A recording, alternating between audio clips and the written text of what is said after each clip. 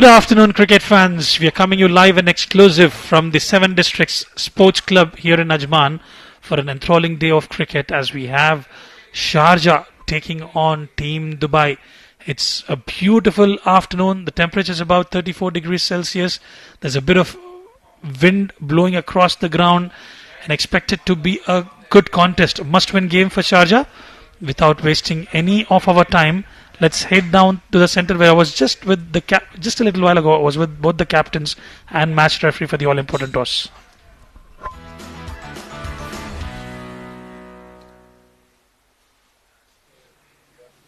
Thank you, Coms. Seven Districts presents Emirates D50 April 2025 edition powered by Fancode. We have an interesting match lined up. Team Sharjah taking on Team Dubai. Leading the team Sharjah is Luqman Faisal, the youngster Ronak Panoli, and to oversee the match proceedings, it will be our honourable match referee, Mr. Akbar Ali. Luqman, you've got the coin. Can you give it a flip? Tails is the call. It's a head. Heads it is. Luqman, it's a tail. Ronak, can you come forward? Ronak won the toss. What have you decided and why? We're going to bat first. Our batting has not let us really down throughout the tournament. We couldn't chase a pretty high total the last game. We're just going to back up batting to come out here, get some runs and give some people a chance to defend it in the second innings. Not the way you wanted to have this tournament, but what are the learnings for you from this tournament? Look, obviously we haven't been up to the mark. I think this was one of the best Dubai teams ever in competing in a D format. It's obviously disappointing that the results didn't go our way, but it's important that we end on a high, take that confidence into the D10 and give some people an opportunity, give some youngsters an opportunity and see how they come good in the D format. Well, you're in a position where you can create that turbulence in the points table. Up for that? Yeah, 100%. Look, we don't want to give them an easy win. No one would really give it to us as well if we were in the same position. But we're going to come here, play some good cricket, and try to win the game. Yeah. Good luck. Have a good one. Thank you. Luqman, bowling first. खुश है उस decision से? जी बिस्मिल्लाहिर्रहमानिर्रहीम। हमारा भी ये फैसला था कि हम टॉस जीत जाए और पहले बॉलिंग करें क्योंकि हमारे लिए क्रूशल मैच है, लास्ट मैच है। अगर ये जीत लिया तो क्वालिफाई कर देंगे और ये हार गए तो टूर्नामेंट से फिर आउट है। काफी अप्स एंड डाउन्स थे आपके टूर्नामेंट में so far. What do you make of the surface? Wicket किस तरह लग रही है आपके लिए? जी बिल्कुल, आज तो बहुत ज़्यादा बेहतर है क्योंकि इससे पहले मैचों में जो विकेट मिलती थी तो बहुत ज़्यादा वो पंची थी और नमी थी उसमें, तो आज विकेट तो बैटिंग के लिए बहुत अच्छा है। Team changes? नहीं, टीम सेम है। Thank you very much. It was a good game. Thank you, sir. Well, the news from the centre, Ronak Panoli, the skipper of Dubai, has won the toss and has opted to bat first.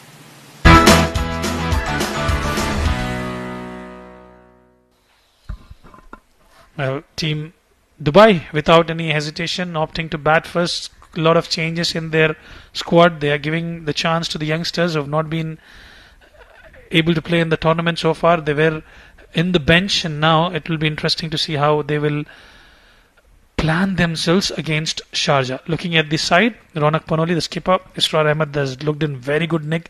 Nilansh Keswani good with the bat and the ball as well. Good to see Karan Dhiman getting an opportunity. Aftab Alam as well. Vaibhav Govekar scored a brilliant half century in the previous encounter. Aditya Shetty, Han Fernandez, Angad Nehru, Gatin Wadhwa, and to close out play number 11, Zishan Nasir. And for Sharjah, Khalid Shah, the senior statesman, Luqman Faisal, Mohit Kalyan has been in very good nick. Mohammad Irfan, Albin Alias, Rizwan CP, Awais Ali Shah, Murit Agarwal, Ibrahim Masood, Wasim Akram and Harsh Desai will conclude the playing 11. Good conditions. A little bit of gentle breeze across the ground as the two batters walking out to the centre. Israr has been looking absolutely magnificent. The wicket looks good. It's the similar wicket which was played yesterday between Abu Dhabi and Emirates Blues, and Emirates Blues opting to bat first were bundled out for 117 runs. However, there's been a lot of roll on the wicket. They've done a lot of rolling on the wicket. The wicket looks a bit hard, so you can expect some runs today as opposed to the other day. The men in black and red, Team Sharjah walking out to the middle, must-win game for them. It's three teams which are currently with 6 points each. Team Abu Dhabi, Team Fujairah, Team Ajman, Sharjah are placed at number 4. It is nothing short of a roller coaster ride. That's exactly what the D series has always provided. So we're in for a good day of cricket, a day and night game coming you live and exclusive from 7 Districts Sports Club. And it's right time for me to introduce you to my co-commentator, Adil Khan. Welcome to the Combox. What do you make of the match today? Thank you, Rizwan.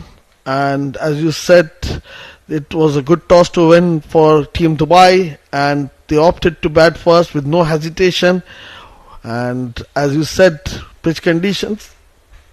As you said, mentioned it, the pitch conditions are good, looking good, and the ball will be coming onto the bat earlier on.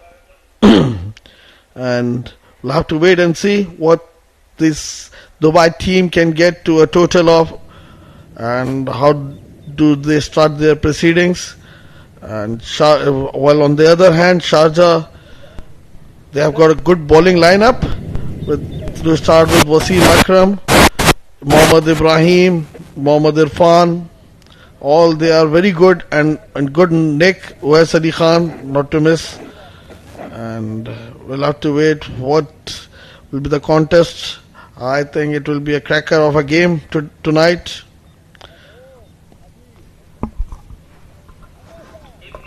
Well, absolutely. Wasim Akram has been doing exceptionally well in the bowling department. They've got a couple of slips in place. He's got that away movement from the right-hander. And as usual, both the batters, Ronak Panoli and Israr, opening the batting lineup for Team Emirates Blues.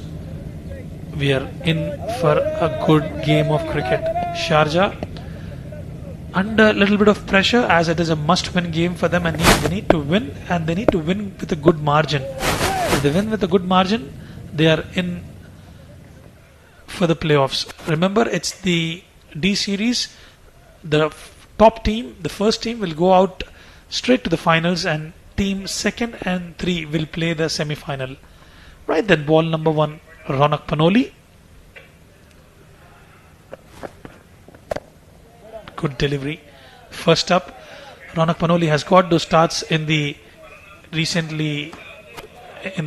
matches. It's just that he could not convert them into a big score. He was one of the leading run scorers in the previous editions as well. He's contributed significantly, slightly off color, but then he has that ability to score some big runs for the team. No doubt, Rizwan. He's been phenomenal in previous D series as well. And this time, shout for LBW, turned down by the umpire. And he's one prospect that Dubai is looking at, and he's the one man who is capable of bringing big scores. And on the other hand, it's Israr, who has already scored 2 centuries and 150 as well. We were short of 12 runs for the 3rd century as well. 88 runs he scored, Israr Ahmed.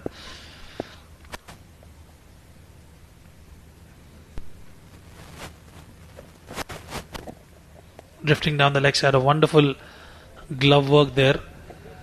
That will be a wide, and Team Dubai gets off the mark with an extra.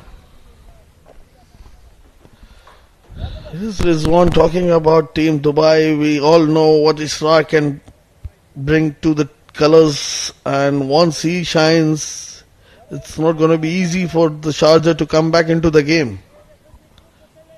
And we can guarantee you the cracker of a game tonight, as we have Team Sharjah, which is well balanced in terms of their batting lineup, their bowling lineup.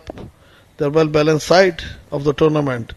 They have likes of Khalid Shah, Mohit Kalyan, who are in top form. Rizwan, CP to mention you.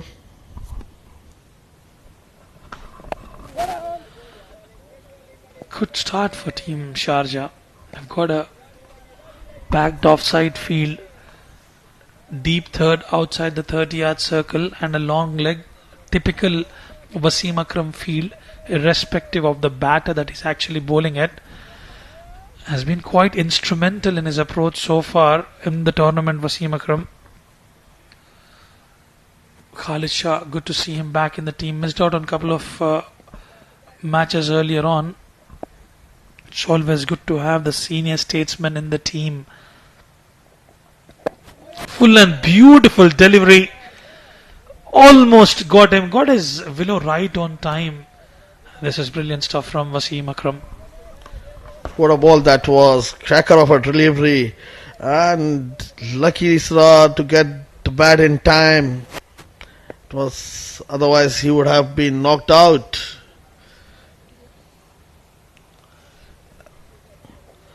Well, talking about the action of Wasim Akram, he has got very smooth run up and he runs into the pitch and balls it beautifully. And the release point is like very close to his ear and it's been phenomenal. Another one drifting down the pads. That will be a wide. I think it's to do with the breeze as well. Adil, let's have a look at that delivery. Pitching outside leg, drifting down the leg side. They thought it could have brushed off the willow, but it was away from it. Slow and steady start. Extras contributing towards those runs.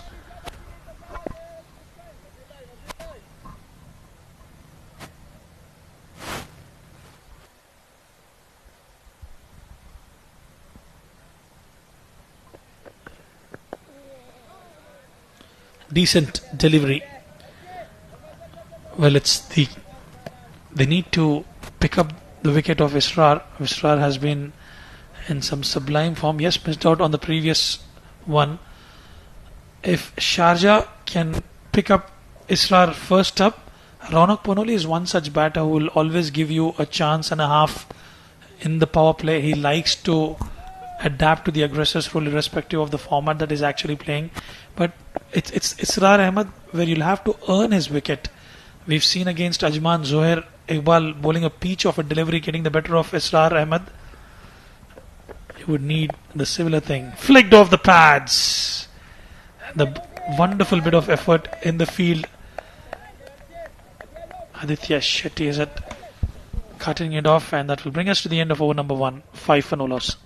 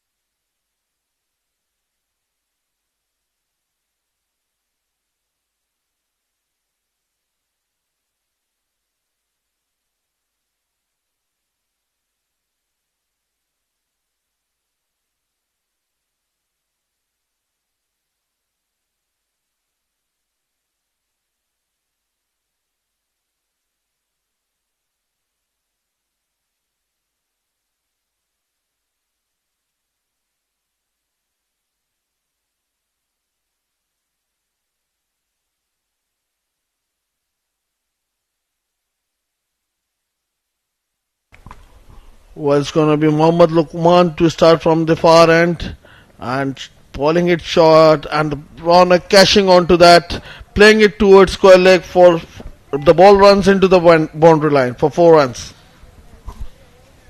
It's a very good start to the over for Team Dubai. Half tracker drifting onto the pads, comfortably placed by Ronak Panoli. Luqman Faisal, usually not a quick bowler. He bowls with military medium pace. He's been given that responsibility. What a delivery that is. Yorker, right on the money.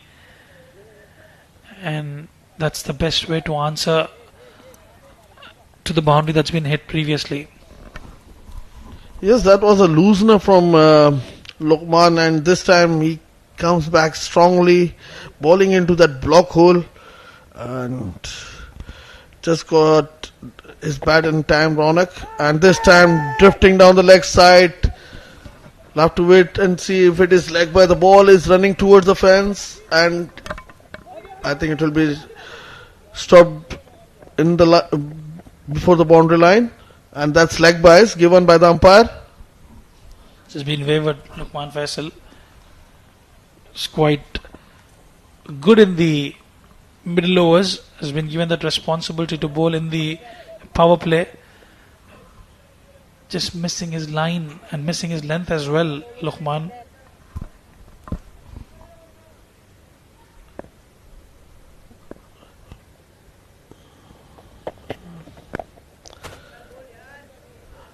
That was a good ball there by Luqman. This one, do you think like bowling a part-timer in the power play, it's just allowing the batsman to settle down and one... I don't agree with this concept. Well, I think the skipper has different plans and the lack of availability of the players as well. A lot of players committed to the domestic leagues, and at the same time a lot of players being part of the UAE national camp probably could be a reason. Khalid Shah, the skipper, would be knowing better as to why a part-timer has been in operation. But he's done well though, Luqman Faisal, in the past. But if you have to get Israr Ahmed out, you need to have your A bowlers in play. Right then, last delivery of the second over. Beautiful delivery, swinging into the batter. End of over number 2, 14 for no loss.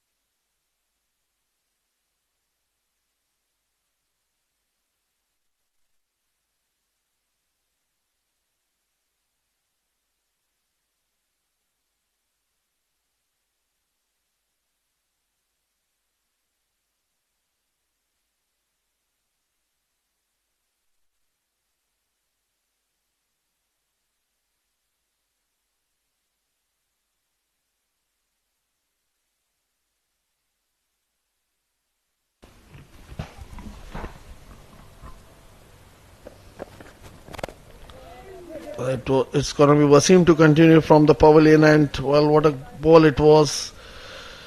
Right on to the money. 124 clicks on that occasion by Wasim Akram.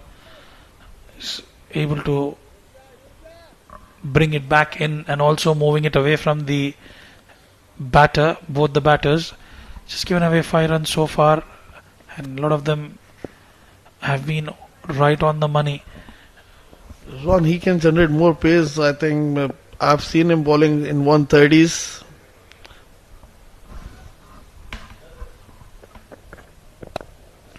Full toss, and you can see that swing in the air, and Ronak Panoli would be gutted as he would have missed out on that opportunity to score big on a juicy full toss. Yes, definitely, but he was watchful playing that ball as it was swinging into the batsman. Slip in place, couple of slips in place.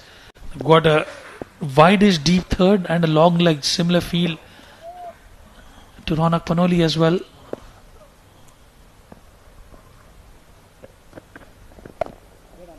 Watchfully played. They look for a single. Israr was in catch 22 situation, whether to go after it or not, but that was very well taken by Ronak Panoli. It's the communication, you've got to be spot on, and I think he's done well there. Derek would have had him in trouble. Just missed on the striker's end. And I tell you, Mohit Kalyan is not an easy fielder too. He won't let things go easy.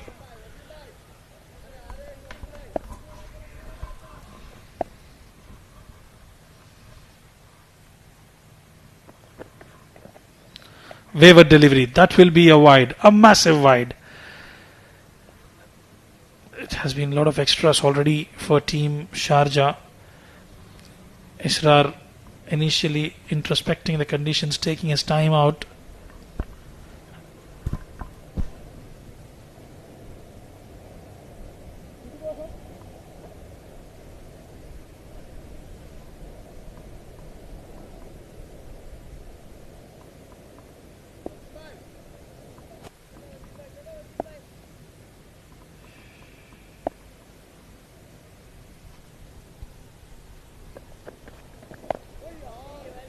It was nicely bowled there again.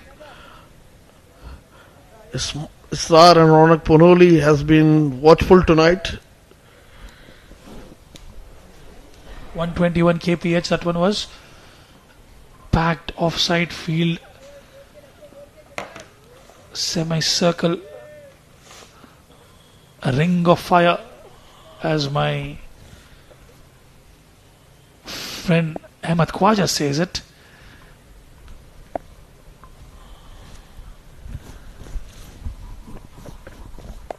Short pitch delivery straight to the fielder.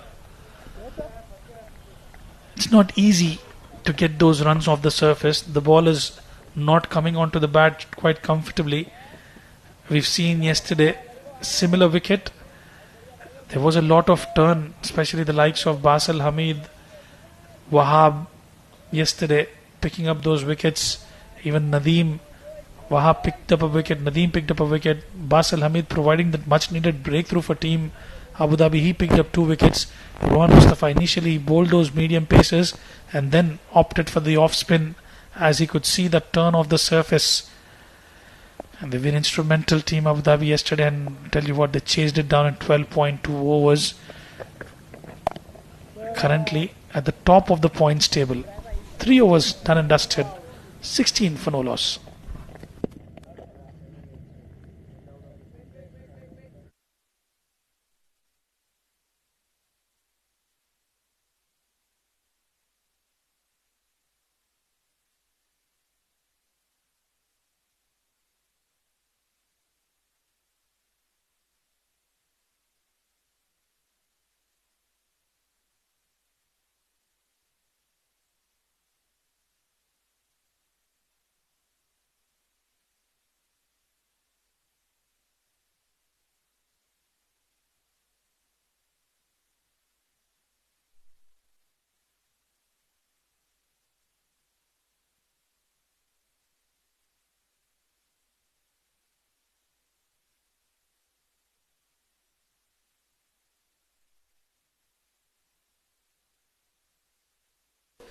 Right then, Harsh Desai, the ambidextrous bowler, has been introduced into the attack, picked up a couple of wickets in the previous outing, has got a slip in place, and this will be an interesting contest as he's coming out to bowl in the power play.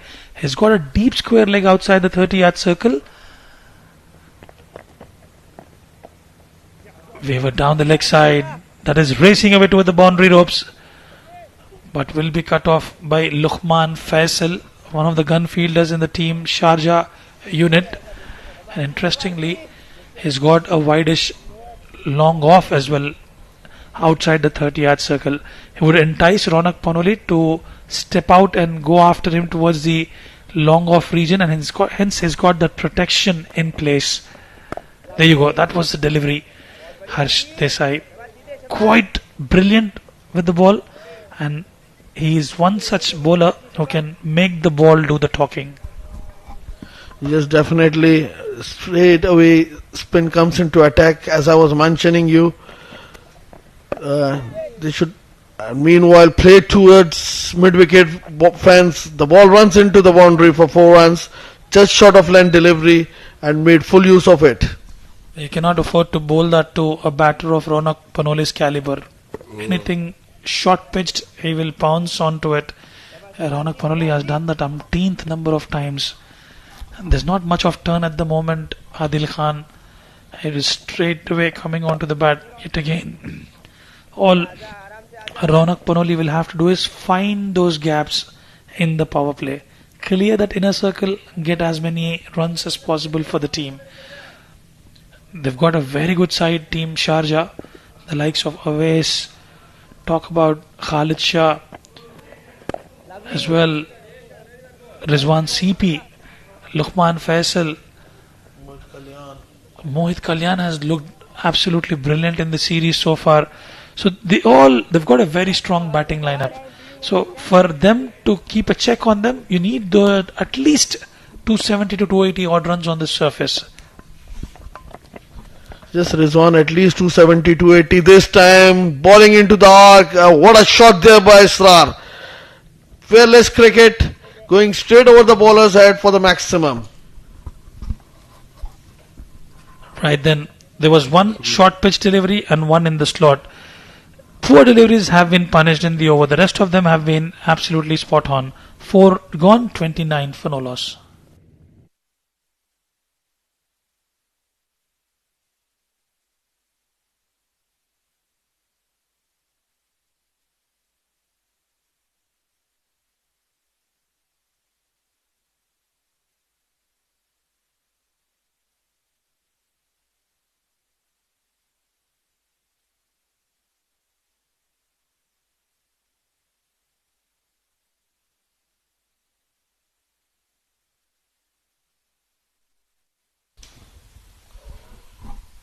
Well, it's going to be Wasim Akram to continue from the pavilion end.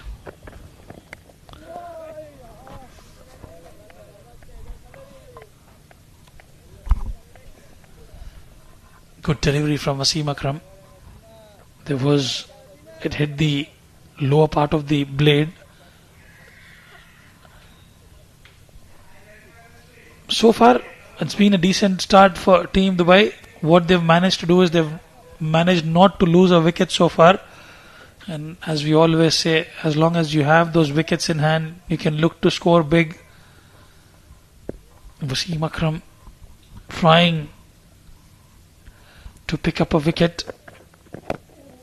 Good delivery. Absolutely brilliant. Enjoying his time out there, Israr Ahmed. Just talking about this, Israr Ahmed in the previous over, the ball was in his arc. Look at the shot he played over the bowler's head, and that is his approach. A fearless cricket, and what a cricketer he has been for Team Dubai. 103 kph usually bowls about 120, 125 clicks Wasim Akram. So you've got to watch the release point for Wasim Akram just to ensure you assess whether it is a quicker one or a slow one. Huge appeal and the finger goes up. That is a brilliant delivery from Wasim Akram. Israr Ahmed cannot believe it. It'll certainly be interesting to have a look at that replay. Well, I beg your pardon. It's Ronak Panoli who's gone. The first wicket goes down for Team Dubai, and it's Ronak Panoli. Well, look at that ball shaping into the right-hander, and Ronak Panoli was not at all ready for that one, and he is not happy. He has to take that long walk back to pavilion after scoring 12 of 16 balls. LBW bowled by Wasim Akram.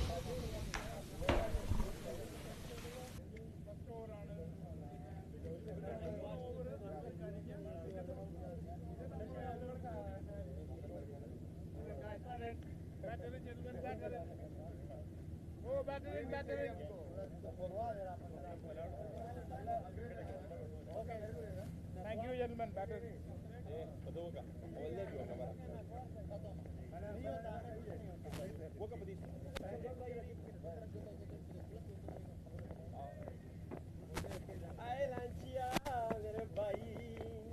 ये बड़ा form में last inning में 100 किया इसने 126 हाँ 120 हाँ wow पवन बांधे other number है राम कड़े दे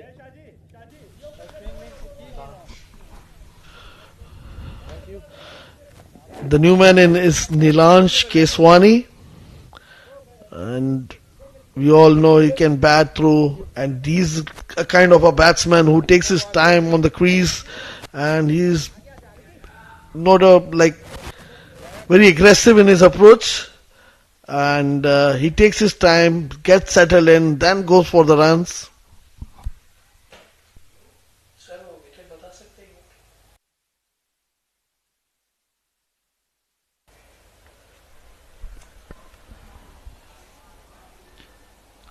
Right then, Nilansh Keswani has got 3 slips in place.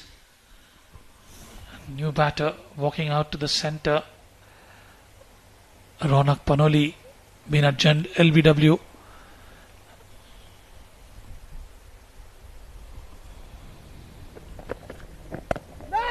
Good delivery right on the money.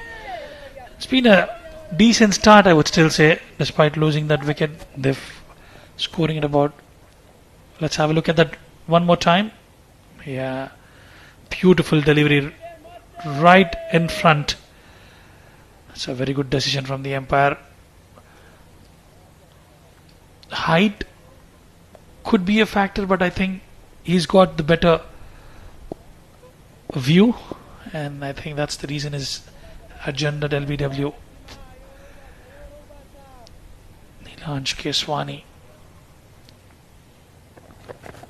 scored a century in this inning, in this series.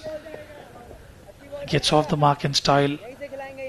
Couple of runs for Nilansh Keswani. The left-hand, right-hand combination.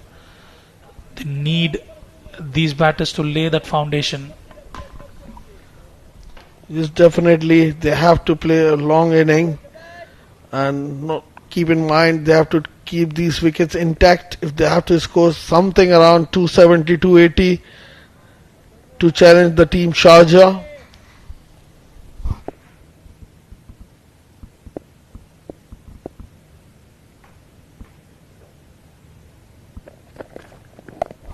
Look at that ball. Good comeback there by Wasim Akram. And nicely bowled at the end of over number 5. 31 for 1.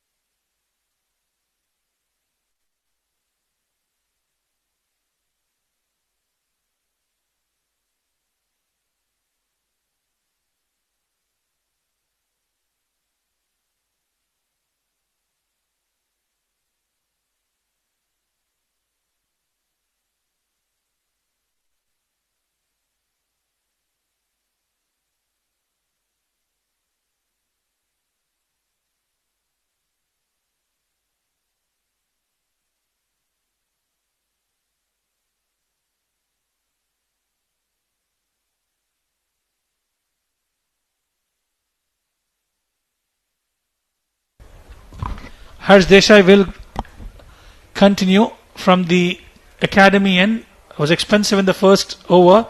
It's those two poor deliveries, one short of length and the second one a fuller one, resulting in a maximum on a boundary. He will be tested today.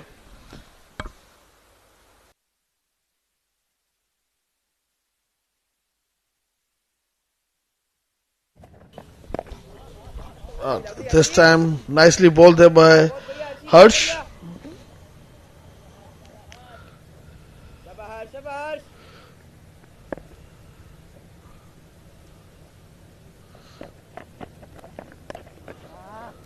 Again, just short of length and nicely played towards square leg. The ball runs into the boundary line for 4 more runs.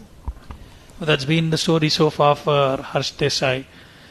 Either his shot or his providing those deliveries in the slot, because of which the batters have been able to score runs quite comfortably. Remember, it's a do or die match for Team Sharjah. They need to get their A game on to win this contest.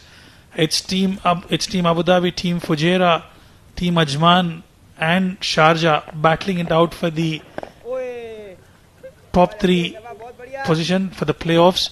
If Ajman wins, they'll be on the top of the table. They'll qualify straight away to the final. If Ajman wins, Ajman will qualify for the final.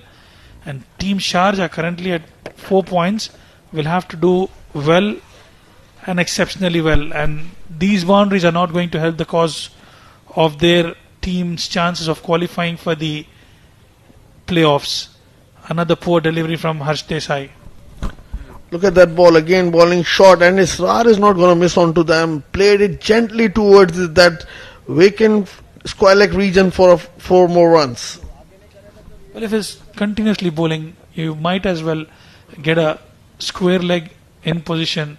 And now you've seen that moment. They have a fielder in place. When you have that field in place, you just ensure you're bowling to the field. If you're bowling to the field, you will get that purchase off the surface. Slightly off color today, Harsh Desai. Already given away 21 runs. You cannot set field for those bad balls, Rizwan, I tell you. You need to be accuracy with the bowling you're bowling at. You cannot look at that ball again, this time full and nicely played again towards that square leg region. And that's 4 more runs. Beautiful shot from Israr. And he's able to score runs to all corners of the park. 6 overs gone, 43 for 1.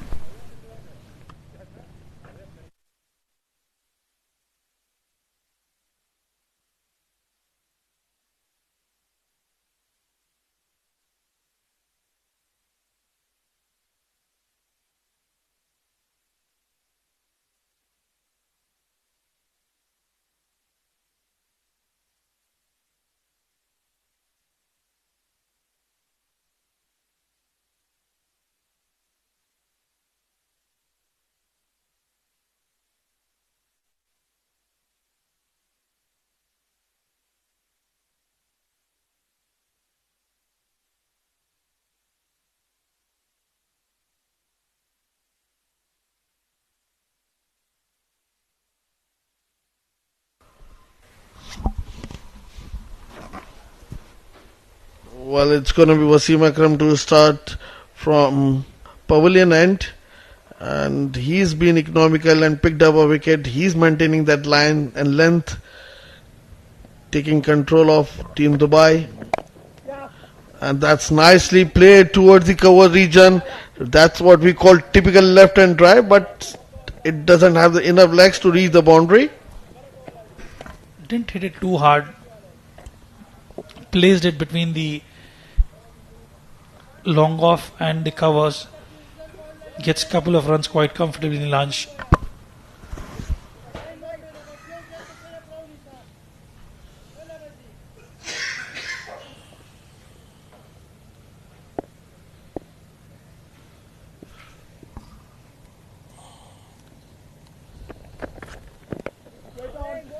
That was nicely bowled again there by Wasim Akram. As I mentioned, Wasim is maintaining that line length and he's been bowling on the money. And from the other end, the runs are coming. That's not a good sign for Team Sharjah. Yeah, Harsh has been expensive. Luqman Faisal bowled that 1 over. Probably get in the senior Rizwan CP. They might try to get him probably after the power play is completed. Wasim Akram has done well so far. Good delivery. Played with soft hands. They look for 2. There's always 2 available. And Nilansh Keswani as well takes his time initially. A very good handy all-rounder, played at the highest level for Team UAE.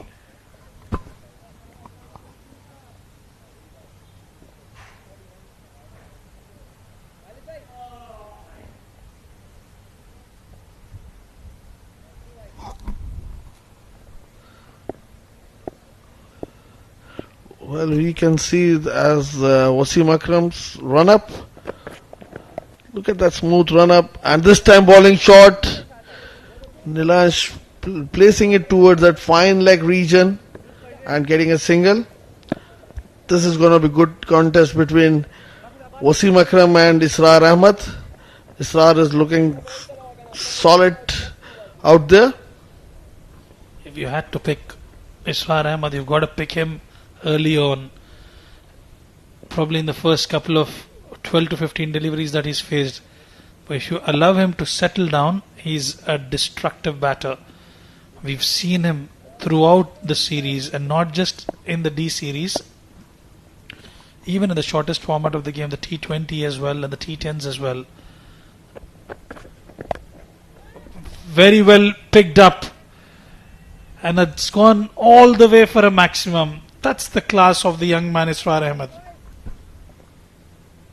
We were praising the legs of Israr Ahmad and what a shot in between.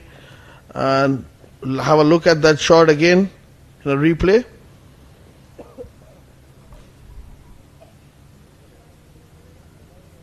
sweet connection of the bat from Israr. And he doesn't really tries to hit it too hard. He times it to perfection. And when you're a sweet timer of the ball, that goes out to prove that you're a very good batter. More often than not, he's done that with ease and comfort.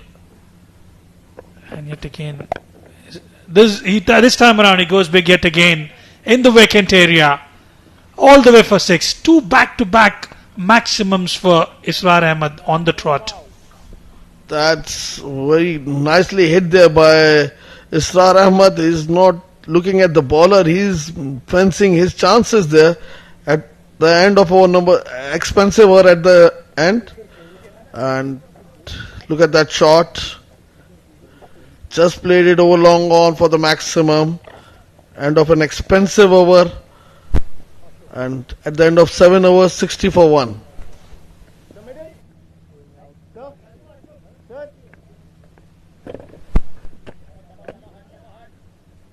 Right arm round. Middle step. Thank you.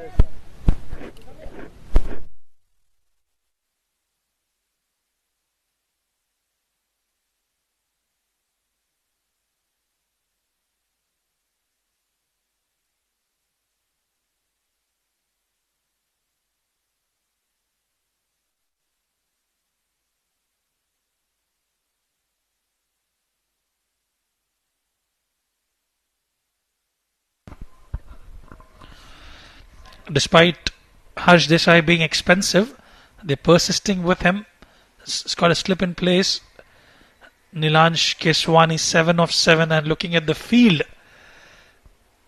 he's got deep mid wicket outside the 30-yard circle and long off outside the 30-yard circle, and he's got a packed offside field. Harsh Desai 25 runs has given away in his 2 overs so far.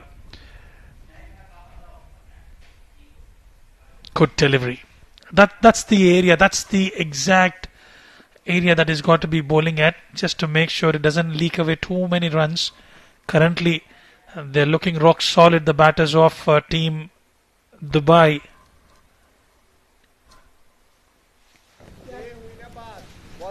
Quite elegantly played there by Nilansh Keswani. When you have a left-hander in your team, it's always a treat to watch the top orders. Nilansh Keswani, it's always pleasing to eye to watch him play.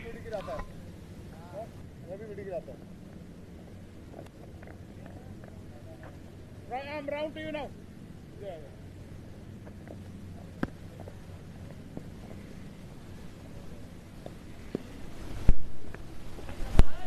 Shabash.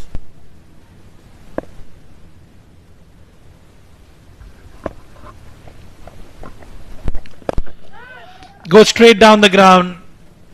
One bounce into the fence he goes. Israr is looking extremely dangerous. Continuing on his good form. Another one in the slot, and his plays it exceptionally well. Straight down the ground.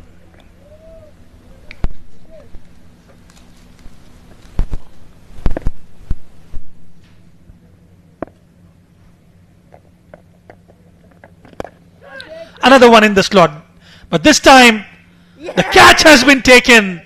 Harsh Desai and the gamble working. Despite he being expensive, the captain persisted to go with him. And he's provided that big and massive breakthrough. It's the big wicket of Israr Ahmed. What a catch that is. Not easy always. And Team Dubai lose their second wicket, and it's the big man Israr will have to depart.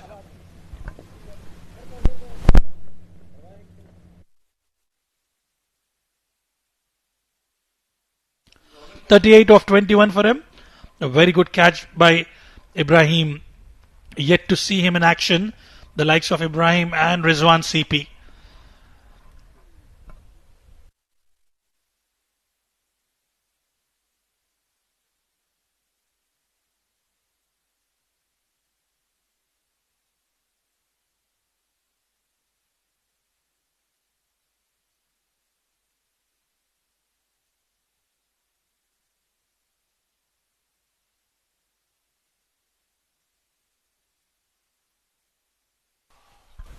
Aftab walks out to the center. He's got a lot of responsibility on his shoulders. They've got to stitch up a partnership here just to ensure they get to a good total here. It's the similar wicket that was played yesterday, but it's behaving differently today, Adil Khan. Yes, definitely it is one, but we'll have to praise the captaincy of Team Sharjah. And after Harsh, who's been like expensive, even then he had a faith in Harsh, and that paid off, picking up an all-important wicket of Israr Ahmed.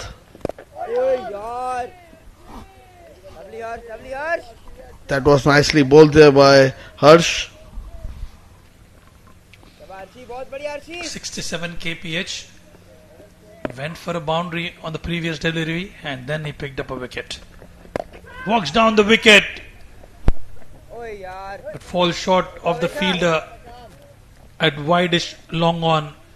That's a good intent from Aftab. 8 overs done and dusted, 66 for 2.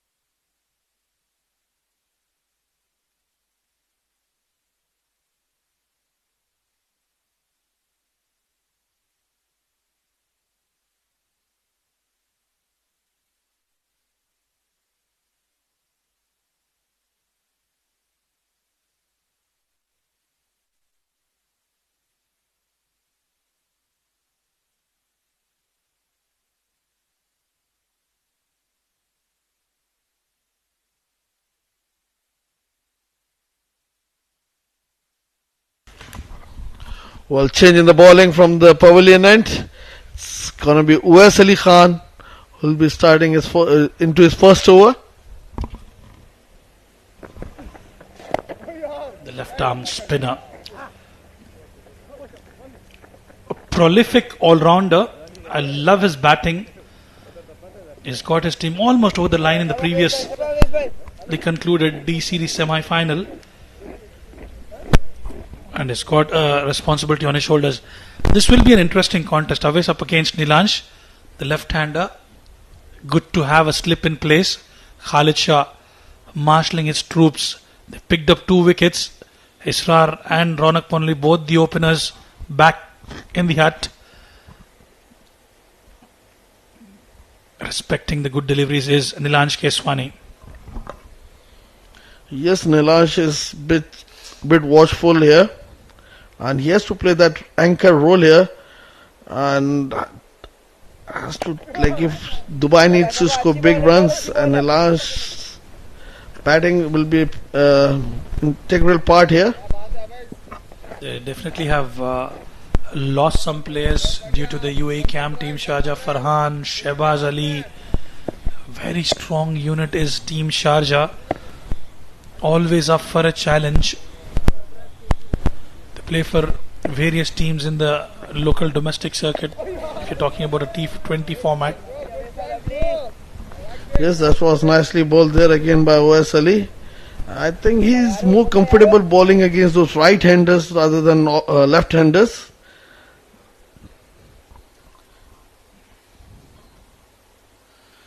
Deep square leg outside the 30-yard circle and long off in place for Aftab. Aftab loves to play that lofted shots, and that is the reason why they've got a long off in play. Tossed up delivery. Not much of damage done, just going to be a single. Finding his groove, Aftab. He's done well recently at the ICC tournaments, looking confident, but this is a longer format. It's the patience that holds the key in the longer format? Well, Rizwan, most of these batsmen, they are used to playing those 20-over format, and suddenly we have a one or two tournaments which are 50 over. So these guys are not capable of like converting their starts into big ones. Nicely worked away towards the deep third region using the pace on offer, and they get comfortable two. That will bring us to the end of the over number 9, 71 for 2.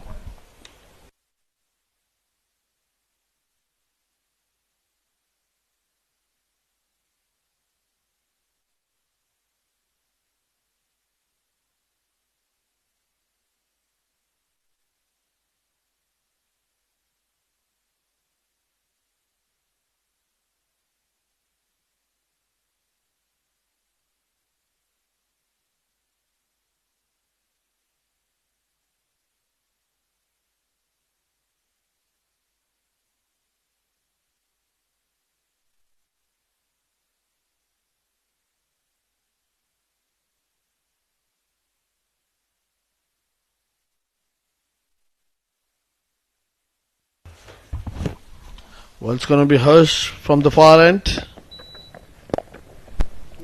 Stem nicely punched towards the long on region for a single.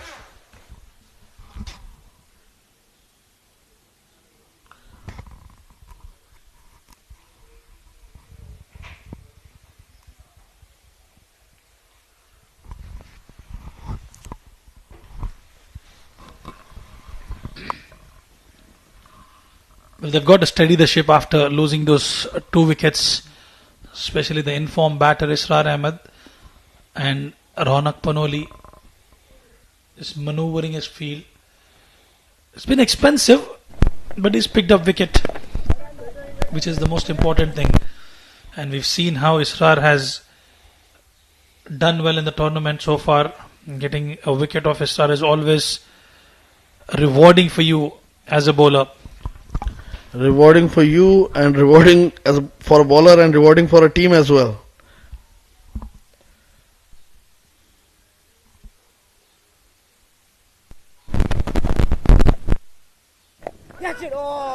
Oh, that was half chance, you can say. It didn't carry to the field bowler on its way.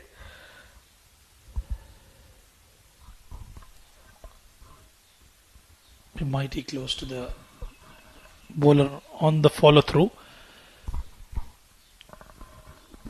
Perfect platform for the youngsters in this tournament to cement themselves.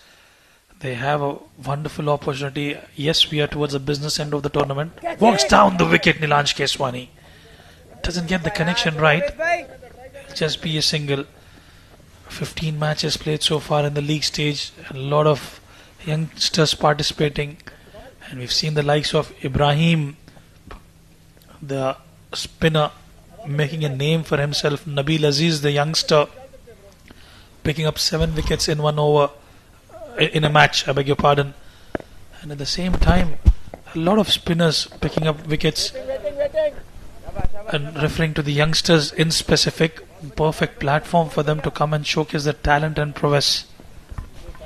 Rightly said, Rizwan. The names you mentioned, Nabil Aziz, Ibrahim, and not to forget the spinners for Team Sharjah, Harsh is amongst the wickets as well. At the end of over number 10, Dubai are 75 for 2.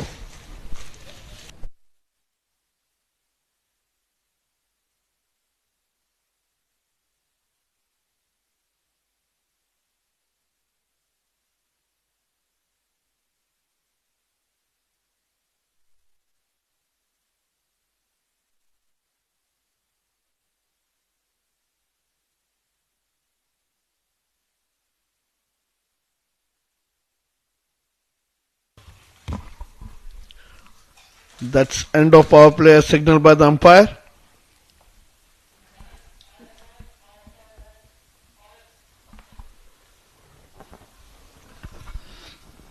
I would still consider it as a good start to 10 overs, 75, scoring at about 7.5 runs an over with 2 wickets down. Team Sharjah will have to pick up wickets just to make sure they get them under the 250 run mark. Yes, definitely that's a good start by Team Dubai. 75 for 2 in 10 overs. From here they have to steady the ship and score some runs for their team. If they can manage a good partnership, 1 or 2 good partnerships, like 60 or 50 odd runs, then they are well capable of scoring 270, 280. You've got to break it down in phases. That's exactly what you've got to do in a longer format of the game. It's critical and vital for both these batters to bat for another 10 to 15 overs. Well, the kind of skill set they've got and the caliber they possess, milking those singles and doubles, getting about 5 runs an over till the next 15 overs, it's still considered good. You don't need to go for those glory shots. Stay there, spend some time, enjoy the outing. It's a beautiful wicket, perfect conditions. Bat till next 15-20 overs, and from there on you've got your power hitters, you've got your middle orders batters, and then you can strategize yourself for the next 20 overs. However, having been said that, you always also have to ensure anything which is in your slot, which is marginally short, poor deliveries, just cash in those opportunities as well. You mentioned it right. There is one, you're saying 5 in over. I would recommend if it's even 4 runs in an over for next 15-20 overs, they will reach 80 more runs. That's going to help them. Their cost it will be around 160, 170. And from there on, they can cash it in. They can go for those big shots after 30, 35 overs and score somewhere around 270, 280 or 300 runs mark. The main thing is they have to keep their wickets intact and play gently towards, like, all around the grounds, and they shouldn't go for big hits now. Beautifully bowled there by Awais. Dream delivery. That was the previous one, and he's got that ability to create some turbulence with the batters, and has done well. Awais.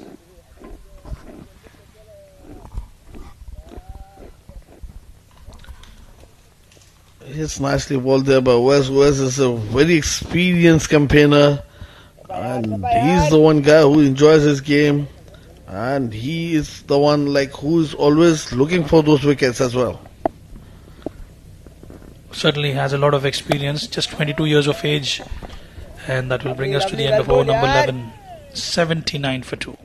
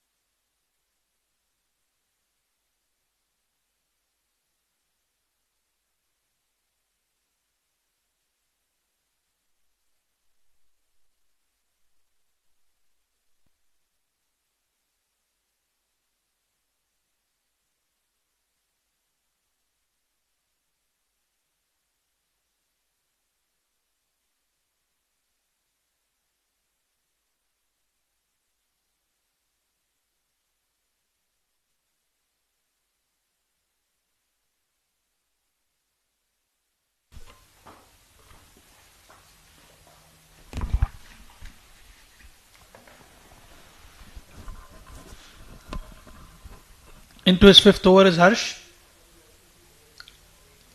Given away 35 runs, picked up a wicket. Aftab just arrived at the crease a little while ago though, and is trying to stitch up a partnership with Nilansh Keswani. Yes, that's more important. They have to be watchful. They have a lot of time in the world. They can take their time and wait for the bad ball to on their way to score runs onto them. and this was gently pushed towards spine leg for a single. Lukman Faisal, CP Rizwan, Mohit Kalyan, Awais, Khalid Shah, and Harsh Desai as well can bat. Masood Ibrahim as well. Yet to see him with the bat. He's been quite destructive with the ball, and I'm surprised they've not been introduced into the attack as yet.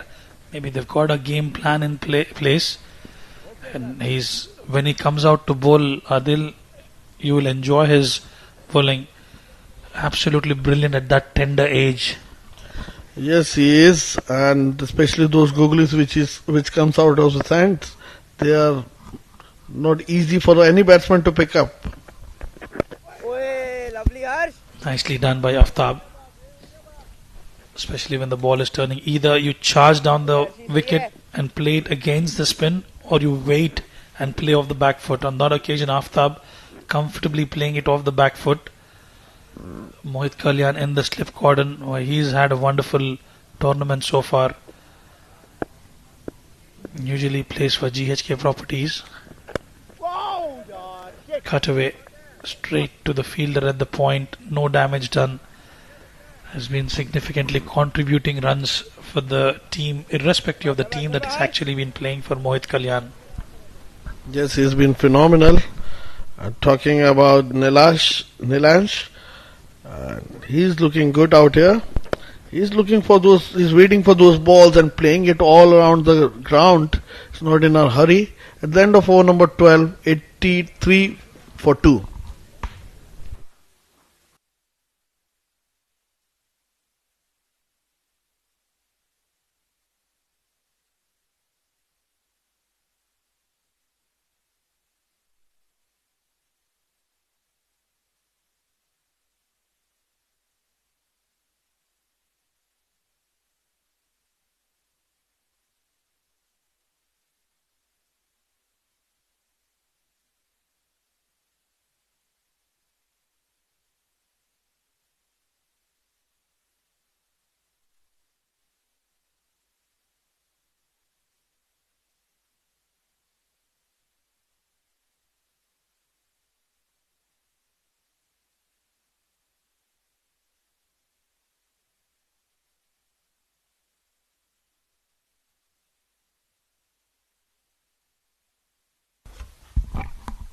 Who has to continue? This time just bowling it on to the spats and nicely pushed towards square leg for a single.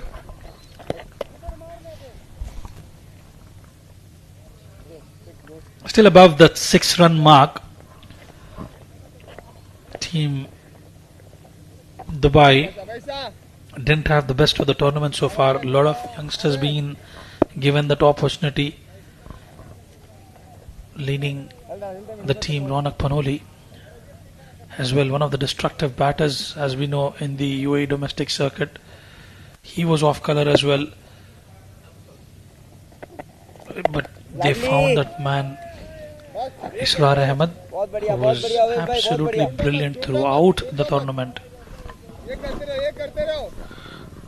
Yes, he was unlucky today. Got in, settled in, and then throwing away his wicket.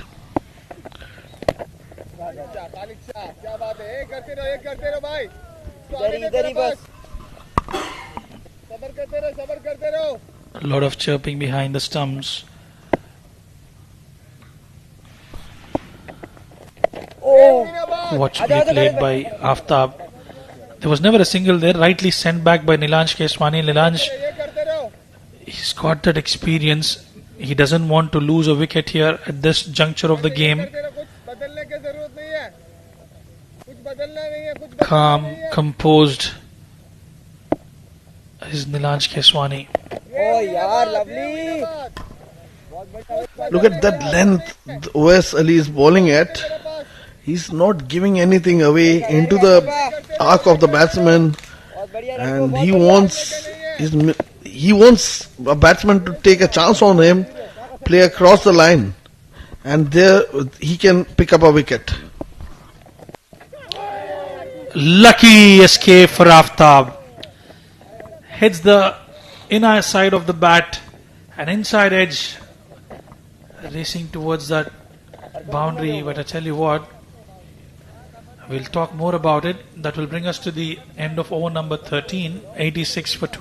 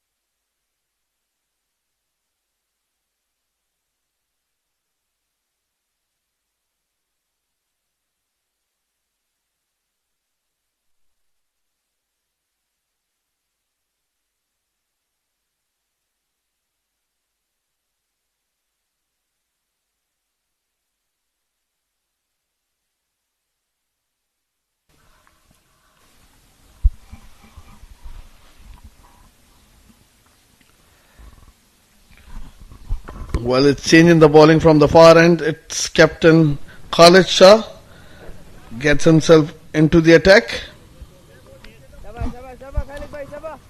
I'm surprised that they've still not got Ibrahim in action. Well, he's been the pick of the bowlers. Rizwan CP as well. Khalid Shah decided to take that responsibility. Well, has been wicket-taking bowler. Just a single on that occasion. That was juicy full toss. He could have hit it anywhere in the ground. But Nailash keeping his patience and playing it gently towards offside for a single. Well, you can expect something to happen in this over. Either it could be boundaries or it could be a wicket. Waited, and I had to wait for a long time for the ball to arrive. And straight to the field. I just didn't find the gap on that occasion, Aftab. Yes, Khalid Shah is bowling slow into the air, and after pitching, even the ball's pause had a little pause on the batsman as well. And this time gently pushed towards leg side for a single. Yeah, bowling those slower off cutters as well, Khalid Shah.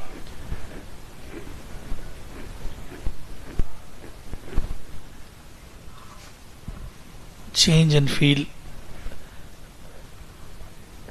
It's got a slip in place for Nilanj Keswani. Point fielder. Point as well. Wayward delivery. That will be within the tram line. He's enticing Nilanj Keswani to go after those juicy half volleys, Adil.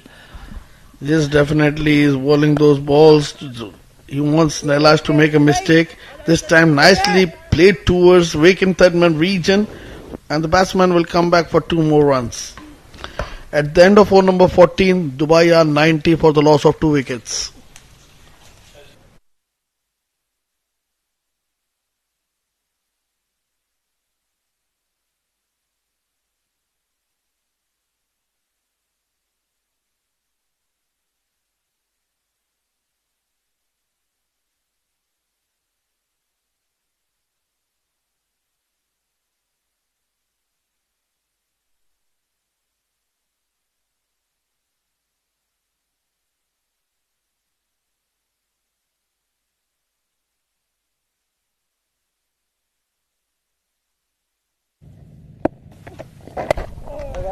It's going to be Uwais to continue. He's into his 4th over.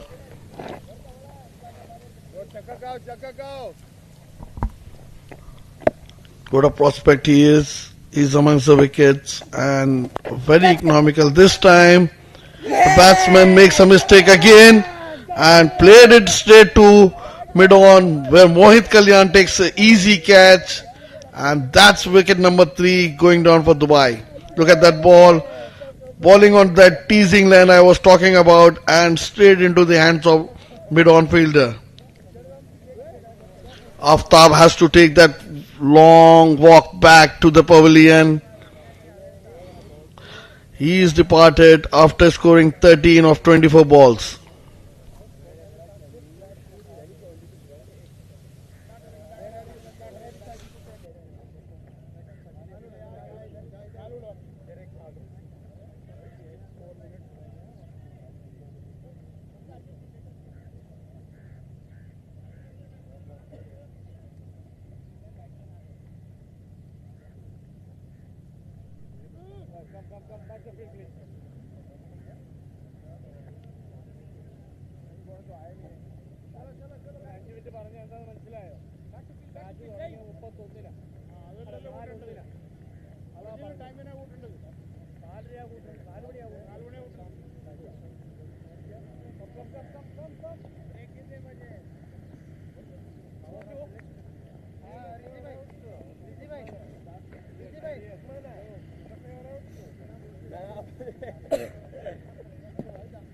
Alexa, गलत plot role कैसे आना उड़ी?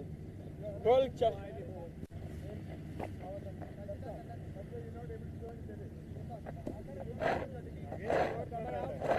Center.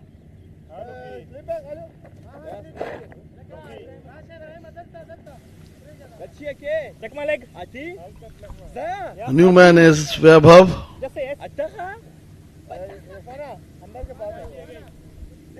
Center. Thank you.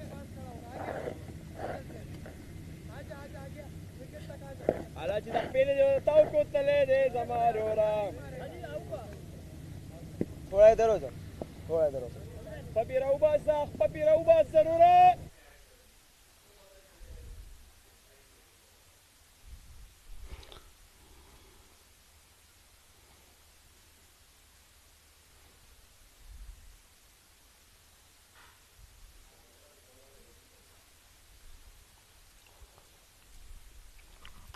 You see that attacking field set by the captain Sharjah.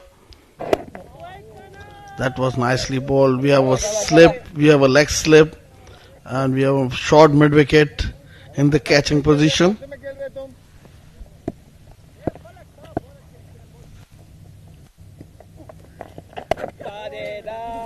That was just marginally short.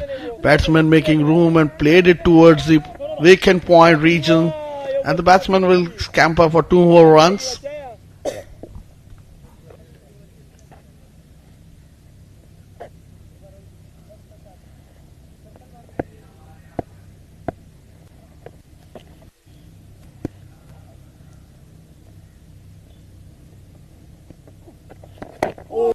And that was nicely bowled. Lovely, well bowled, yaar.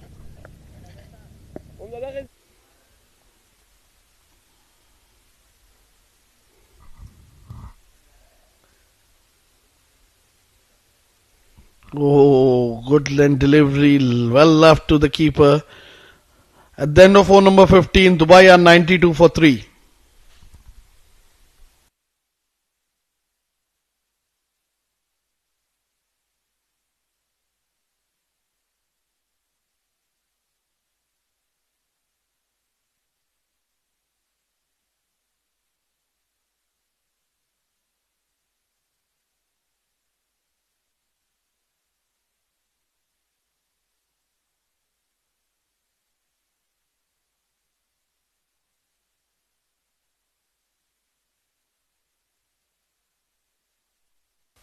Well, it's going to be Khalid Shah to continue.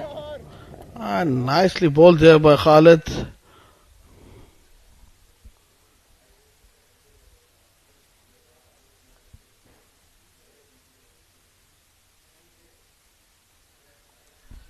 This time cutting it towards point and running for a and misfield allows them to come for the second as well.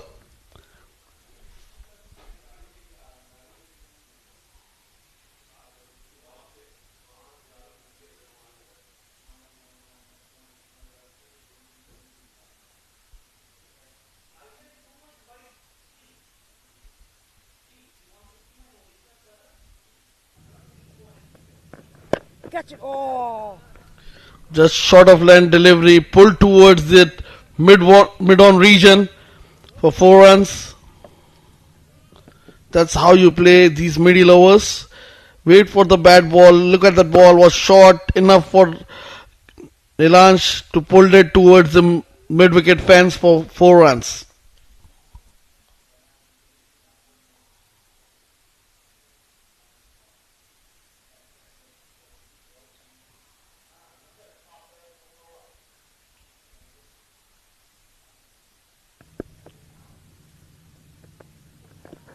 Wait on. That was a good comeback there by Khalid Shah. Thank you. Shabba, dear Allah, Shabba.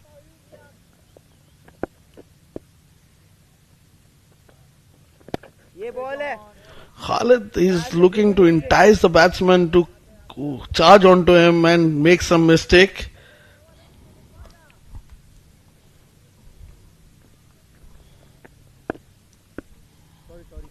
वो side में move हो रहा है. खालिद भाई.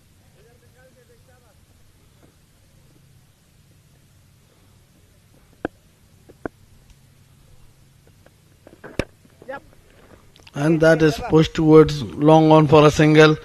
With this, we comes to an end of good over for Team Dubai. At the end of over number 16, 99 for 3.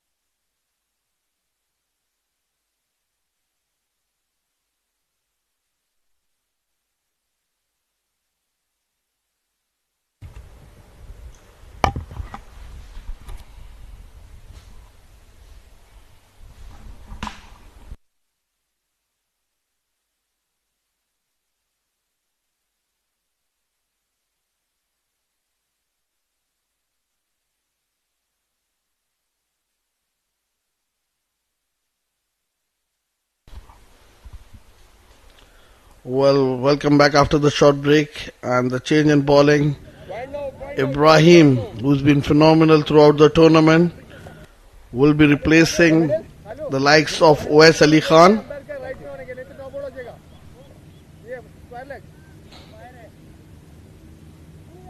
We'll have to wait and see how this change works for Team Sharjah. They're looking for some quick wickets here.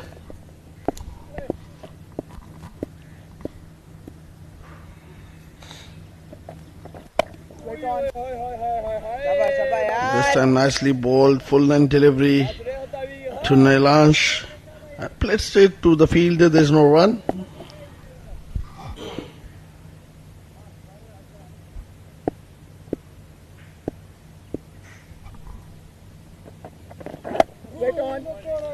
This time nicely bowled and played again to the fielder direct. And this time straight to Khalid Shah, there's no run as well.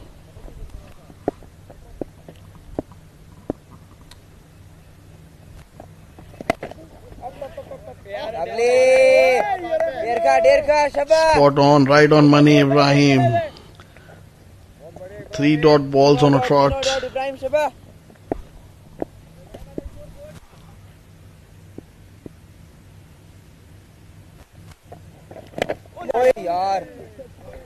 This time the batsman manages to get off strike. And with this single, Dubai reaches their 100 run mark. They're 100 for 3 in 16.4 overs. Thank you.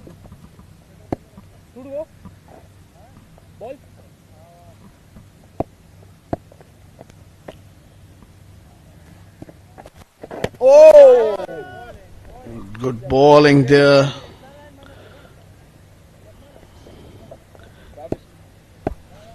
Look at that ball. Just spinning away. That was a googly from Ibrahim. The batsman was not able to read that. Shabash, Ibrahim.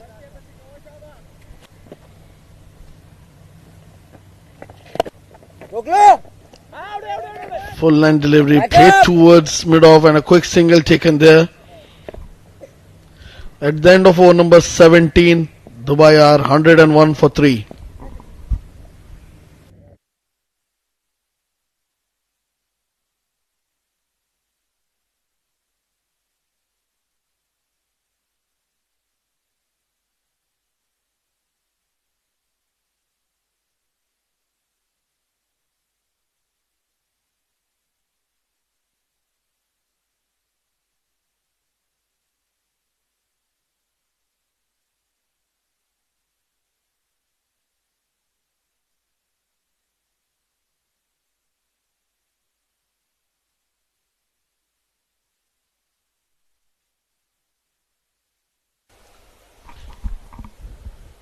It's going to be Khalid Shah to continue.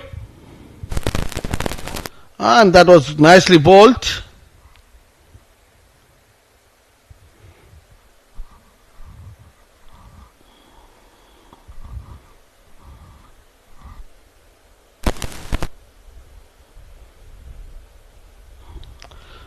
And this time played towards long off and taken a single. What Khalid Shah wants is like some quick overs from that end.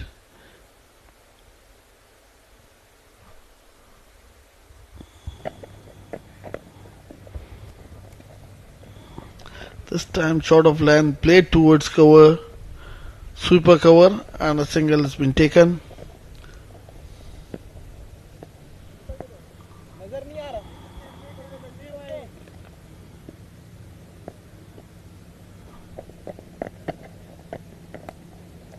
This time short of length delivery again, played cut away towards sweeper point for a single.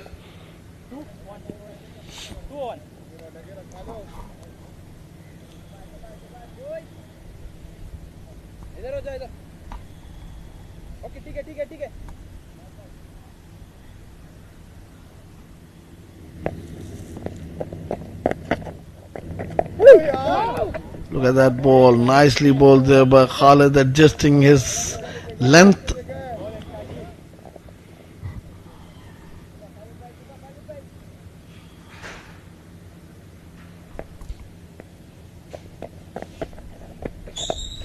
And that's full length delivery again. Played towards cover region. And the batsman will scamper for 2 more runs. At the end of over number 18, Dubai are 106 for 3.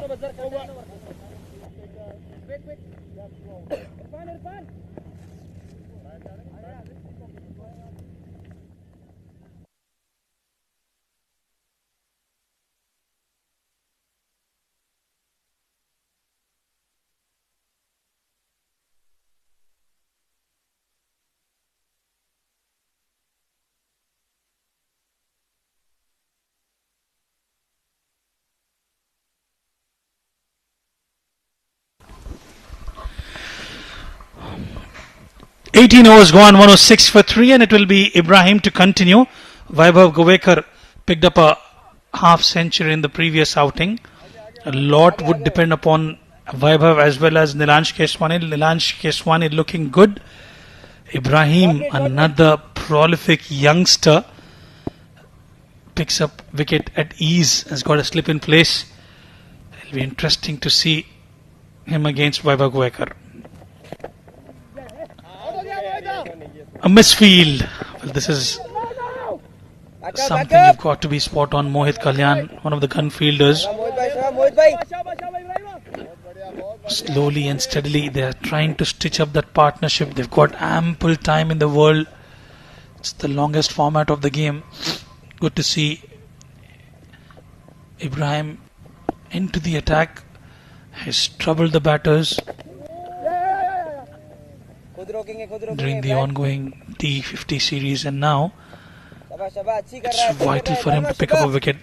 Sharjah, much needed win for them to make themselves in contention for the playoffs. Beautiful delivery, drifting down the leg, pitching outside leg.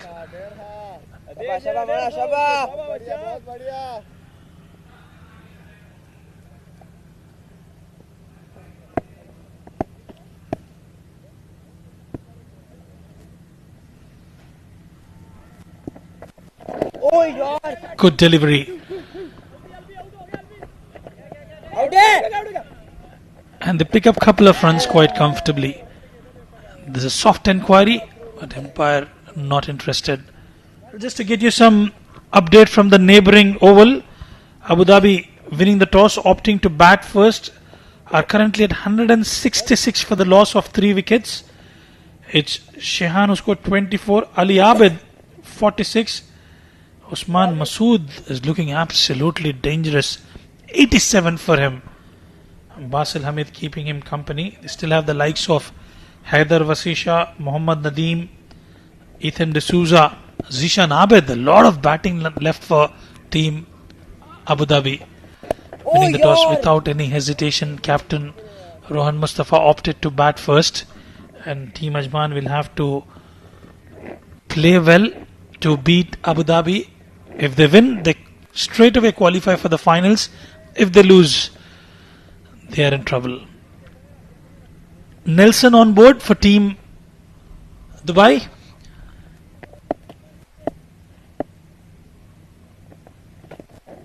Good delivery, fall short of the fielder at the slip cordon. Ibrahim cannot believe it. 19 done and dusted. Nelson on board for 3.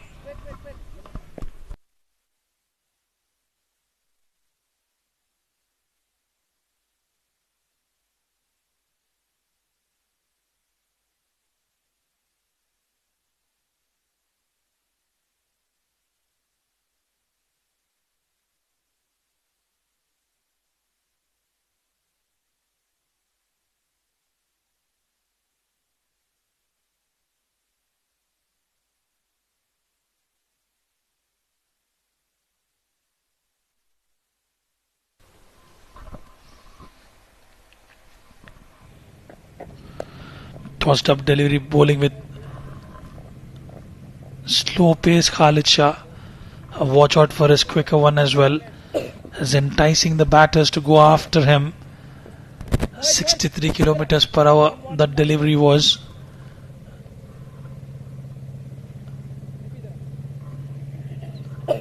He's got a lot of experience under his belt, Khalid Shah.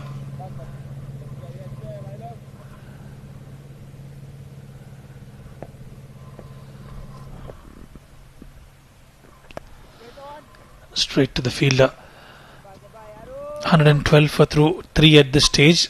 If they stitch up a partnership, they can get close to that 270, 280 run mark. Failing which, it's going to be difficult for the new batters to come out and play. And most of the bulk of the scoring for Team Dubai has been done by the top order batters. It's either Israr Ahmed, Nilansh Keswani or Vaibhav Govekar or Ronak Panoli. They've been the run getters for Team Dubai, whilst Aditya Shetty as well contributed with the bat, half century to his name as well, and pick up a couple of runs quite comfortably. Vaibhav Govekar has played decent amount of cricket back home in India.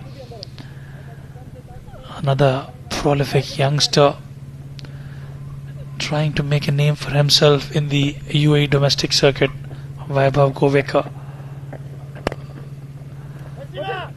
Another misfield will fetch them another single. But you've got to be switched on in the field. Khalid not happy, and rightly so. Was never a single there.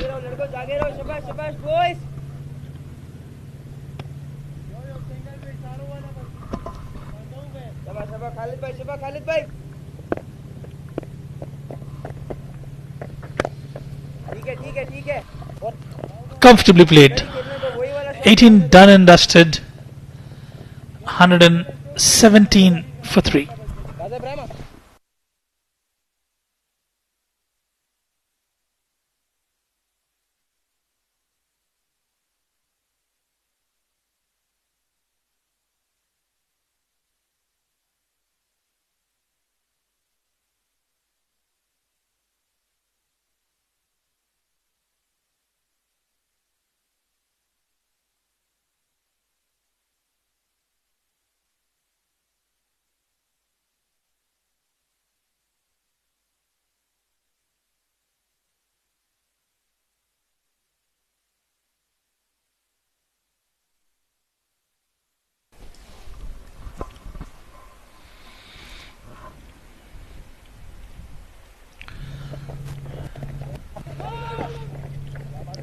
Straight back to the fielder.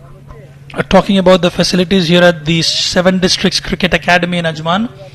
They've got the world-class facilities. Talking about the nets, they've got the speed radars to monitor the speeds of the bowlers. And whilst we speak, even on, if you look at the bottom right of your screen, every single delivery you get to know your speeds.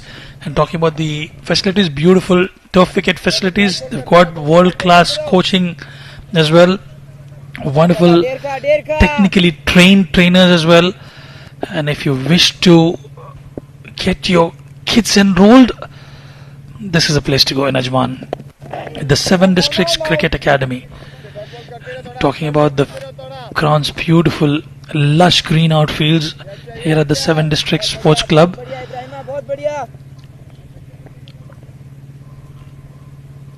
Wonderful dugouts for the players. That one was 82 kph from Ibrahim. Nicely played by Nilansh Keswani.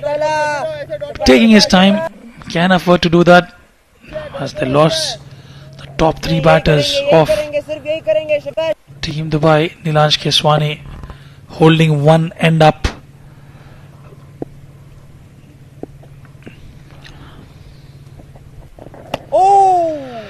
A beautiful delivery. And for all the viewers who are just joining us in, that's the 7 Districts Presents Emirates D50 powered by Fancode. The last league game of the D50 series being played between Sharjah and Dubai. 21 gone. 118 for 3.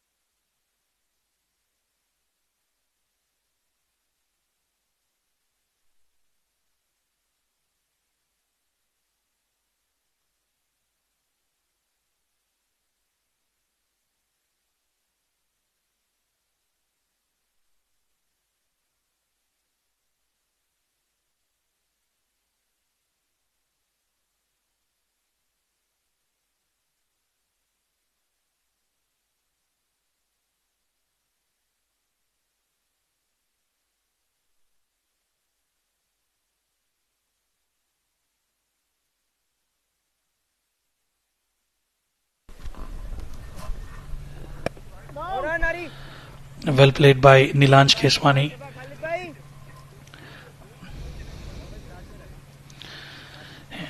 Into his 5th over, Khalid Shah.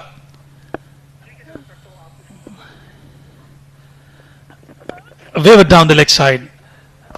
They will scamper through for a couple of runs. He's managed to put a lid on the scoring, Khalid Shah. It'll be interesting to see if he can pick up a wicket. I would love to have Rizwan CP as well. He was also a good turner of the ball. Get your spinners in, attack, and find a way to break the partnership here.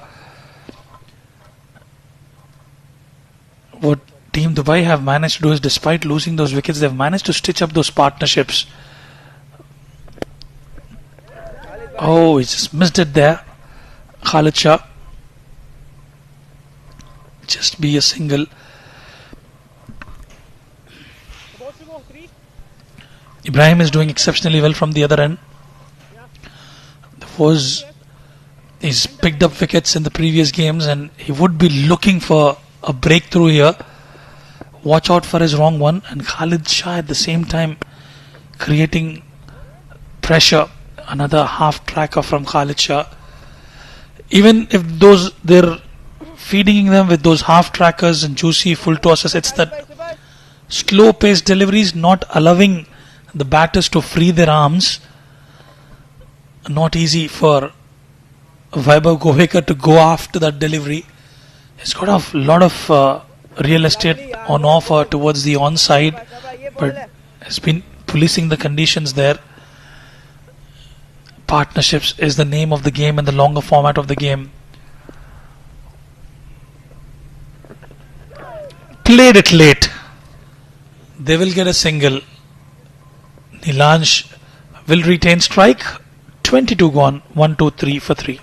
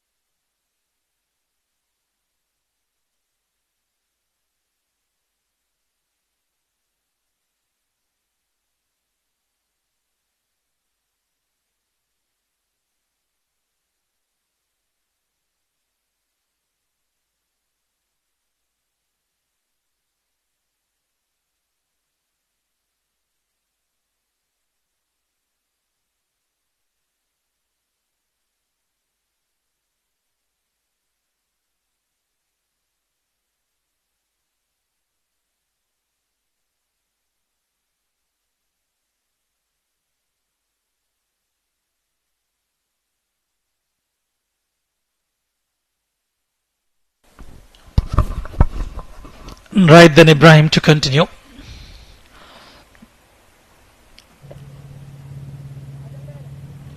He's got a close in field. A slip in place.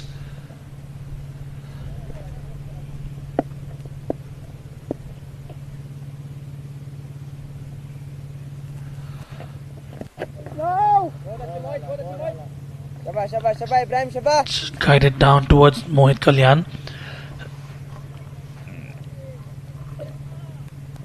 Team Dubai will be pleased with the runs that they've scored so far. 123 already on board. It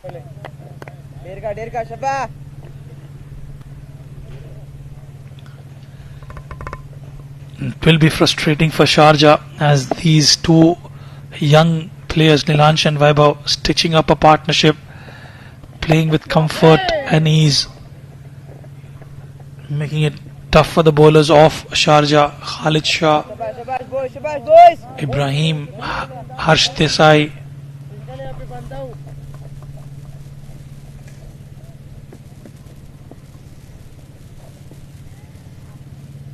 Check my leg, just say yes. Tender, yes, thank you.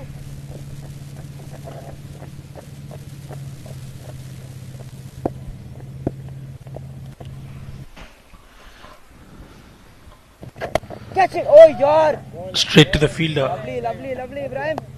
Interestingly, they have a short leg in place. It's a good approach.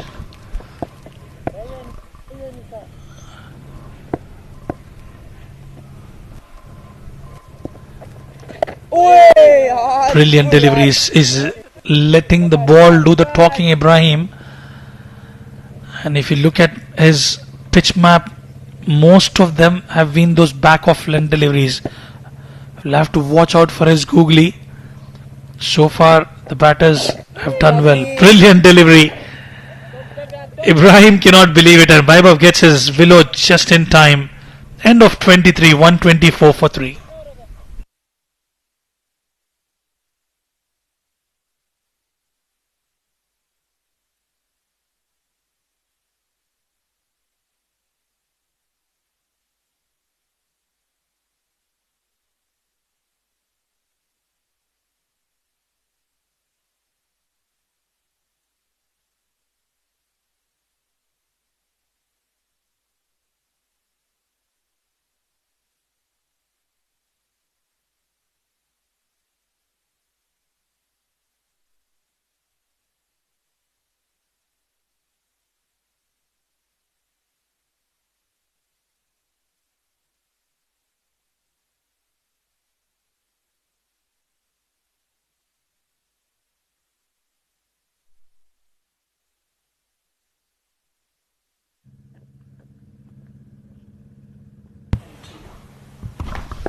Khalid will continue.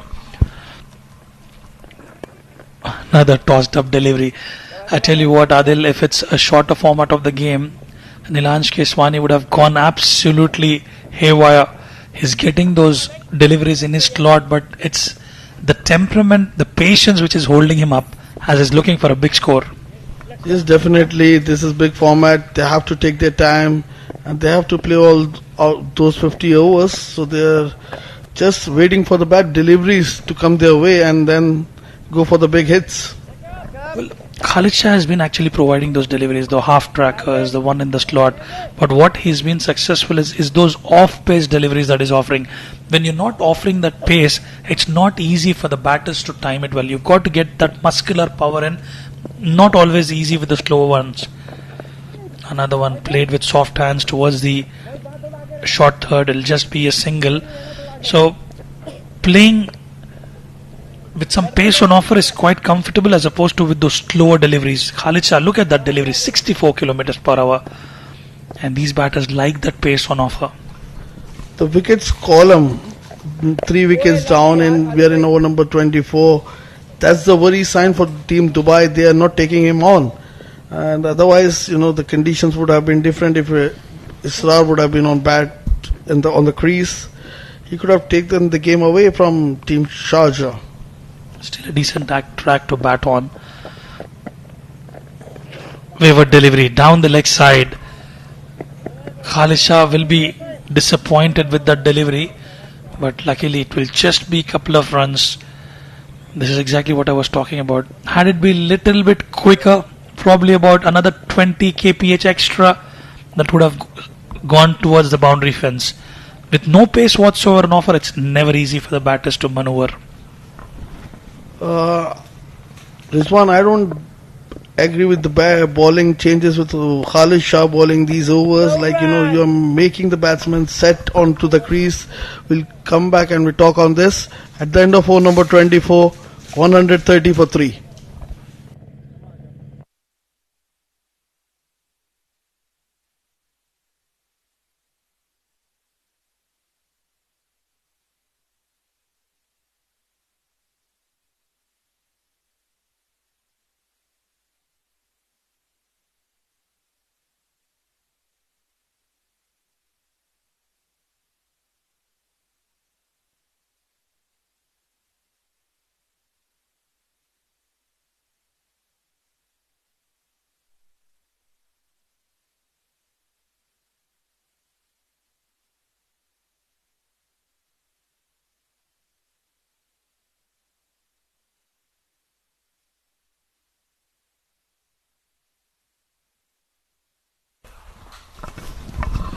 It's going to be Harsh.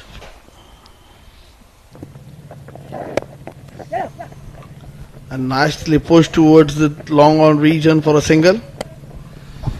Well, I think it's the Ibrahim has been rested. Harsh Desai has been given the responsibility. Probably it could be the change of ends for Ibrahim.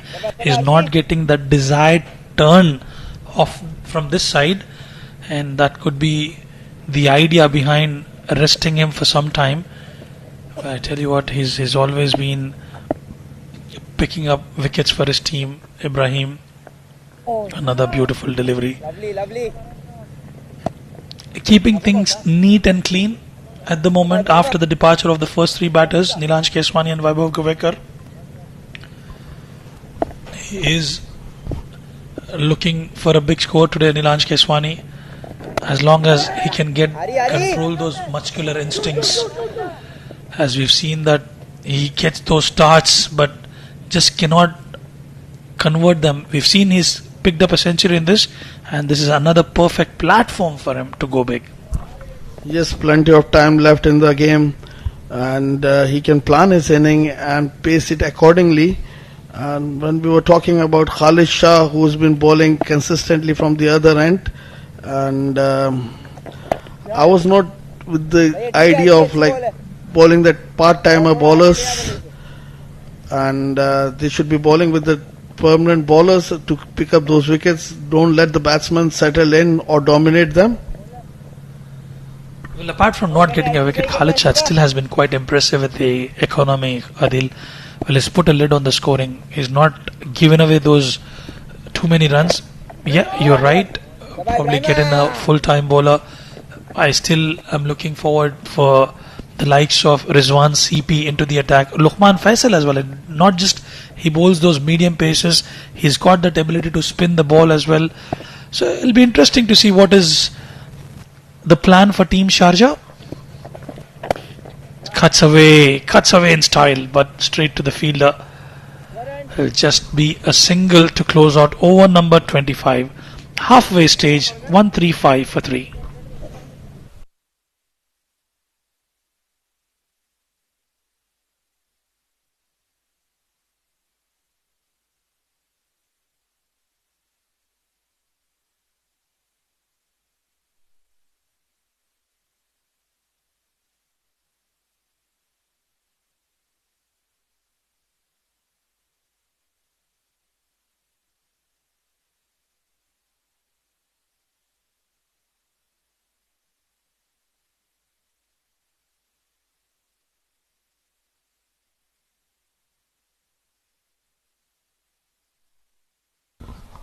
Well, it's going to be Khalid Shah to continue.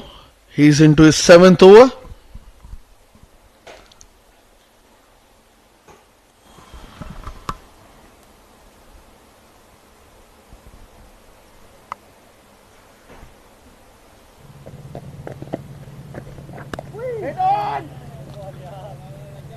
And this time the ball coming into the batsman and played gently towards the offside. There's no run. Need a lot of patience and perseverance. Your physical strength is put to test, and as we speak, Khalid Shah has picked up a wicket, and that is of a very important batter, Vaibhav Gavaikar. Well, we've been talking about him continuing the spell, and look at that, another slow delivery in the slot, and what a catch that is from Awais. He's been a gun fielder for Team Sharjah. That's what we were talking about, Khalid Shah, and here he has presented the results, giving loop to the ball and batsman enticing him to play a rash shot. That's what he did, and there Vaibhav departed after scoring 18 of 27 deliveries.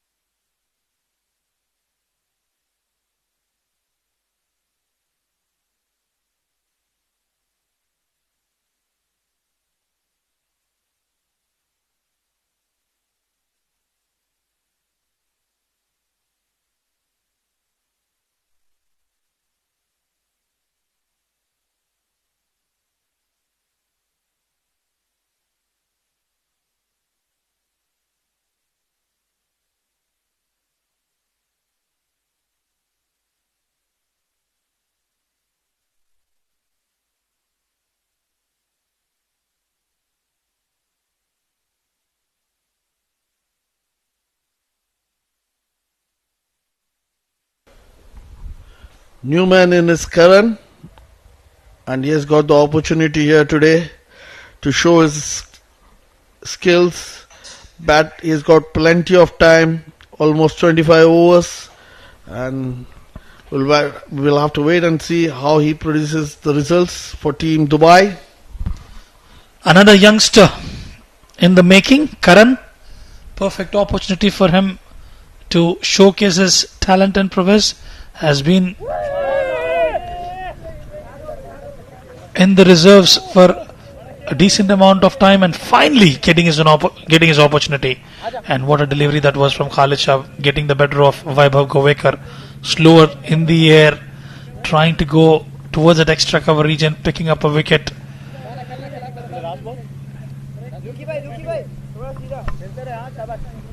Well, an aggressive field set up by Team Sharjah. We have a slip in place, we have a short mid wicket, and lucky didn't carry to the fielder. That's exactly what he's been doing, Khalid Shah. Enticing, teasing the batters to go after him. And in the process, he's picked up a big scalp.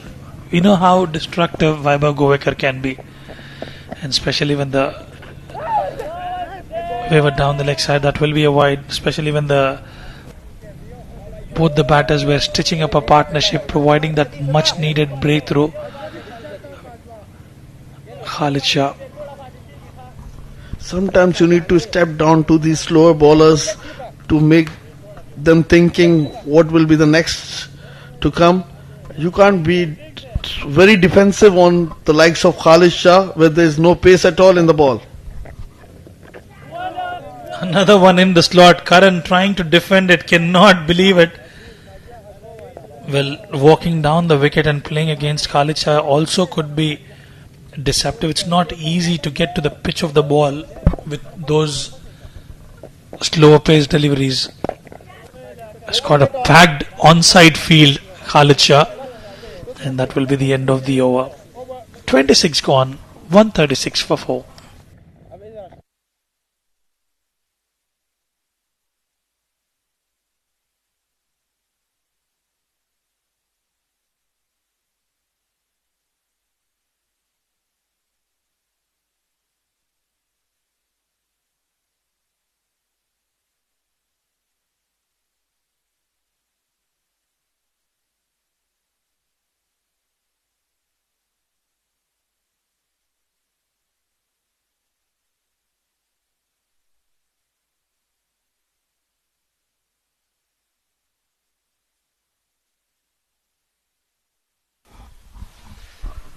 We'll change in bowling again. It's Wes Ali Khan who will be replacing Harsh.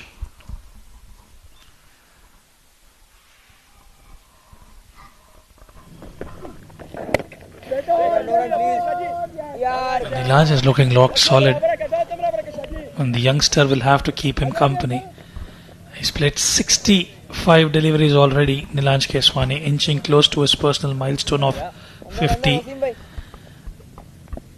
Karan is yet to get off the mark, but this will be a contest. Awais against Karan has got a slip in place. In fact, he's got one slip in place. I thought they're adding another one. Silly point, back foot point, short cover. And this is a very good approach from the skipper Khalid Shah, attacking the new batter. That's the best way to go about it. Oh my goodness gracious me. That could have easily gone on to the first slip cordon. He's mixing it up well, Awais Shah, and watch out for his arm delivery as well. Just like rightly said, that's a good approach to set the aggressive field for the newcomer, and who is not on. Look at that. He has to go cross to play Wes Ali Khan, and that's what Wes is enticing the batsman. And this one ball shaping away from the right hander, and he wanted to play it over long mid wicket. Oh, look at that turn! Look at that turn! And I reckon that's been referred upstairs, or no, is it? Well, it could be something in store for us. He's making the ball do the talking of his, and he's got a attacking field, and Karan just facing the heat in the center. That was an arm delivery, and nicely played by Karan, and he gets off the mark. It took him 8 balls to get off the mark, and this one was the armor, little fast in the air, and the batsman manages to get a single out of it. We'll have to wait how Nilesh responds to Wes Ali Khan. Nilesh is stranded on 48 of 65 deliveries he's faced, and wanted to cut it away. At the end of over number 27, Dubai are 138 for 4.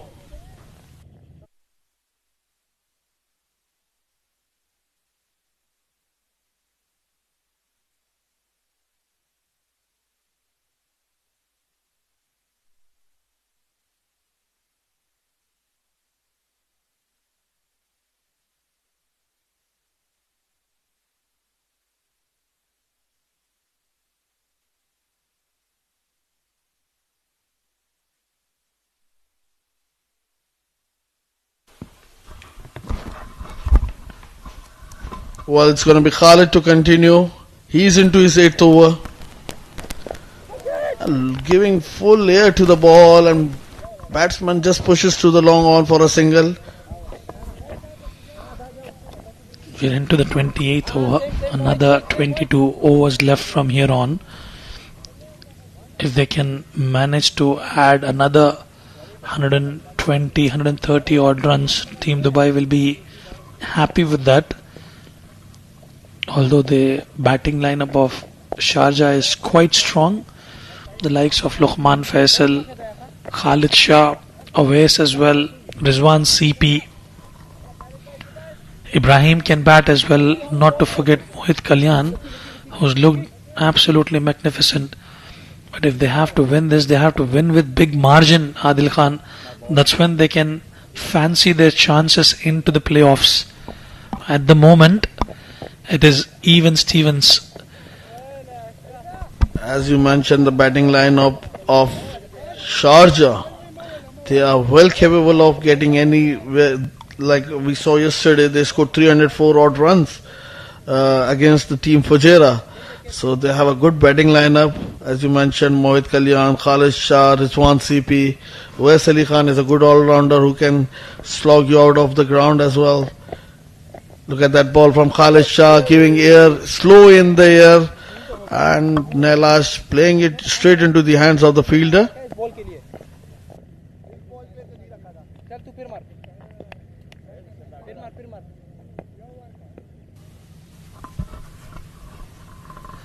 49 for Nilansh. Will he pick up his half century? Yes, he does. Walks down the wicket. And that's a brilliant half century for Nilansh Keswani. And is looking good and rock solid. What a way to bring up his 50, using his speeds, and he's showing the class and temperament. And he's been phenomenal, Nilansh. Till now he's been successful in rotating the strike and making full use of the conditions. At the end of over number 28, 143 for 4.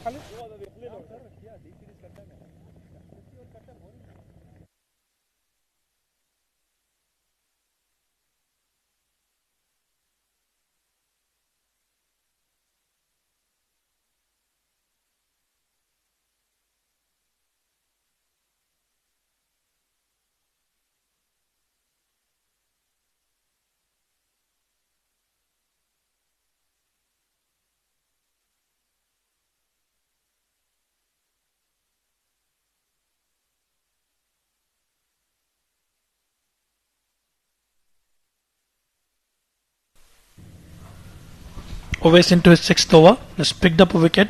Catch it! Karan goes downtown.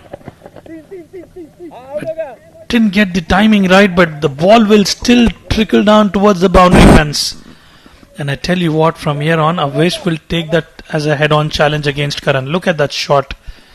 Beautifully played by Karan, and that would be a release shot for Karan, who was slightly struggling initially, but is managed to find the fence. That was into his arc. It was just ball little too up for the batsman, and he makes no mistake playing it towards the vacant region for a boundary. Mohit Kalyan collects it. It just be a single. That's the right approach in the longer format of the game. Pick up a boundary, pick up a single later on, rotate the strike, just ensure the scoreboard is ticking. These are the things that you follow. If you lay down and you tick all the boxes. 148 for 4 in 28.4 overs, almost 150.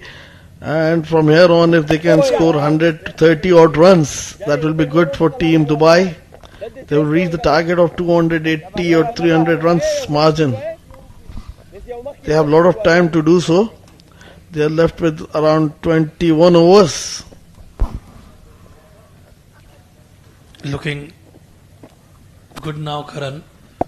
But watch out for the arm delivery yet again from Oais.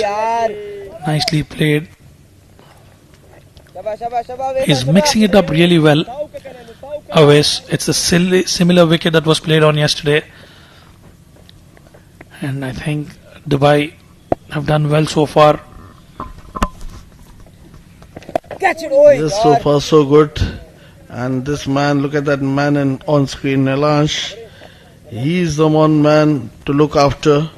And he's the one who can make a difference for Team Dubai. He's been batting phenomenally well on 51 of 70 balls he has faced.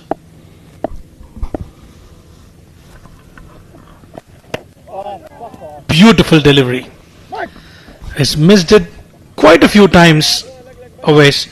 And that will be the end of over number 29, 150 for 4.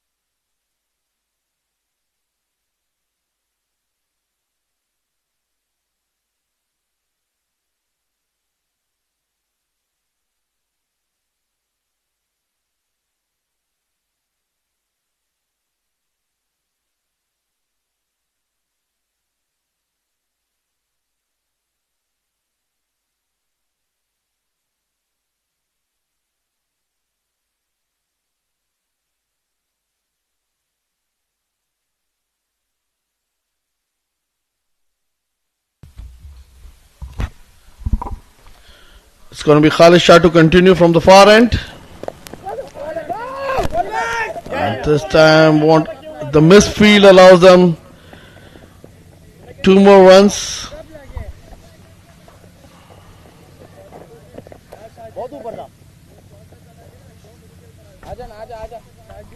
But that should have been stopped. It was only a single there. And clearly, Khalid Shah disappointed with that approach. You've got to be switched on in the field. Yes, your patience is tested. Yes, your physical fitness is also put to test. But this is where you make a name for yourself, and in the process, Khalid Shah has picked up a wicket. Another juicy, slow one in the slot, but Karan does not get the connection right and caught in bold opportunity, and it has been taken. Look at that ball enticing the batsman to play and make a mistake. That's what he did. And Karan has to walk back after scoring 12 of 16 balls. You have to think about it when you're playing these kind of deliveries. Either you have to go hard at it or you just have to stop it.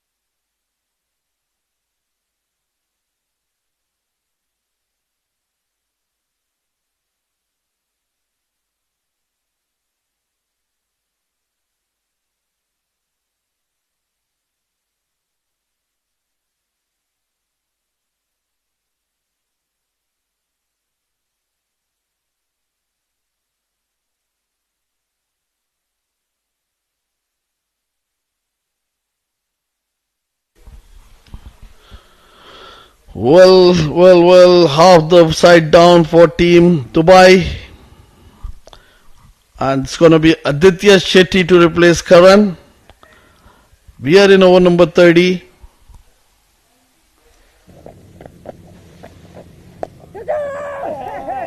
Fall short of the fielder there. Always, he cannot believe it. Aditya Shetty trying to go big off the first delivery. Oh my goodness gracious me. Khalid Shah is enjoying his time out there. Watchfully played. Quite animated in the center. As a batter, Adil Khan, how do you negate those slow deliveries? Rizwan, we have to either go full hard at it or just play it with soft end for a single or a double. And this time, as I was mentioning you, he has gone full hearted, full blooded onto that, power on behind the shot, 4 runs. Very rare delivery that has been provided in the slot by Khalid Shah, and that's been capitalized by Aditya Shetty, getting a boundary.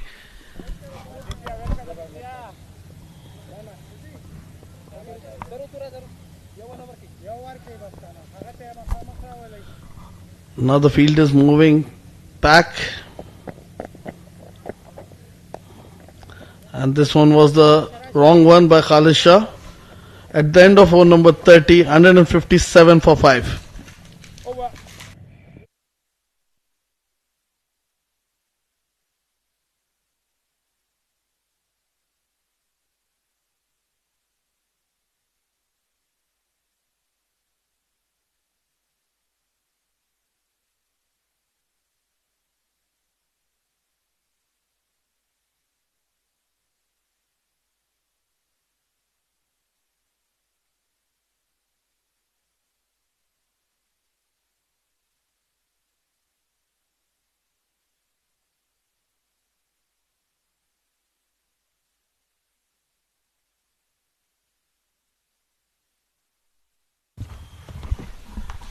Well, change in the bowling. It's going to be Ibrahim to continue from the pavilion end.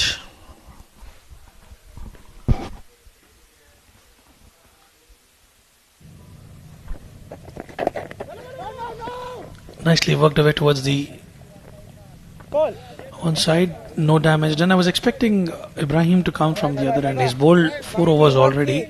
He's got that turn but not able to pick up those wickets. But he's been given a break and has come back to bowl. Nicely played away on the onside. Aditya Shetty with a positive intent. He's picked up a boundary in the previous over. And another couple added to the tally. Look at the figures for Ibrahim. He has been unlucky to pick any wicket, but he has given away only 11 runs of. He's into his 5th over. He's bowling those tight lines, and this time high in there and straight to Khalid Shah, who makes no mistake. That's what I was talking about, the wicket column for Ibrahim, and he has got one. Well, he's been the second highest wicket getter in the D series. First one Nabil Aziz, followed by Ibrahim, and trying for a slog sweep, Aditya Shetty, and Khalid Shah makes no mistake. Another one bites the dust. Team Dubai in all sorts of trouble.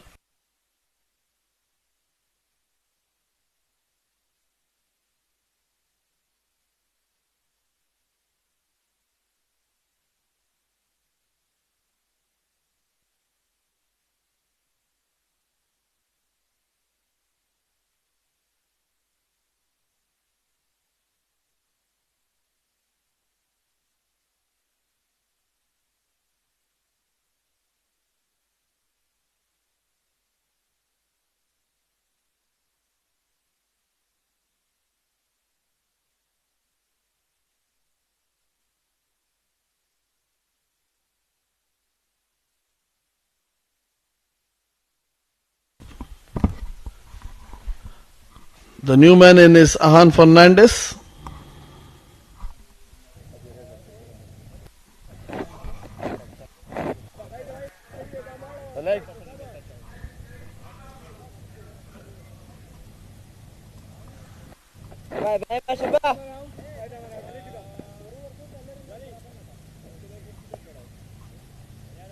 Wide हो जाओ, wide हो जाओ। हाँ, wicket के सामने, wicket के सामने।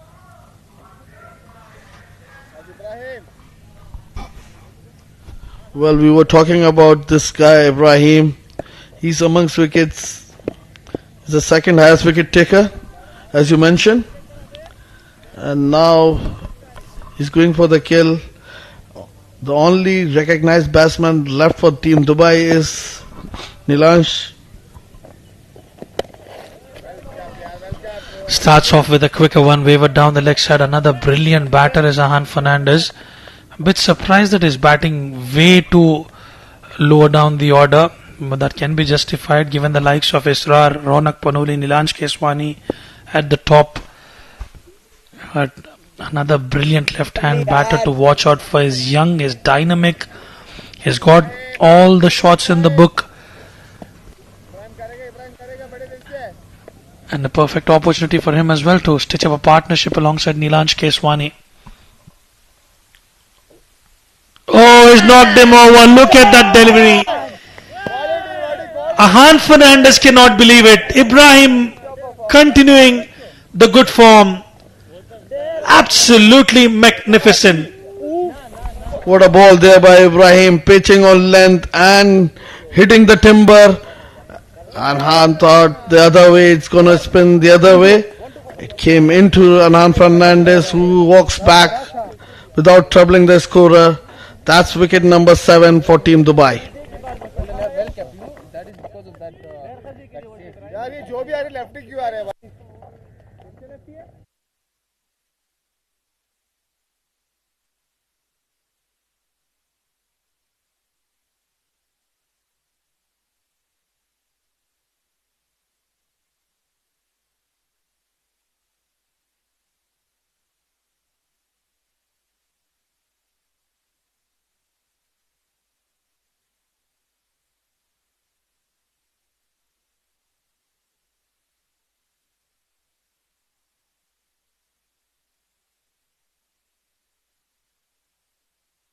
And then Angad Nehru will come out to bat. And talking about the batting top run getters for the team Dubai, it's been Israr Ahmed, and he's been leading the charts as well. 407 runs for him, followed by Rohan Mustafa 258, Nilansh Keswani currently at number 3 253, Adib Usmani at number 4 231, and Ahmed Tariq at number 5 with 206 runs. Angad Nehru, beautiful delivery. That will bring us to the end of over number 31, 160 for 7.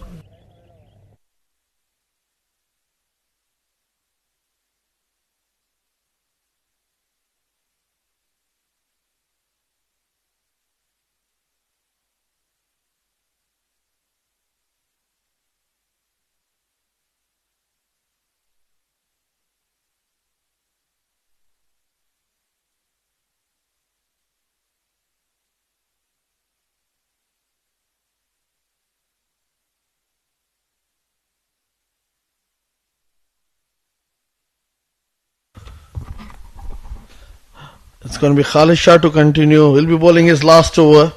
He has given away 46 runs and picked up those 2 wickets. And talking about the bowling statistics, it has been Nabil Aziz, the left-arm spinner from Team Fujairah, who's leading the charts.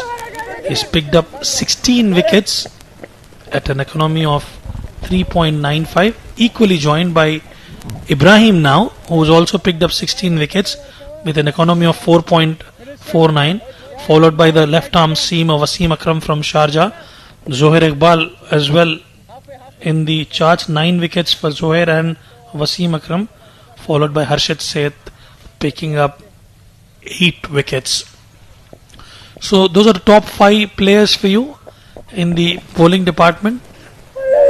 Starting off with Nabil Aziz, Ibrahim Masood, Wasim Akram, Zohair Iqbal and Harshit Seth.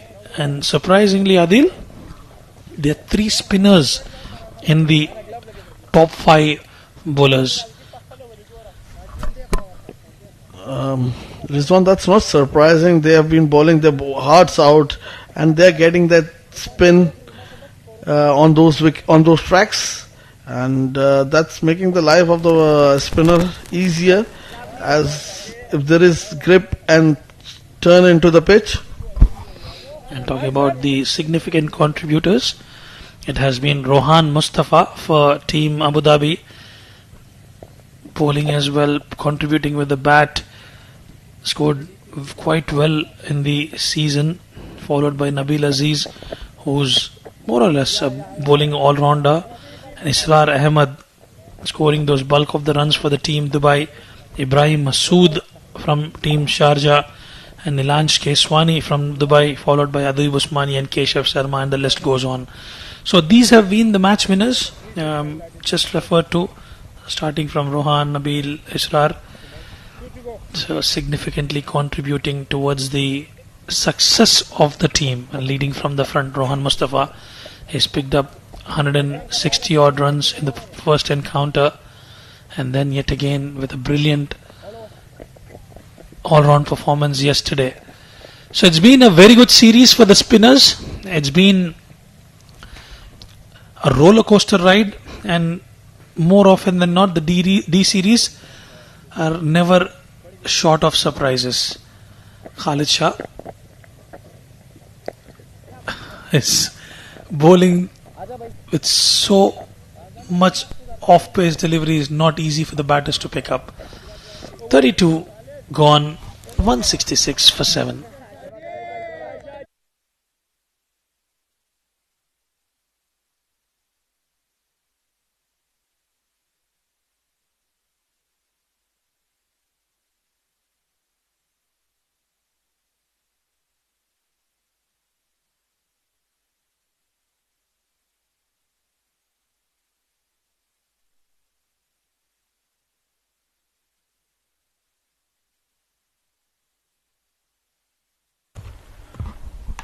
Well, it's going to be Ibrahim, who was successful in his previous over, picked up those 2 wickets.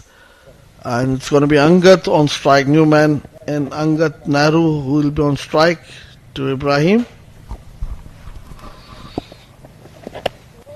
Oh, that was a brilliant delivery. What I quite like about Ibrahim Masood is when he bowls those deliveries, he's able to change the pace at quite comfortably. That particular delivery was just 48 kilometers per hour. Angad Nehru absolutely had no clue whatsoever, spinning away from the left-hander Angad Nehru. Ibrahim, this is one talent, I tell you what, Adil Khan, which is only going to shine in the near future. Yes, definitely, if he keeps working hard, not getting carried away. You know, we see most of the youngsters, after getting some success, they just get wavered, stop working hard, and then they lose the trot. This one slightly drifting down the leg side. Well, Nilansh has been rock solid. He's been losing his partners at the non-strikers, but he's kept his cool, calm and composed, taking it ball by ball. And it's inevitable for Team Dubai that Nilansh will have to stay till the end to get their team to a respectable total. Yes, Rizwan, he's got the opportunities, he's got those balls to play with, and even if on the loose balls he did not try to overhit them or do the power hitting, he just managed trying to just rotate the strike and get on to the other end. Let the players bat on their own. This will be a test for Angad Nehru. Another young talent from Team Dubai has been associated with DCC Starlets. I've played against him actually, Adil, a brilliant bowler. And he has the tendency to go big as well, but given the condition, he'll just slow it down and just will keep company alongside Nilansh Keswani. It's all about handling the pressure. These are pressure games. These are not easy, and it's all depends on how you take this pressure and convert your game into that pressure situation. Lovely. Well, they've got nothing to lose, in fact. They've just won one match. We'll talk more about it. 33 gone, 168 for 7.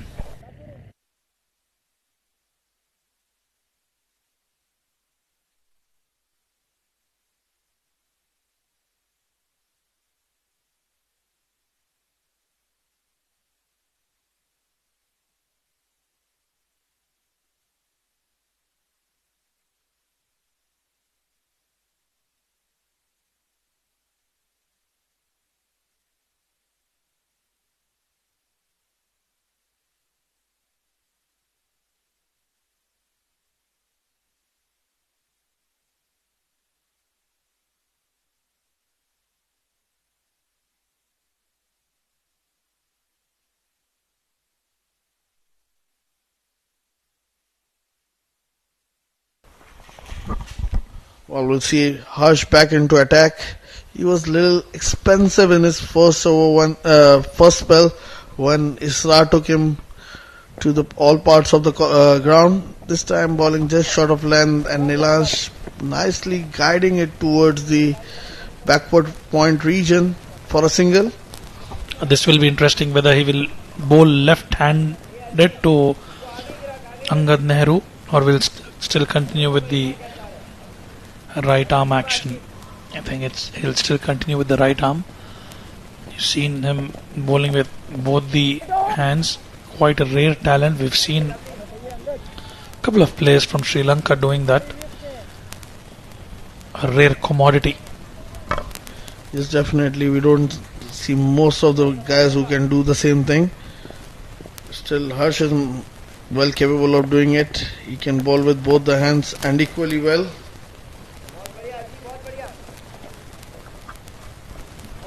A decent line in this over so far. 2 dot deliveries.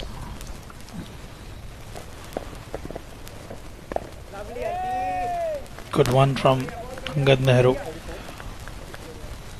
169 for 7. It's the wickets column, which is a bit of bother for team Dubai.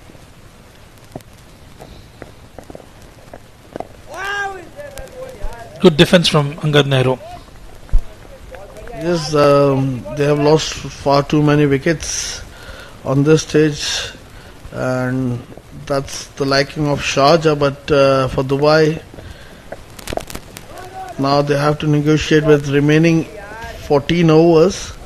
With this, we come to an end of over number 34, 169 for 7.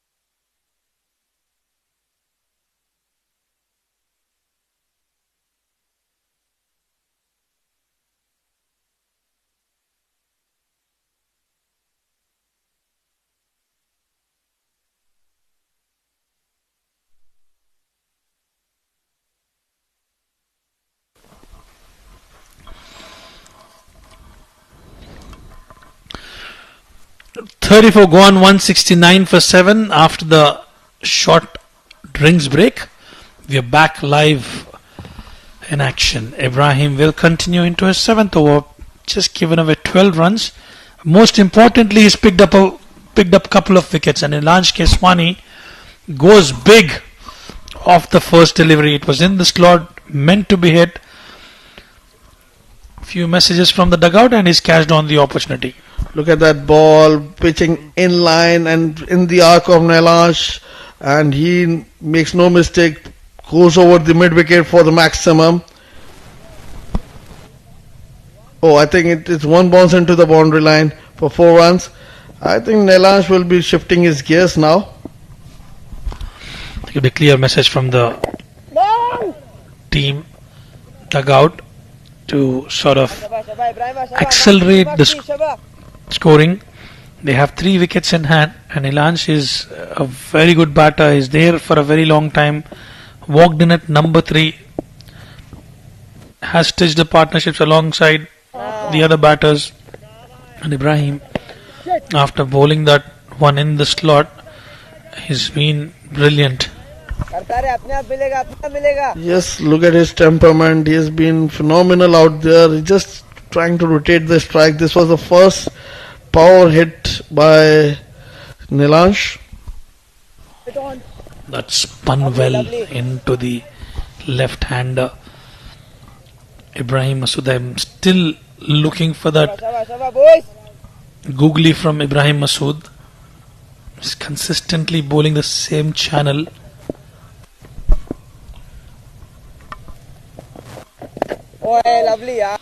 Very well negotiated by Nilanj. That's good comeback by Ibrahim after getting hit for a boundary on a very first ball.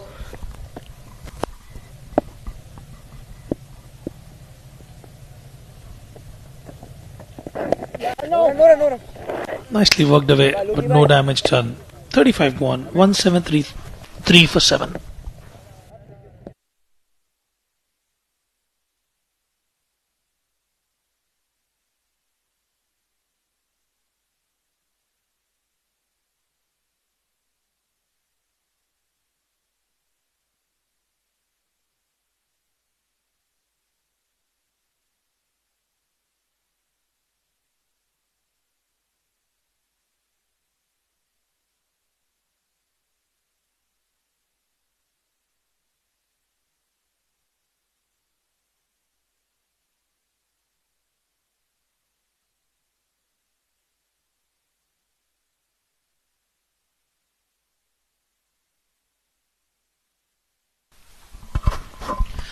Right then, we've been waiting for this change to happen.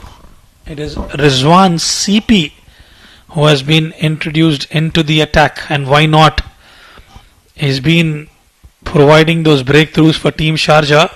He's got a slip in place and an attacking field for Angad Nehru, who's looked brilliant so far. 5 of 15 for him, but he's keeping company alongside Ilanj Keswani.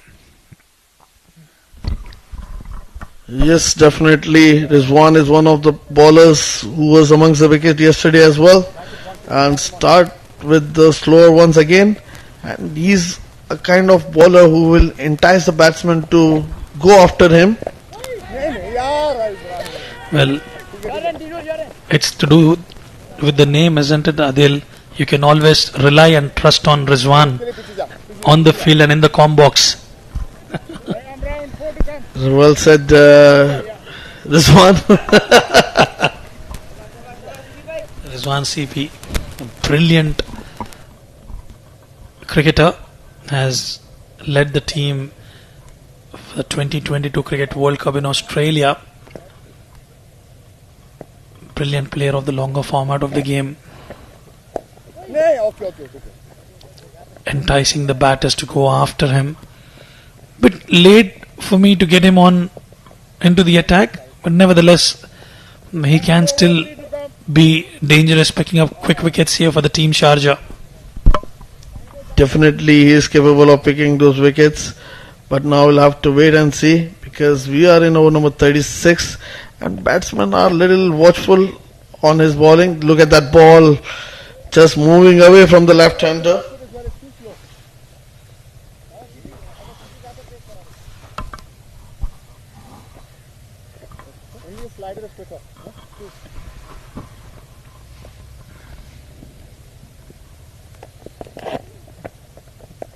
Tossed up. Straight to the fielder.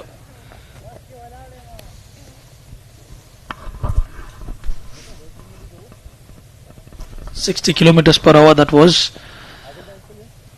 Mixing it up really well is Rizwan CP. He's got a different arm action.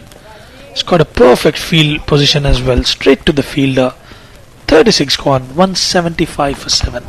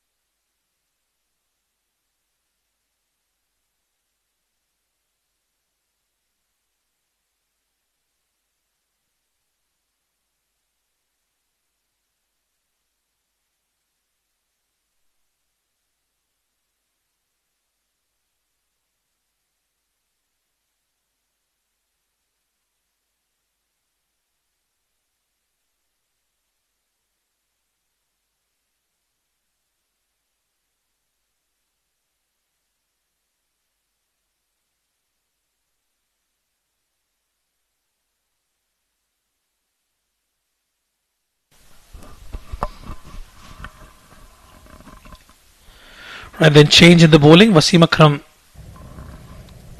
will continue. Just to get you an update from the neighbouring oval, remember it's 3 teams who are battling it out to play the playoffs. Abu Dhabi, winning the toss, opting to bat first, are currently at 230 for the loss of 8 wickets into their 43rd over. It's Ibrar and Mohammad Nadeem who are out at the centre. Team Ajman, current projected score for them looks about 275. And coming back to our game here at the 7 District Sports Club, Nilansh Keswani holding one end up, 60 for him of 84 deliveries. Angad has looked optimistic. He's not played any wayward shots. He's playing to the merit of the ball and has done exceptionally well so far. 175 with 13 overs to go after this.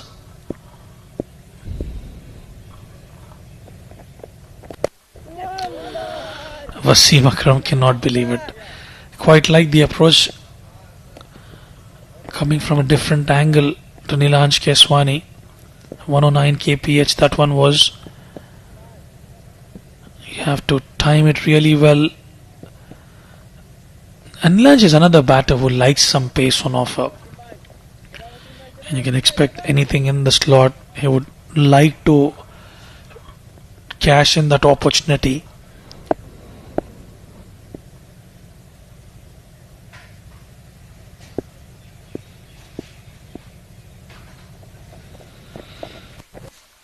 Tried to play it with soft hands, but that subtle change in pace doing the trick for Wasim Akram, which will allow him to have 4 dot deliveries on the trot, and that one was 108 kph. Yes, he's bowling that tight line to Nilansh, who looks well set on 60 of 86 deliveries. Still, he cannot judge his pace there.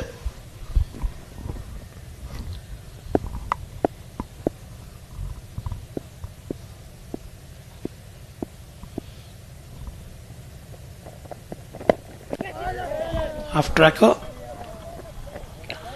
It'll just be a single. It didn't quite time it. Now this will be interesting. Angad Nehru has been facing the spinners so far. For the first time in the contest today, he'll be up against a seamer.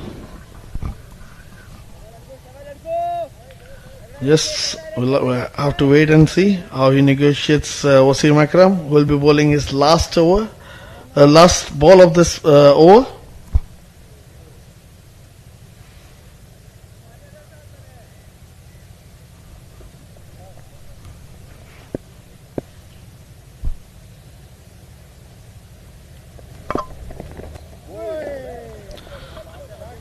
Quick bumper to close out over number 37. 176 for 7.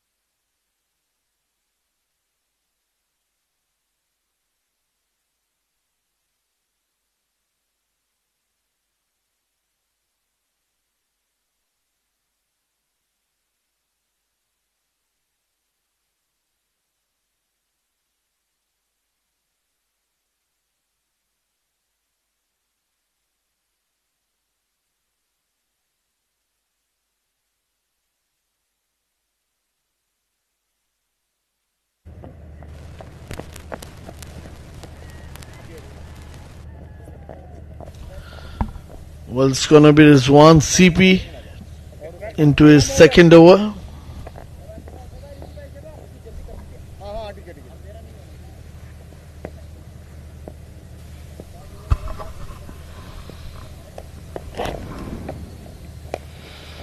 Tossed up, but moving away from the batter. The floodlights have taken full control now. It's a day and night encounter. The last league of the 7 districts presents, Emirates D50 powered by Fancode, into the 38th over of the clash between Sharjah and Dubai. Wayward delivery with low full toss width on offer. Irfan will pick it up. Irfan bowls as well, but is not given that opportunity. He's been the spearhead of the batting department. Yes, he is. He is well capable of bowling those medium paces. He brings the ball into the right hander, and he's lethal with his deliveries. And I think we'll be seeing him bowling in the last few overs of the game.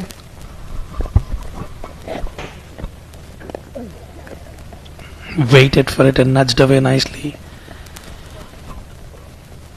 But they're able to get those 3-4 runs every over and playing it along.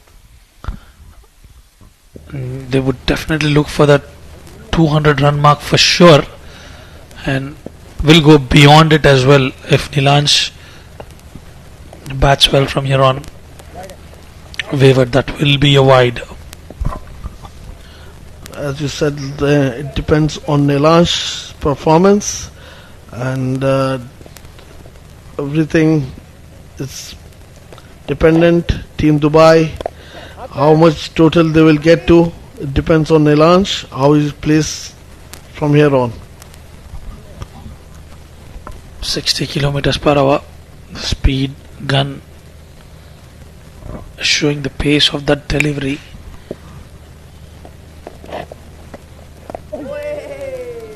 Respecting the good deliveries. Angad has been rock solid. He's not got carried away with the number of wickets that they have lost. He came in, and ever since his arrival at the crease, he made sure he's not throwing away his wicket. Oh, there was an opportunity, was it? Yes, there was an opportunity, and the keeper has put it down. Rizwan cannot believe it. 38 gone, 180 for 7.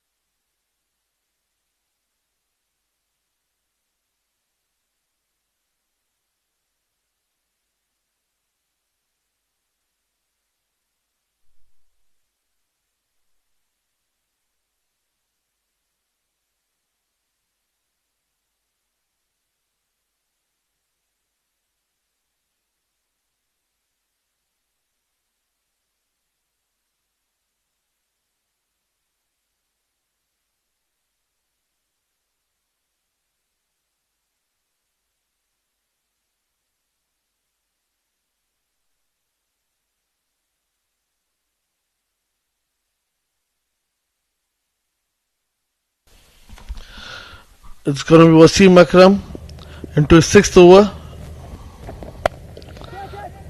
And this time, short out line delivery, played straight towards long off, ball inching towards the fence, and it will be cut off by the fielder. The batsman will scramble back for 2 more runs.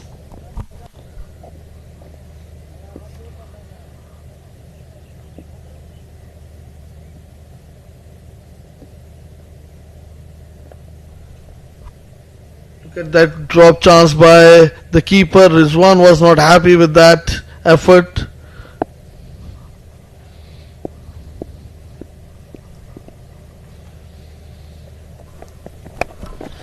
Half tracker.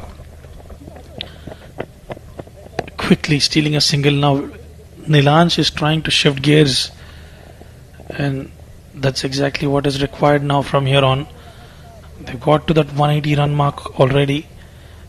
They would fancy anything close to 240, 250 run mark, but in order to get to that, both the batters will have to play, and they can play around 4 to 5 runs and over from here on, and they will get their team to a respectable total. What Angad is required to do is just rotate this rotation of the strike and let most of the deliveries played by Nilansh. What a ball there by Wasim Akram. Fiery, pacey delivery. Toe crushing Yorker. And that's what he does in the death overs. That one was 125 clicks. And Angad Nehru gets his bat right in time. The youngsters, they don't get carried away with the bowler that they are facing. The likes of Zishan, Nasir, Khuzaima bin Tanveer, Ibrar. We've seen Ibrar clocking 145 kilometers per hour in this ground. Another brilliant delivery. That's why he's called as the death over specialist, Wasim Akram, getting those toe crushing Yorkers in play. Yes, that was good delivery to someone like the likes of Angad, who has played 27 deliveries for his 7 runs, which he has scored.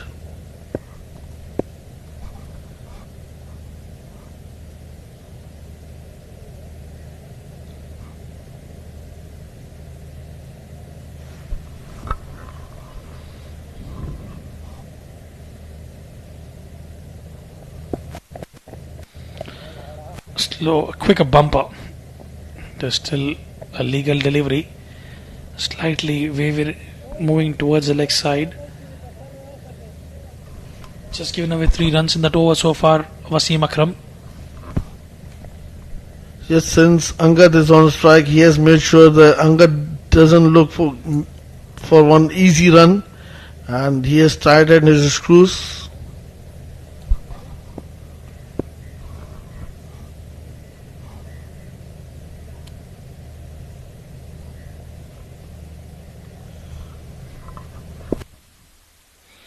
Full toss, favored down the leg side. That will be a wide. Who is cranking up the pace here, Wasim Akram. If you've noticed, the last 3 deliveries on the trot, they've been 125 clicks. Yes, he's getting his rhythm back and bowling good pacey deliveries out there.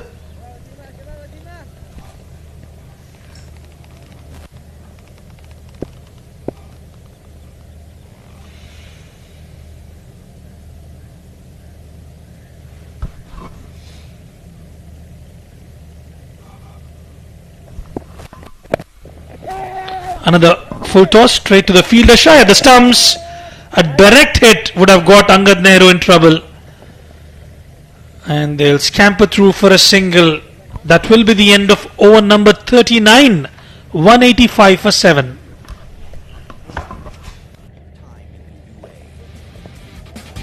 You can measure your ball speed. Test your skills with our state-of-the-art speed radar. Are you ready to break records? Only at the 7 districts. Don't just play. Play fast.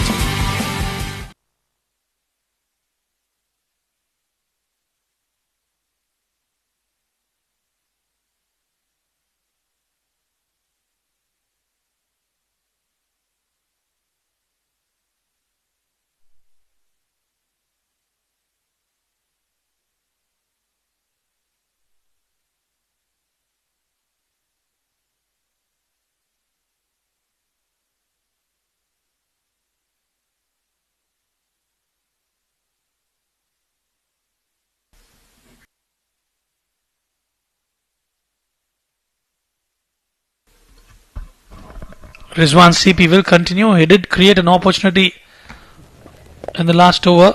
Angad Nehru goes big. One bounce into the fence. It was in the slot for Angad Nehru. He waited for it and gets the right of the meat of the bat. Tossed up. Flighted in the air, and Angad Nehru had an opportunity to free his arms, and he's done that really well. Both the batters would want to shift their gears from here on.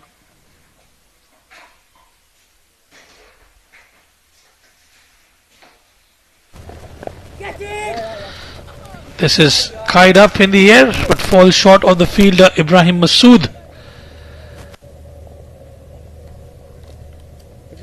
He's tossing it up, mixing it up really well, Rizwan CP.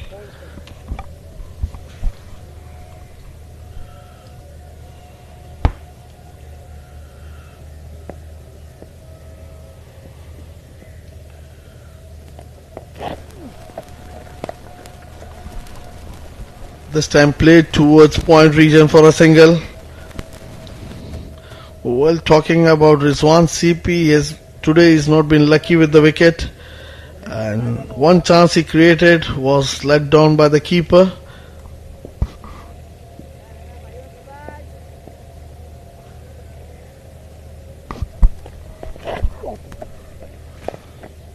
Right, waited for it for a very long time. Nilanj cannot believe it. He thought that was disappearing somewhere towards that cow corner region. But I tell you what, those changes, not easy. Nicely worked off the pads. It'll just be a single. Rizwan, if you notice, these balls are gripping into the surface, which is making the life of the batsman difficult. That's not coming onto the bat. You have to wait and play those balls.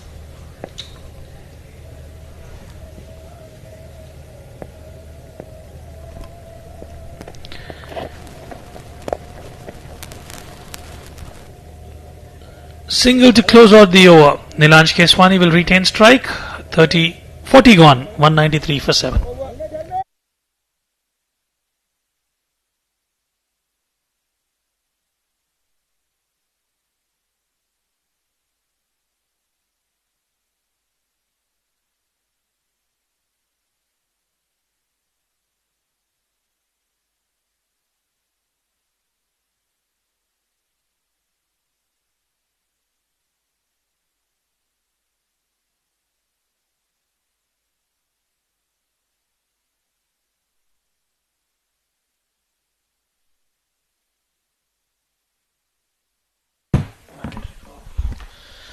And that's the signal for mandatory power play.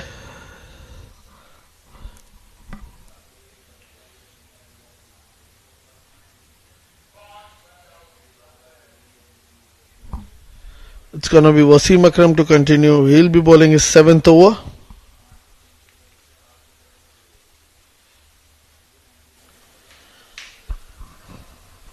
.60 legal deliveries left. The final phase of the innings. Will the batters shift gears? Wasim Akram steaming in. Good delivery, good bumper.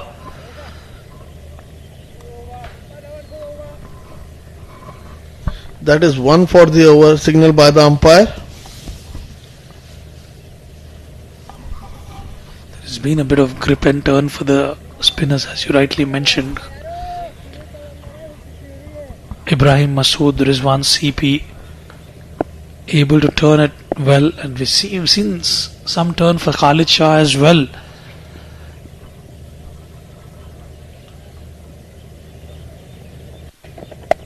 Walks down the wicket and gets the connection right. One bounce, away she goes. The message is clear from the dugout. Go for the big score. And Nilanj Keswani gets one right of the meat of the bat. The ball, as expected, was short delivery. Nilanj making room for himself, playing it deliberately over long off region. One bounce into the boundary.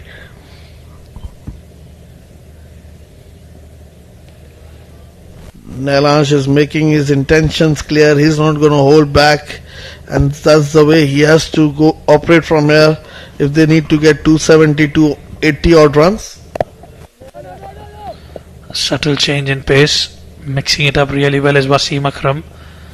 Nelansh doing the right thing. He has picked up a boundary. He was looking for a single, just did not get that through. Well, I think he needs support from the other end as well. Someone to support him with some rotation of his strike or some big hits. If they get the ball in their areas.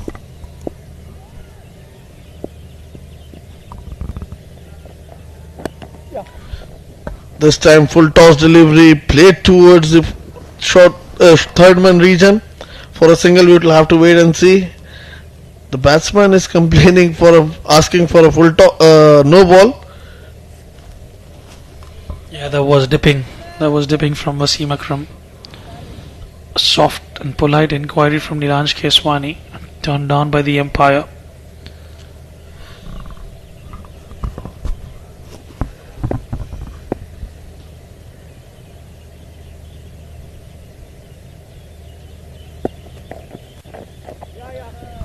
This time wayward delivery, beaten everyone, and that's run away to the fence. And that will be a no ball as well. Free hit. Completely missing out there Wasim Akram. Yes, that was way above the waist height, and even the keeper could not stop it. Right, this is a perfect time for Angad to launch his ammunition. He's been holding one end up, 14 of 33 for him, and the perfect opportunity for him to free his arms.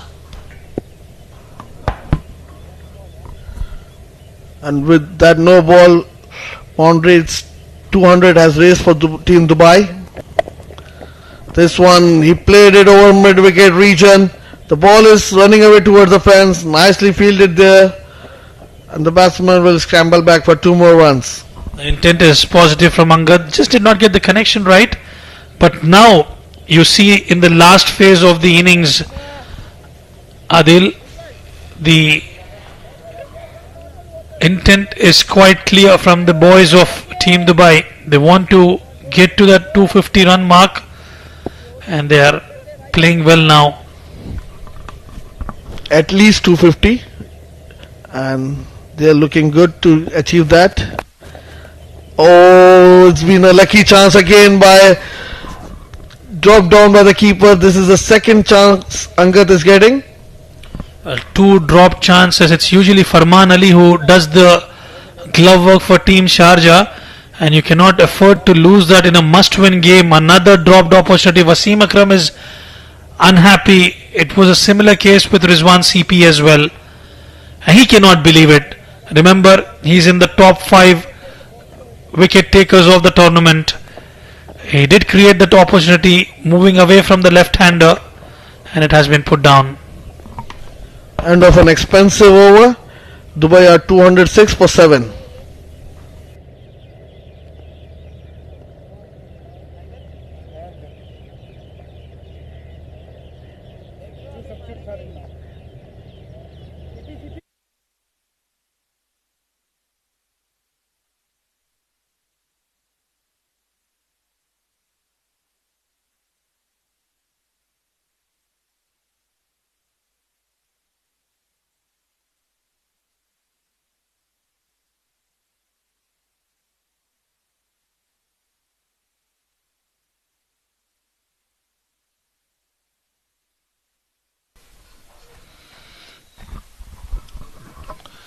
Well, it's going to be Ibrahim Masood to start the proceedings for 42nd over.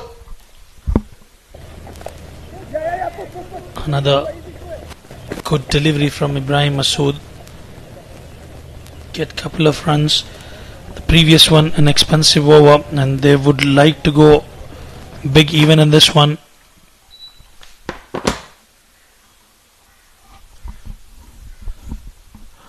Angad has raised to 19 in no time now. He's only faced 37 deliveries. He's accompanying Nilansh Keswani, who's batting on 73 of 97 deliveries. What a knock by him. Oh, this time Lucky did not carry to the fielder. Always at the backward point. Hurried on to the batter, Angad Nehru, on that occasion. He'll be looking for that extra wicket. So he will be topping the leading wicket taker column. Another brilliant delivery from Ibrahim Masood, watchfully played by Angad Nehru.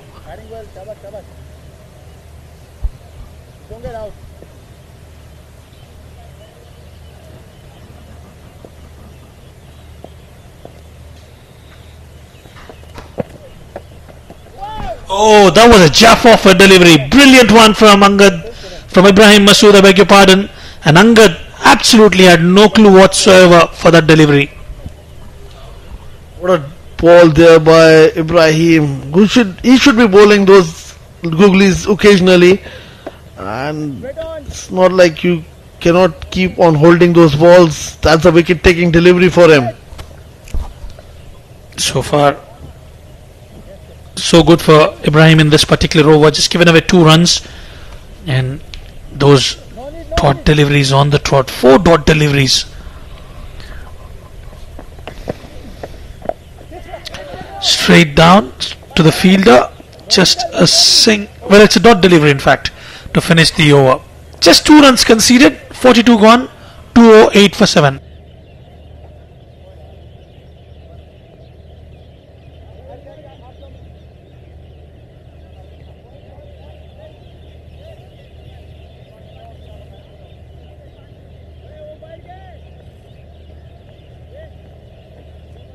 How far was that catch from you?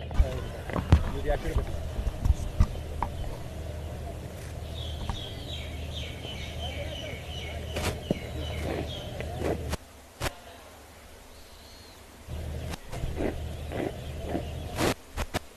Ball? Angad, ball? Ball कितने के लिए?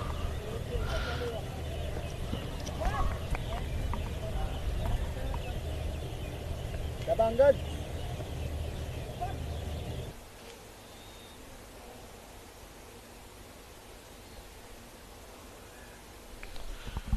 It's gonna be Uwais Ali Khan to start the proceedings for the 43rd over. What a beautiful evening this has been in 7th District Ajman. And that is nicely bowled.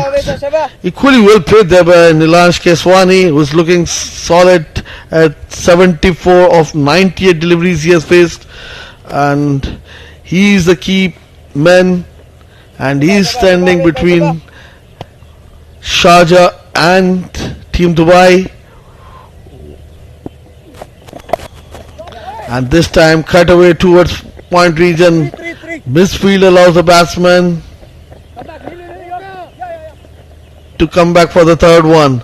That's good running between the wickets.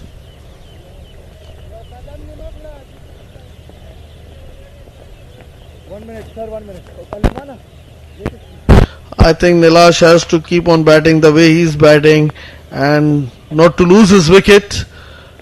That's the price tag on his wicket, and he should be batting till 46th over before he takes he goes for big shots.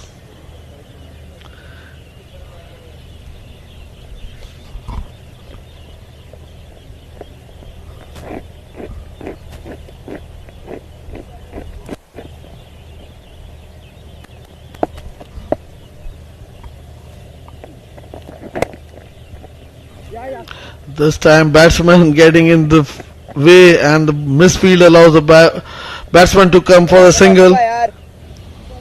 Well, Uwais Ali Khan was clearly dejected by that effort.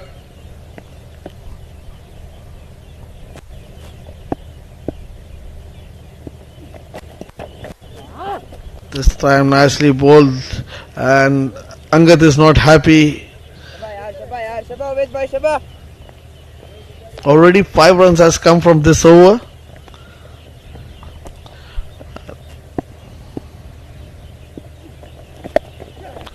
This time played lofted drive long towards long on. The batsman will come for a single, and it's gonna be Nilansh Keswani on strike, who's batting well on 75.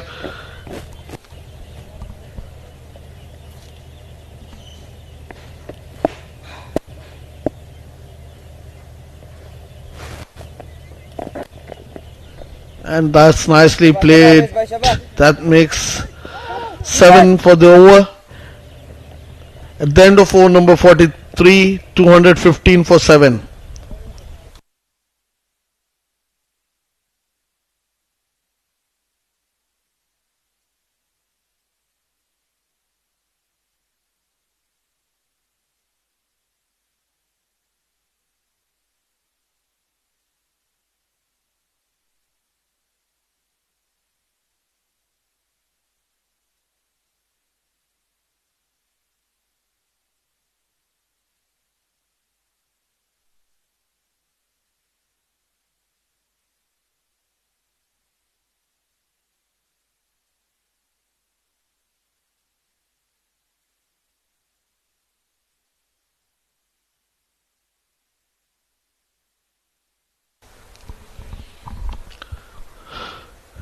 It's going to be Ibrahim to continue. This time gently pushed towards the cover region. There's no run. We are into over number 44th, and this one was 52 kilometer per hour clicks, and that was nicely bowled. Some change in pace by Ibrahim. He's looking good out here. So is Nilansh Keswani, who's batting solidly on 76, who's faced 102 deliveries. This time nicely played towards long on for a single.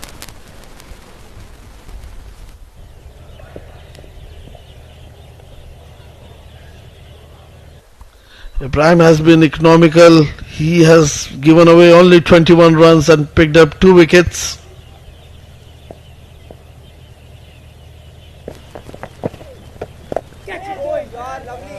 And look at that ball, googly. This time it was nicely read there by Angat Nehru. Getting outside edge, and the batsman will scramble for a single. We'll have to wait and see when Nilansh Keswani gets into action to launch a big one. This time working on his pads and coming for a quick single.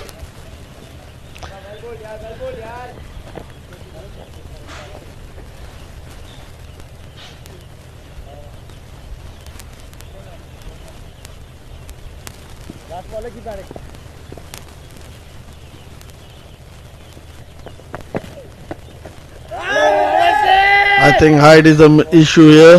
That was ball coming into the batsman and given as leg by. At the end of over number 44, Team Dubai are 219 for 7.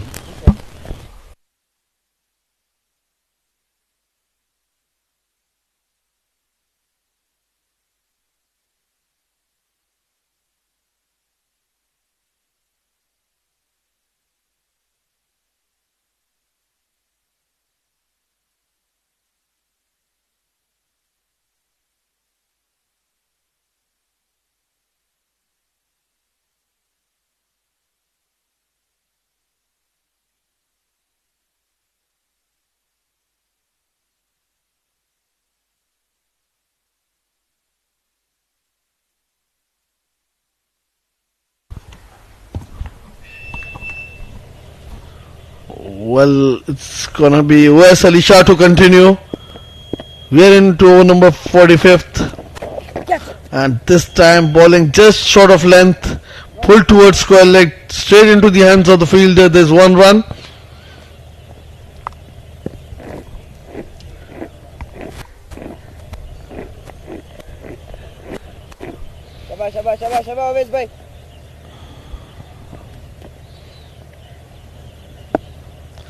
Wes bowling is 8th over of the inning, and nicely played there by Nilansh Keswani wanted to come back for the second, but nicely fielded out there. We'll have to wait.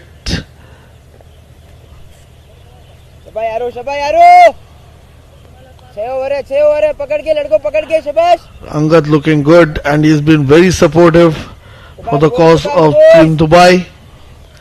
He has scored 25 of 48 deliveries.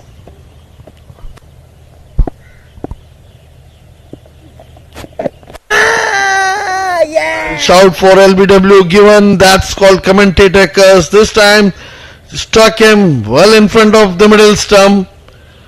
Angad walking back after scoring 25 of 48 deliveries.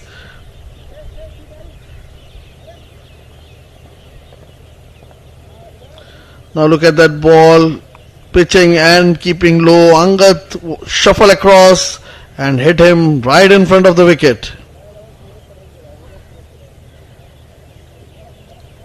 Angad walking back after scoring all important 25. More importantly, he has stayed on the wicket and given some strike to Nilansh Keswani.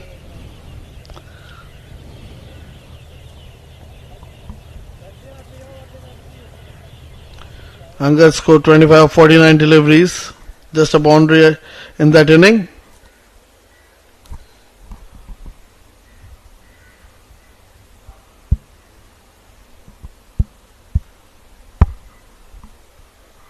Wes Ali Khan will be continuing. He's more happy bowling to those right-handers.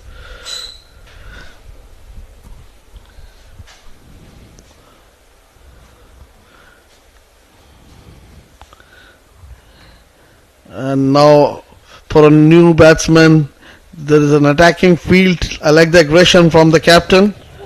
Oh, that was nicely bowled. Quicker one. Picking up that wicket, Awais. Gatin Wadwa, another brilliant all-rounder for Team Dubai, has been given that opportunity, was in the reserves for a long time. Watchfully played. They're looking to play out their entire quarter of 50 overs, and Gatin Wadwa is yet to get off the mark.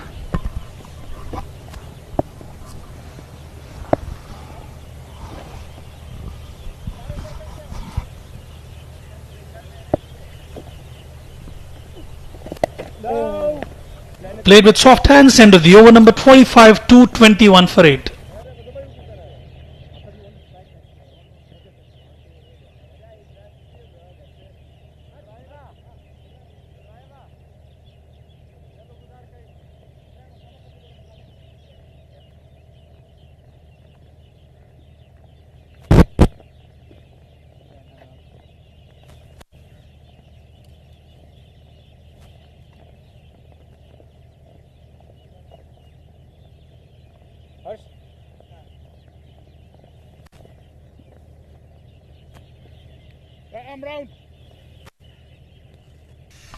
Right then, Harsh Desai has been introduced into the attack. He'll be into his 8th over. Nilansh Keswani would want to go all guns blazing from here on.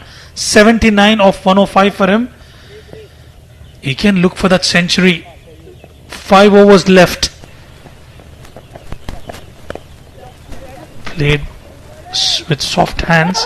Times it well, straight to the fielder. 221 already on board. Adil, what do you reckon? Well, let's have a look at those wickets. Khalid Shah, Aditya Shetty. This one dropped opportunities, couple of them. Then this one was supposed to be taken. Wicket keeper putting it down. 2 drop catches.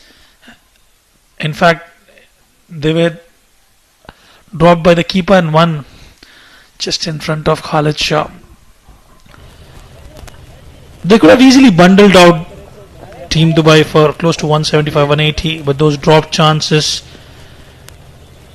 costing them, and the credit must be given to Nilansh Keswani, who made sure he was holding that one end completely. Another brilliant delivery from Harsh Desai. Yes, what an effort there by Nilansh Keswani. Looking at those wickets, the first one, Ronak Panoli. This one skied up in the air, a very good catch. Another good looking shot from Gatin Wadwan. He gets off the mark. And let's have a look at those wickets. This was a very good catch from Mohit Kalyan. Squared him up really well, Khalid Shah, and caught and bowled opportunity. And that one was the best of all. And had absolutely no answer to that question. Just talking about Nilansh Keswani, he's been phenomenal. His temperament and his execution out there has been phenomenal. He's faced 108 deliveries so far. He's been lone warrior. He cannot just go behind the bowlers. Look at the wicket columns. 8 wickets are already down. Played with soft hands. Clever improvisation from Nilansh Keswani.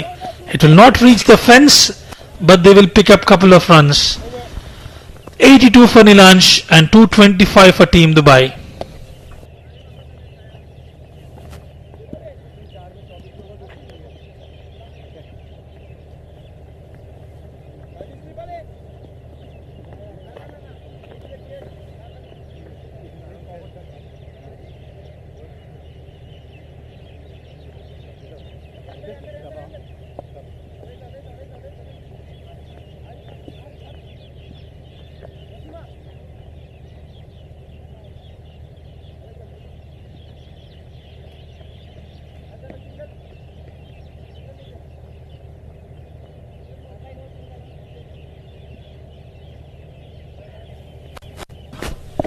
Right then, he just needs one wicket to top the charts in the bowling leaderboard. Can he do that?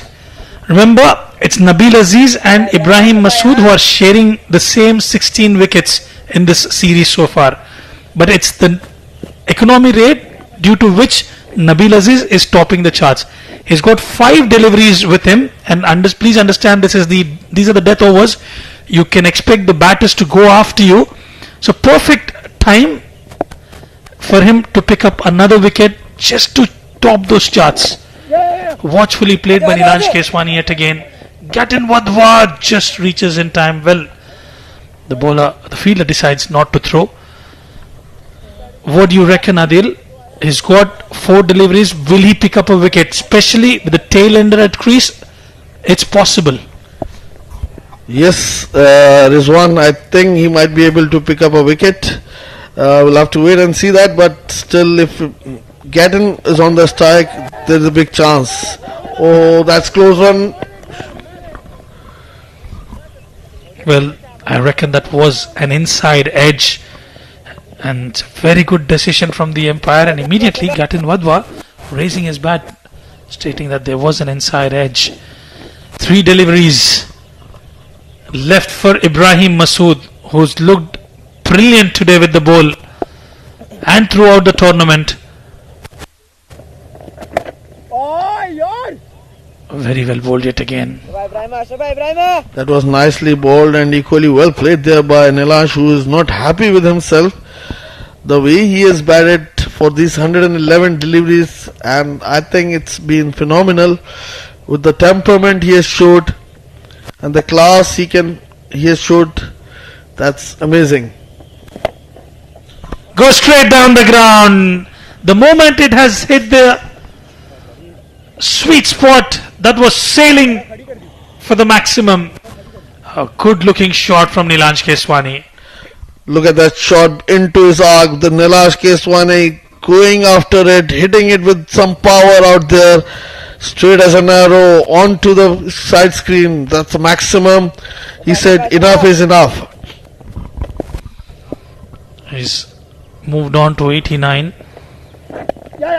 and watchfully played, and he will retain strike. 47 gone, 235 for 8, 3 overs left.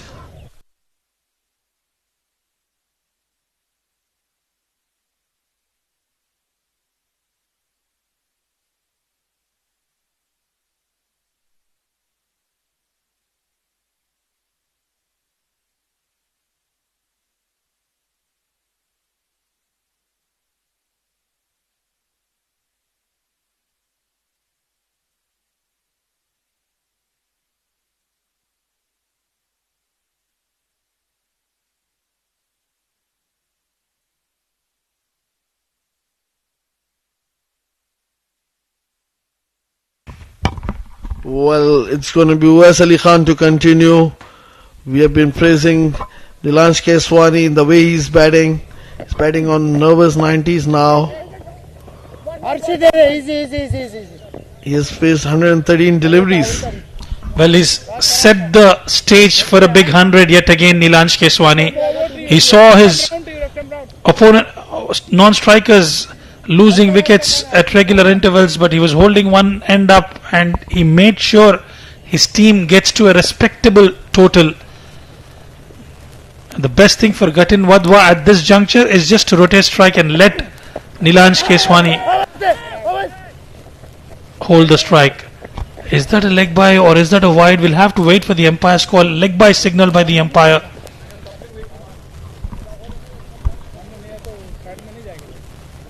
Yes, definitely. What a knock. What a phenomenal knock by Nilansh Keswani. He's been patient.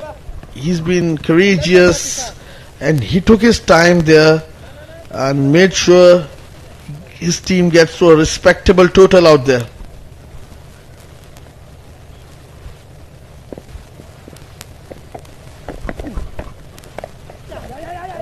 Nicely played towards the back foot point into his 90s, Nilansh Keswani.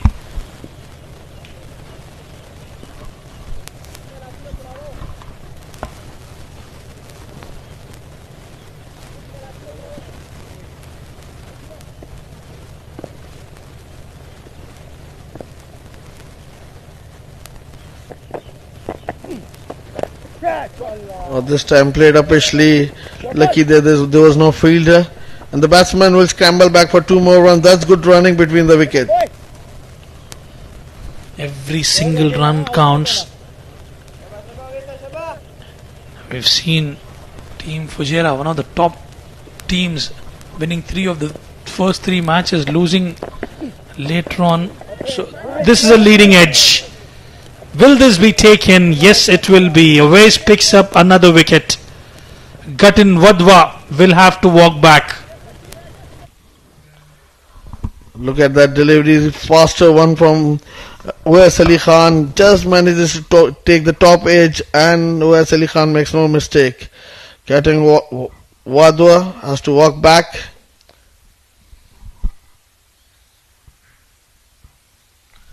He scored 5 of 10 balls.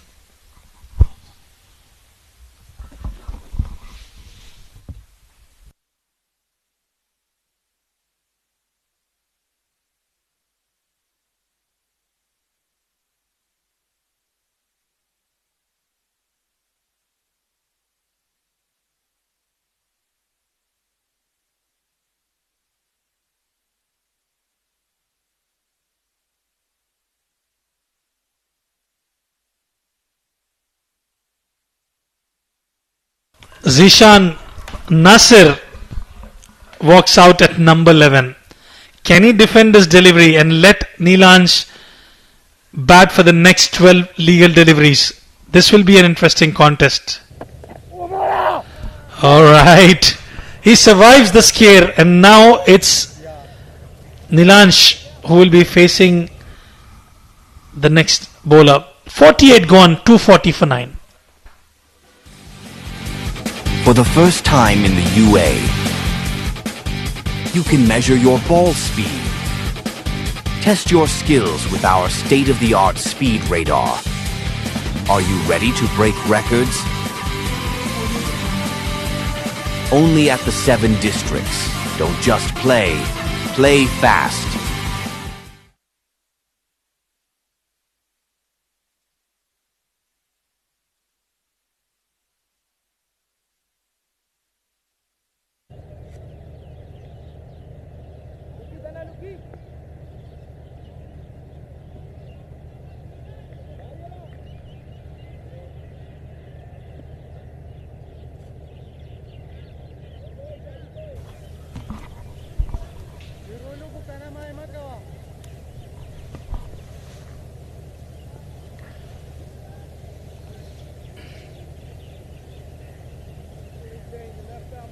.240 for 9. After 48 overs, Nilansh Keswani need 8 runs for his personal milestone of 100. 92 of 115.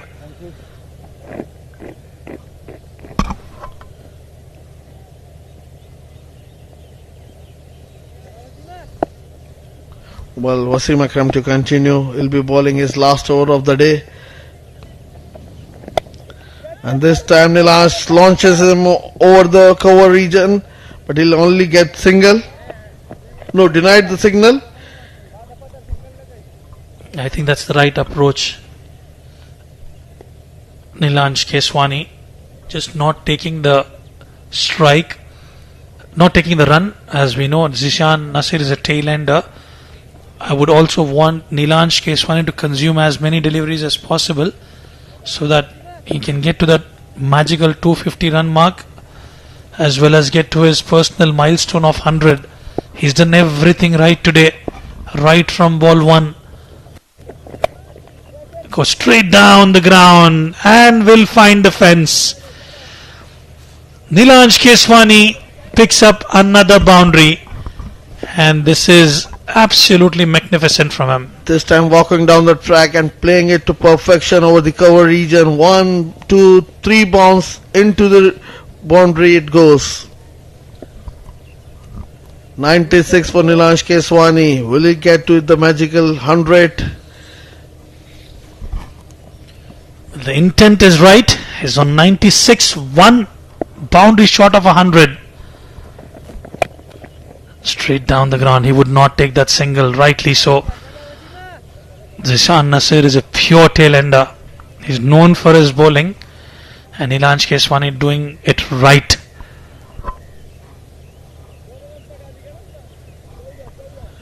Oh, rightly said, Rizwan. He has all the time in the world just to negotiate this over, and he has the next over as well. He can reach his personal milestone as well as for his team. He can score all important runs.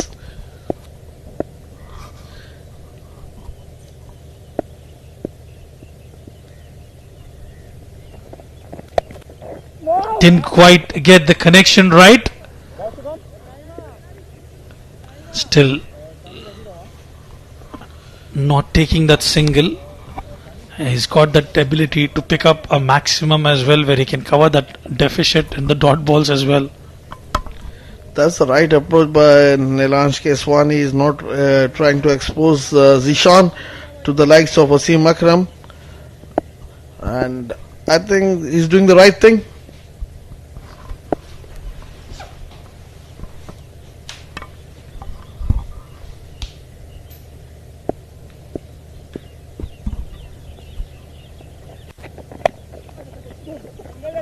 They look for 2, and in fact just settling in for 1. And now this is one delivery that Zishan Nasir will have to survive. Watch out for the toe crushing Yorker from Wasim Akram, and if he can survive, Nilansh can look for that to score well in the next over. What do you think? It's going to be Yorker or a bumper? We'll have to wait and watch, but known for his toe crushing Yorkers is Wasim Akram. Beautiful delivery, absolutely magnificent. Zishan survives, 49 gone, 245 for 9.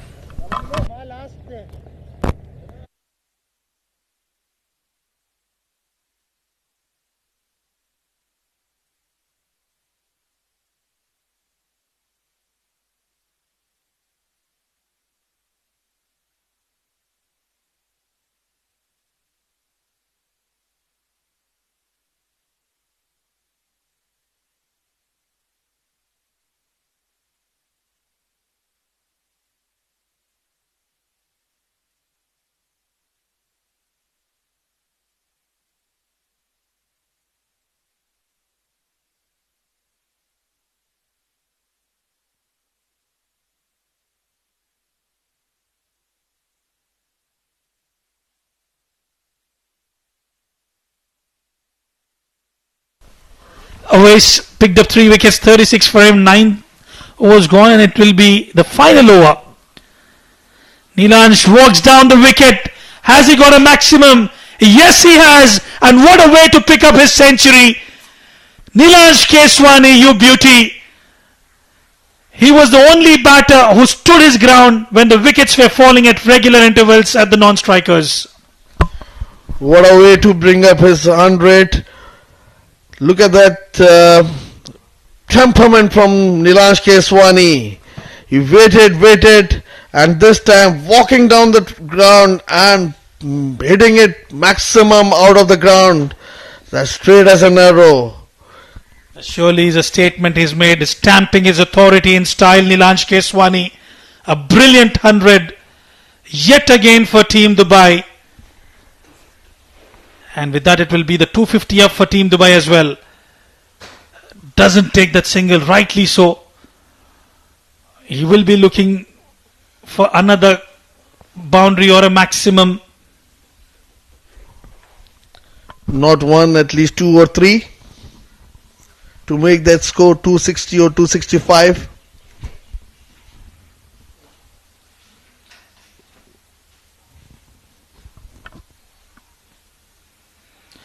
Walks down yet again, connects but straight into the hands of Khalid Shah.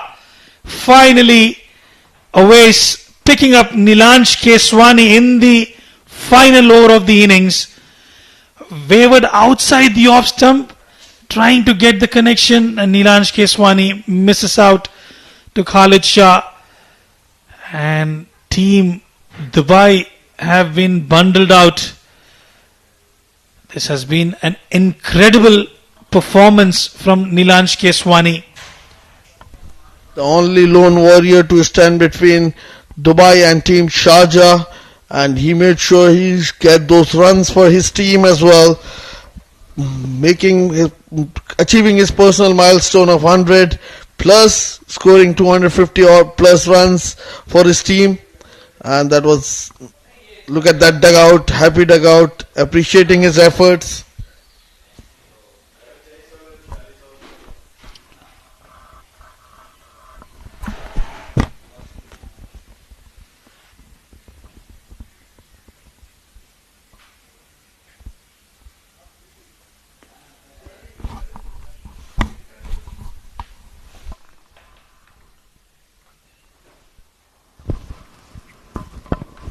That's the batting card for you. Ronak started off well. Got out to Wasim Akram. Israr was looking absolutely dangerous. A very good delivery from Harsh Desai, getting the better of him, and then it was that man Nilansh Keswani. But what was good about Team Dubai, they built those short little partnerships at regular intervals. Aftab contributing, Vaibhav as well, Karan, Aditya Shetty missed out, Han Fernandez missed out, but it was that partnership towards the end with Angad Nehru as well. And in the end, they managed to score 251 runs on board, 18 extras in that tally.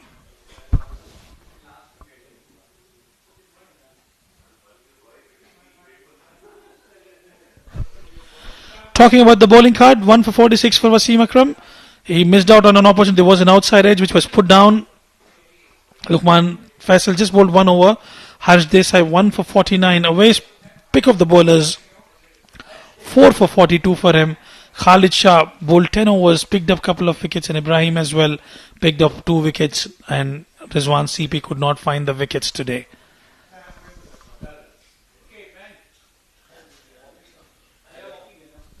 Talking about the highlights, Harsh Desai started off, was expensive initially in the first couple of overs.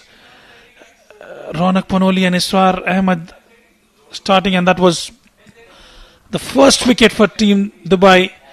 Then Israr continued what he does, picking up runs at regularly, and that was a very good catch from Ibrahim, getting the better of Israr Ahmed, and they started building a partnership. Then another one went down. The wickets fell at regular intervals whilst Nilansh Keswani was holding one end completely. That was a brilliant catch from Awais. He pulled exceptionally well as well. And this one skied up in the air. This was a very good catch. Caught and bowled opportunity, and that was taken. And this was the best of the lot today. Ibrahim Masood getting the better of Ahan Fernandez. And there were a couple of opportunities created by Rizwan as well, which were put down. And there was an appeal and it was given by Angad Nehru. Angad Nehru stayed for long. Nilanj Keswani then hitting that maximum. And the leading edge straight into hands of Owais. Walked down the wicket, picked up that maximum, getting to his 100 in style. Nilanj Keswani. And that was the final wicket of Team Dubai. Khalid Shah picking up a good one. And that will be the end of the highlights. We will dive into a short break, ladies and gentlemen, and we'll be back with the second innings.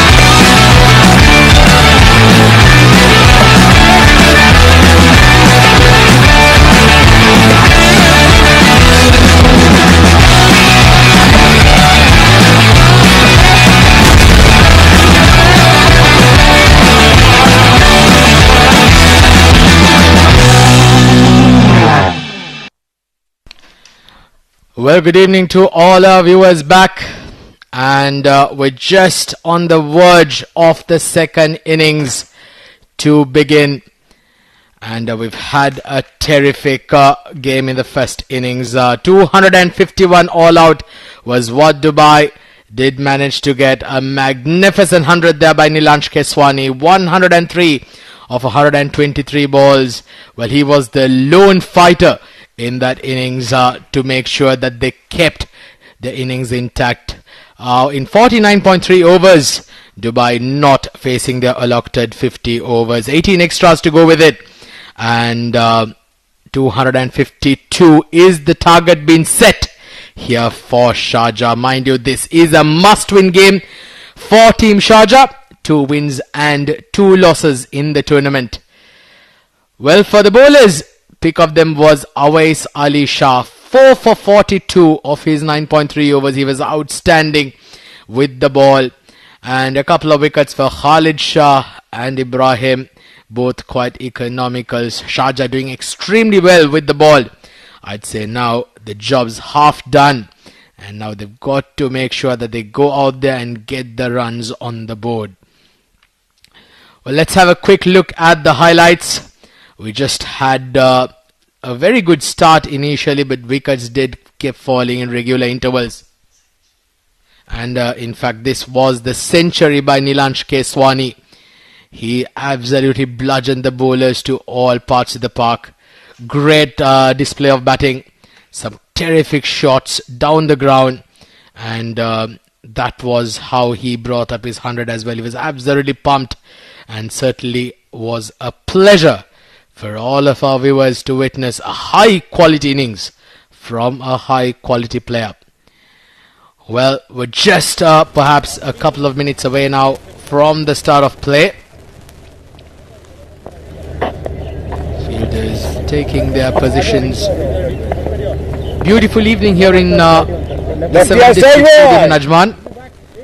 The lights have taken full effect. This is a day and night fixture. The 7 districts presence. Move him around and take a shot. Take shot. Emirates D50. We're towards the latter end of the tournament, and certainly exciting few hours coming up. The whiteboard. Anjani. Hey.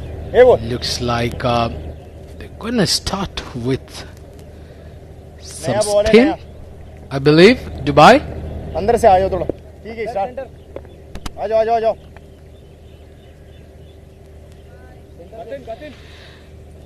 So these are the 2 opening batters for Sharjah. Khalid Shah, the left-handed batter, hard hitter of the ball, along with Luqman Faisal. 2 very, very good batters out there in the middle. Khalid Shah did miss out a couple of times. He's usually very, very consistent. And to take us through further, I've been joined here in the comm box by my good friend and my co-commentator Rizwanur Rahman. Rizwan, welcome to the comm box, my friend. Thank you very much, Atiq. It's always a pleasure to share the comm box with you. Angad Nehru will start the proceedings for Team Dubai, and Khalid Shah and Luqman Faisal, 2 destructive batters. Well, they've got to chase 252 down, and if they manage to win, that net run rate which will come into effect. 3 teams battling it out for the playoffs: Abu Dhabi, Ajman, Fujairah and Sharjah as well. So the match between Abu Dhabi and Ajman is going to be quite crucial. So it all goes down till the wire now. Good delivery there. Angad Nehru been entrusted to open the proceedings with the ball. Very steady off spinner. Doesn't turn the ball square, but what you get from him is that wicket to wicket bowling. He's usually very accurate. Can pick up those wickets with the new ball as well. And as we speak that, perhaps the commentators, because he slides one down the leg side. First runs on board for Team Sharjah. So it's that battle to get into the playoffs, and the team who's topped the points table will play the final directly, and Team 2 and Team 3 will play the semi-final. There's a day off tomorrow, and day after tomorrow is when you will have the semi-finals. Single boys, come on everyone. 30 back, 30 back. The towels out straight away. Karan it. Indications that there's gonna be a lot of dew. Sometimes it can be quite tough for the bowlers, especially the spinners. As we go into the game, they'll have to bowl with something like holding like a bar of soap in your hands. So far, still early times with the new ball. That's why I believe that the captain has entrusted Angad Nehru. Oh, there's an opportunity! Straight away gets a thick outside edge. The ball flies past the sip cordon, but it just does not have enough gas to carry it through to the boundary ropes. They'll pick up a couple of runs, and Luqman Faisal's off the mark. Angad creating that opportunity. Luqman Faisal, it was in his slot. He didn't get the connection right, just over the head of Ronak Panoli. And Luqman Faisal would have a sigh of relief. And I tell you what, if he stays there in the center, Atiq Nizam, he can get the team over the line quickly. Well, he certainly does. He's one of those terrific hitters of the ball, isn't he, Luqman Faisal? And there we go. As we speak, he goes inside out, and that ball's carried all the way for a maximum, the first boundary. And in fact, that is a maximum. That's a 6 of Luqman Faisal's bat. What a hit. Anything marginally short or into his hitting arc, Luqman Faisal would not miss out on the opportunity. A beautiful connection and straight over the fielder at the long off position. Well, the intentions are pretty much clear. They want to get those runs in quick time, just to ensure that net run rate is taken care of. After getting that maximum, they pick up a single, and that will bring us to the end of over number 1, 11 for no loss.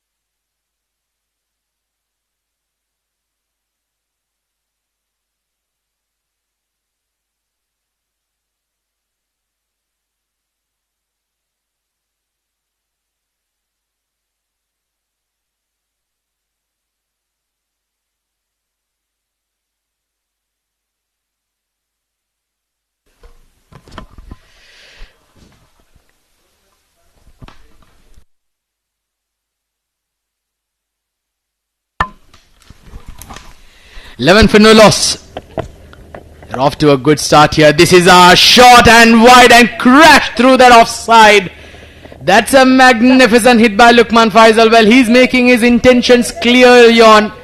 Sharjah have set themselves their sights on of a spot in the semi-finals, and they are going hard at it early on. Brilliant hit by Luqman Faisal.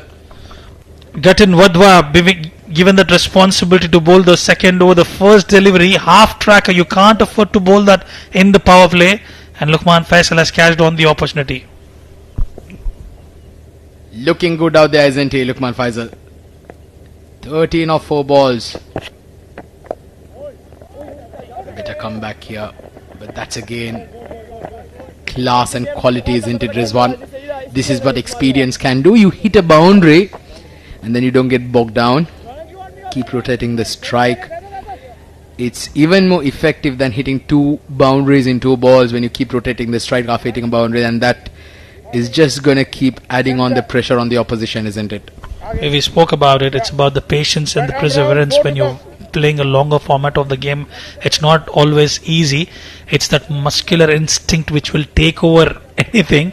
And Luqman Faisal, knowing how destructive of a T20 player is, he's been calm and composed, picked up a boundary and immediately milking a single there.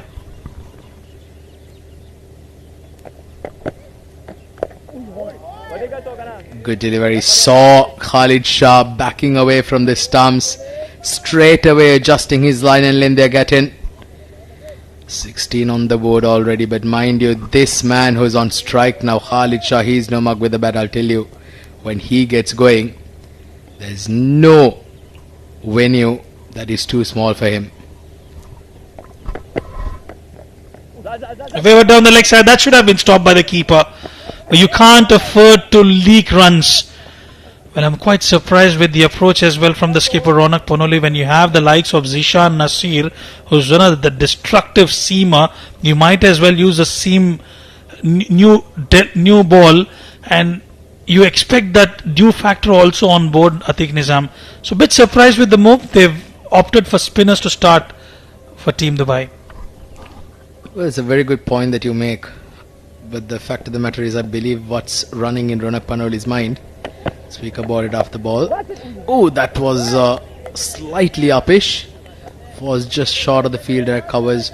Well, I believe what's running here in Ronak Panoli's mind here is maybe the fact of the matter is because of the due factor that's coming in. He just wants to make the maximum use of the spinners that he have in mind. But yeah, when you have a seamer who can actually move the ball, especially the new ball, why not use him? Look at that. Well, absolutely effortless, wasn't he? Luqman Faisal once again. It was in the slot, and anything in his arc, he's gonna go for it. Another boundary added to the tally. Well, he's toying with the field, isn't it? Luqman Faisal. He's making it look so easy, and this is where you've got to be careful against Luqman Faisal, especially in the power play. As a skipper, you need to have that peripheral vision. You've got to wear that thinking cap on and try to do something different. Failing which, I tell you what, Luqman Faisal is going to run away with this game. He will give those opportunities, and mind you, when he gives those opportunities, you will have to cash on them. Well, that's non-negotiable, isn't it? Off to a magnificent start here, Sharjah. Oh, that's another big one. He's absolutely launched onto this, and it's disappeared into the night sky and onto the grass banks. Another maximum by Luqman Faisal, and what a start here for Sharjah. That's a big blow. Massive from the blade of Luqman Faisal. Look at that connection. And good bit of camera work there. This is absolutely brilliant from Luqman Faisal. An expensive over from Gatin Wadwa. 2 overs gone, 28 for no loss.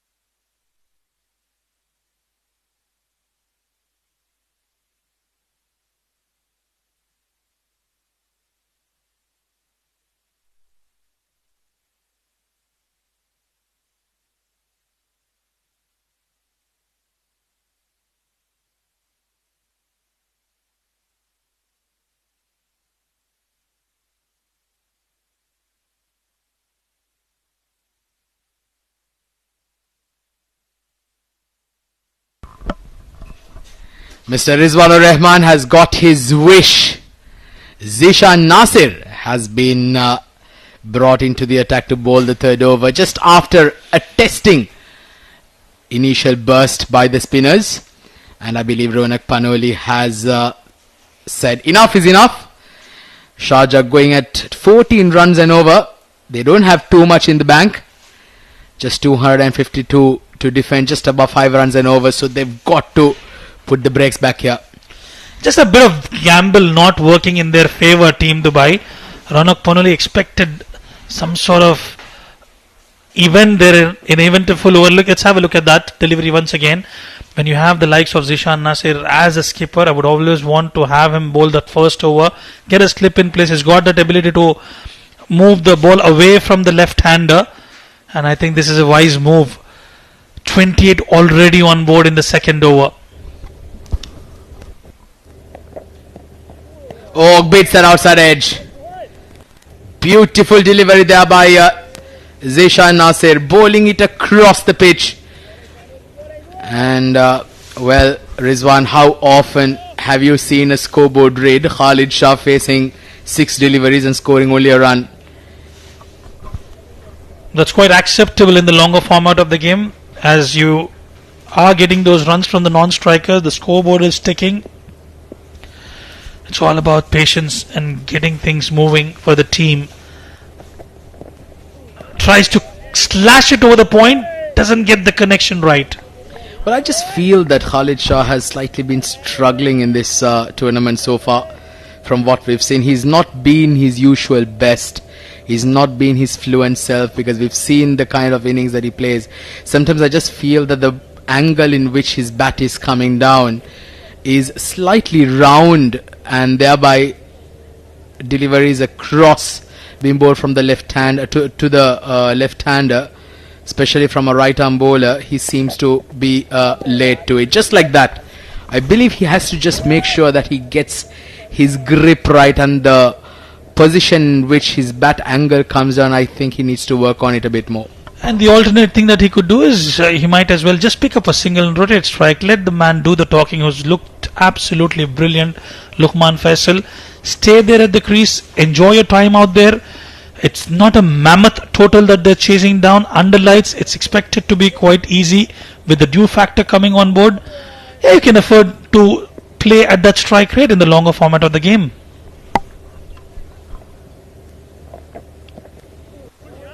Well, that's a few on the trot. Play and miss there for Khalid Shah. But one thing here is no matter how accomplished of a player you are, especially if you're not able to get bat on ball, you'll always feel that pressure keep building on you, isn't it? Oh, absolutely. Zishan Nasir, in his first over, 5 dot deliveries on the trot.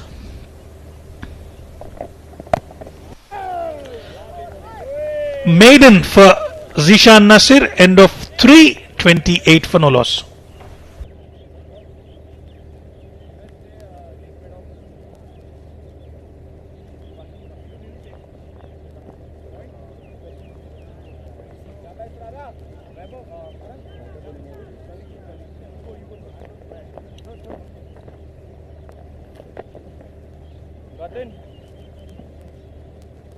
Gatin, come off. Change of bowling. Right arm over to you.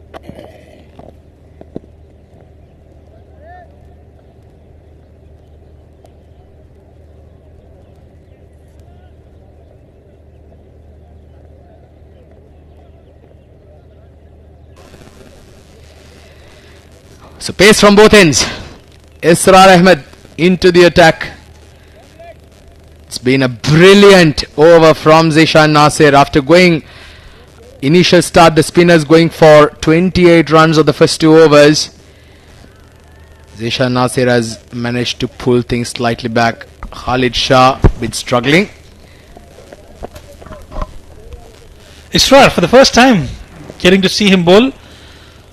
And just to keep all our viewers updated, we'll have a look at the batting leaderboard. Israr Ahmed at number 1 with 407 runs in his 5 innings. Nilansh Keswani 305 at number 2. Rohan Mustafa at number 3 with 258 runs. Adib Usmani at number 4 with 231. And at number 5 is Ahmed Tariq from Emirates Blues with 215 runs.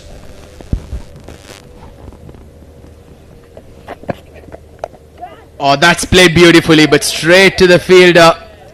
An excellent shot there by Luqman Faisal. Once again, very technically sound. And he's going at almost 300 strike rate here, Luqman Faisal. Well, let's now have a quick look at the bowling leaderboard. Nabil Aziz lead in the pack. 16 wickets in 5 games. And so is Ibrahim Masood, also with 16 scalps to his name. At number 3 you've got Wasim Akram. Unsurprisingly, 5 games with 9 wickets. And then you've also got Zohair Iqbal and Harshit Seth following him. So some very, very good names there for the batting and bowling leaderboard. But having said that, I beg your pardon, Rizwan, Sharjah, they boast a very, very good batting lineup. They have the likes of the former UAE captain CP Rizwan yet to come into bat. He's been in terrific form of late. He's averaging around plus 50 in the D50 format. And also they have the likes of Mohit Kalyan, who had a brilliant game against Ajman. I beg your pardon, against Abu Dhabi in fact. Mohammad Irfan, Albin Elias, they've all been in very good touch. Once again a good looking shot but straight to the fielder. Well, rightly mentioned there. They do have batting power.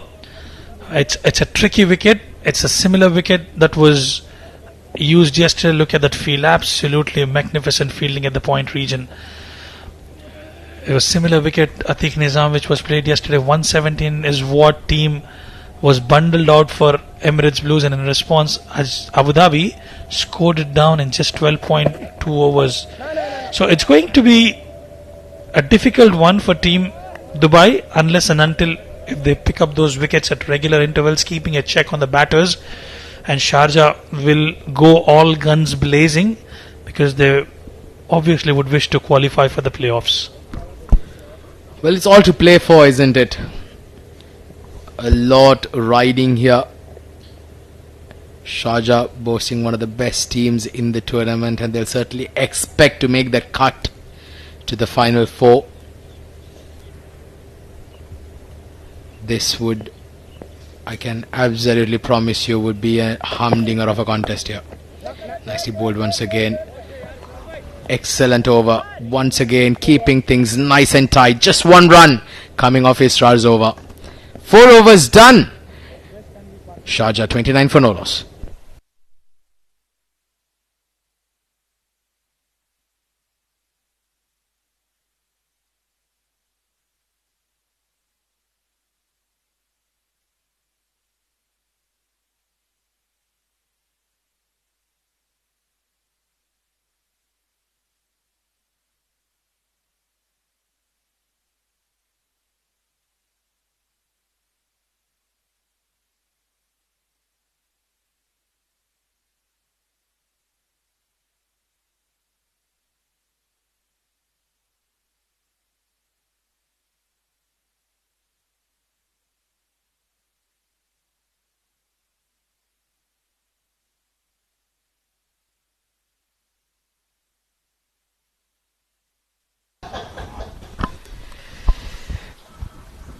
So Zishan will continue. Oh, gets an outside edge. Khalid Shah. Well, his horrid stay out there in the middle finally comes to an end. Just a light, a feather edge, and the first slip absolutely swallows it up. First breakthrough for Sharjah, and it's the big wicket of Khalid Shah.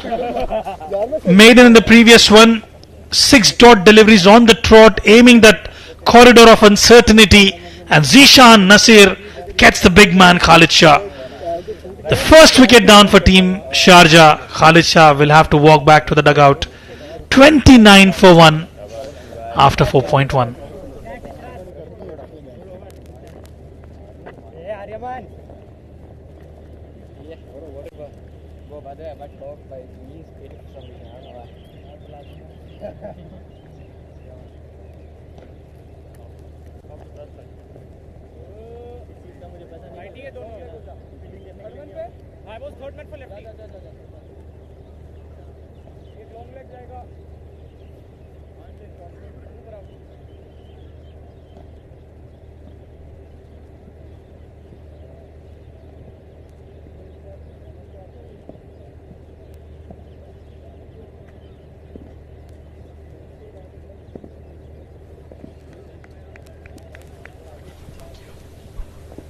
Mohit Kalyan at number 3 played the rescue act in the previous game.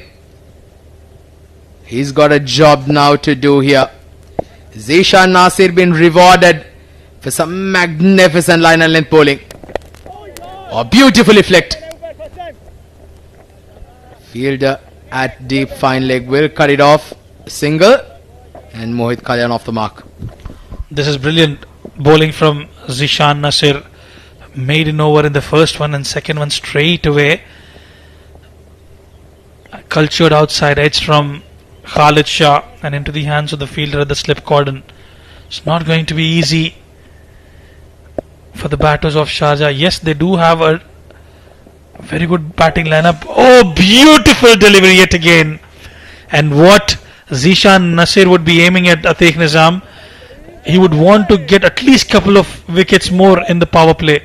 And if he can get the top order, I tell you what, we're in for a good contest. It will be the icing on the cake, isn't it? Especially if he can see this man's back. Luqman Faisal on 24 now. If they can manage to get his breakthrough, it will have certainly... Oh, there we go! There we go! Has it collected? Has he collected it cleanly? This is going to be very interesting. In fact, they've begun to celebrate. If he is gone, I'll tell you, this is going to be absolute disaster for Sharjah. Well, absolutely. What a delivery that is. The umpires will have a check. Let's have a look at that. The question is, has that been cleanly taken? 1, 2, 3. Well, it's a difficult one to make out from here. And a tough decision for the third umpire as well. They'll probably have a look at it a couple of times. Well, the fielder at slips, he was quite confident that he took it cleanly. But I'm absolutely certain that the umpires will need to have not one but two, but maybe 3 to 4 looks at that, because this is going to be an absolute tough one. But look at that for line, look at that for length. Picture perfect delivery from Zishan. But the question there is, did he manage to get his fingers under the ball? In all honesty, Rizwan, I just feel that maybe this might go in favor of the batter. Yeah, probably we'll have to wait for the conclusive decision from the umpire. And look at that frame. That frame might give a benefit of doubt to the batter.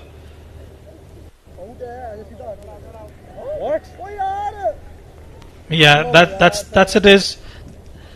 That's exactly what it is. A benefit of doubt has been given in the favor of batter, and Luqman Faisal will have a sigh of relief. And he was flirting with danger there. Well, not just Luqman Faisal, but I'm sure the entire Sharjah team would certainly breathe a huge sigh of relief. That was a loose shot, a magnificent delivery, and I'd say that Zishan Nasir thoroughly deserved a wicket for that. But unfortunately, this is how the game goes, and Luqman Faisal will live to fight another day. Quicker one this time, hurried the batter. Oh, I think did that get him on the gloves? Might need some treatment here, and he looks like he's in a bit of a bother. Some extra bit of bounce from Zishan Nasir, climbing on the batter, and that hit him quite awkwardly. 30 for 1 as Luqman Faisal gets some treatment.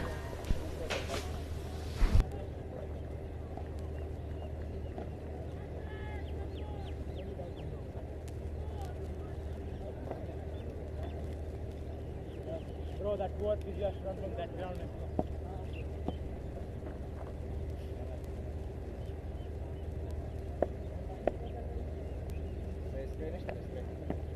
I think physio's in the other ground.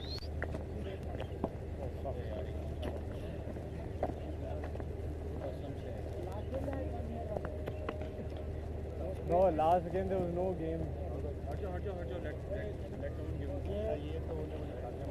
Let finish the spray.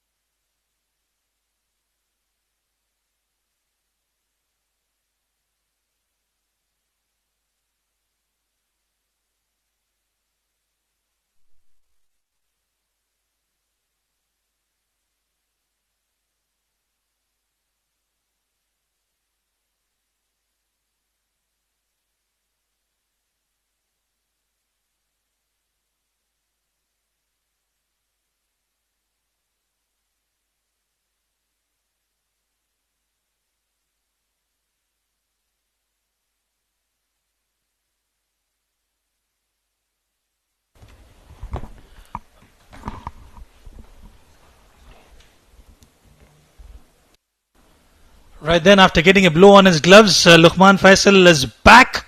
Some magical spray in operation. And Zishan Nasir bowling with some velocity there. Well, has picked up really well. With the pace on offer, played towards the deep square leg region for a boundary. Well, he's like those tigers, isn't he? The moment you get wounded, he'll be even more ferocious. And that is who Luqman Faisal is. What a way to end the over. Moves on to 28 of 18 balls. 5 done. It's 34 for 1. Let's have a look at the replay again. Oh, great hit. Great swivel across. Huge gaps behind. And what a way. A brilliant finish to the over.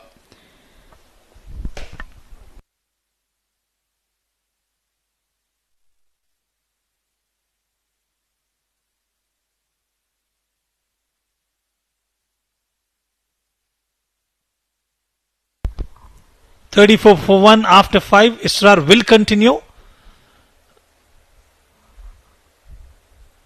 This is a good delivery. Quickly stealing that single and letting Luqman Faisal do the talking. 252 is the target. They're currently going on well.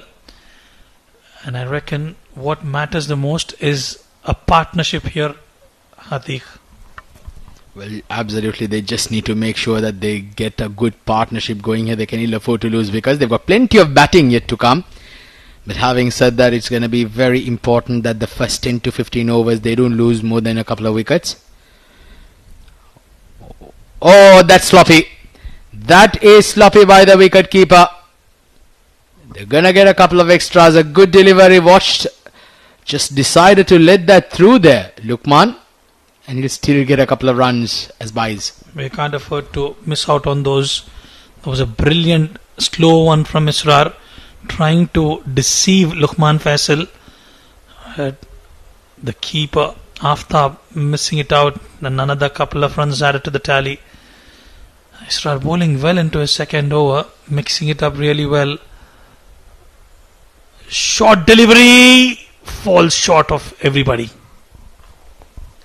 Well, he's been peppered here, isn't he? Luqman Faisal, spare a thought for that man. Well, I think he's got hit again in the same place that he got hit a couple of balls before. And sometimes that can be quite nasty. You just hope that he's not done too much damage. Look at that once again, a magnificent bouncer. Israr Ahmad this time. I felt that maybe he got hit on the arm there. And once again, the magic spray is pulled out. 37 for 1.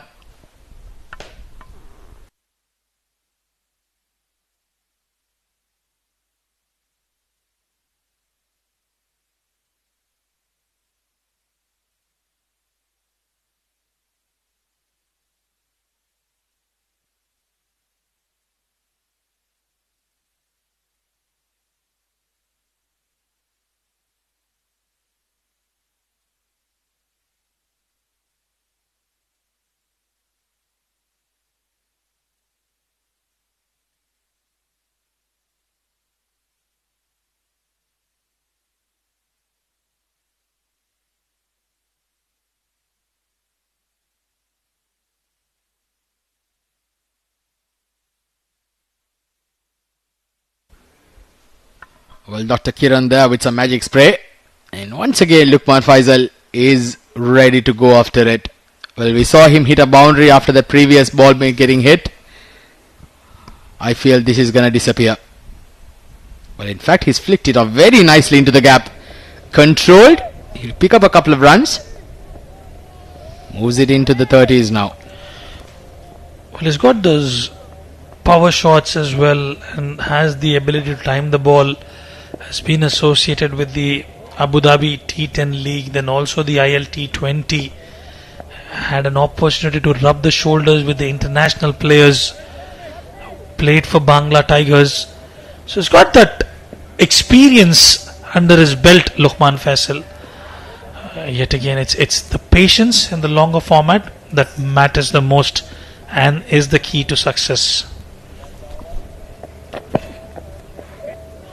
Well, gets maybe a feather, or was that 4 leg buys? In fact, it is being called leg by umpire Sunij. That's gonna be extras added to the tally, and in all honesty, I believe that Sharjah is not gonna mind it as long as runs keep coming by. And absolutely. Drifting down the pads, Israr Ahmed missing out on the line, missing out on the length as well, and a feather touch of the pads will fetch them a boundary. The fact there, Rizwan, is that there is very little room for error, especially the line in which Israr is bowling. He's bowling way wide from the crease over the wicket, and he's bowling it across the right hand, and then with that angle, that's definitely going to take it way down. And just like look at that, now this time he goes the other way. He started off his spell extremely well, Israr, and the last couple of balls, well, I feel that maybe a little bit of discomfort when you talk about fast bowlers, especially when there's some dew out there in the middle as well. Well, a similar case with Zishan Nasir is slightly bowling away from the stumps. If you're closer to the stumps and if you try to hit the stump channel, there's more opportunity for you to pick up the wickets. Luqman Faisal goes big, over and out for a maximum. Well, Luqman Faisal for you. What a hit to bring the 50 up for Sharjah. 50 for 1 at the end of the 6th over, and they're going at great guns. Look at that for a strike, full extension of the arms, and the balls absolutely disappeared out of the park and into the practice pitches. 50 for 1.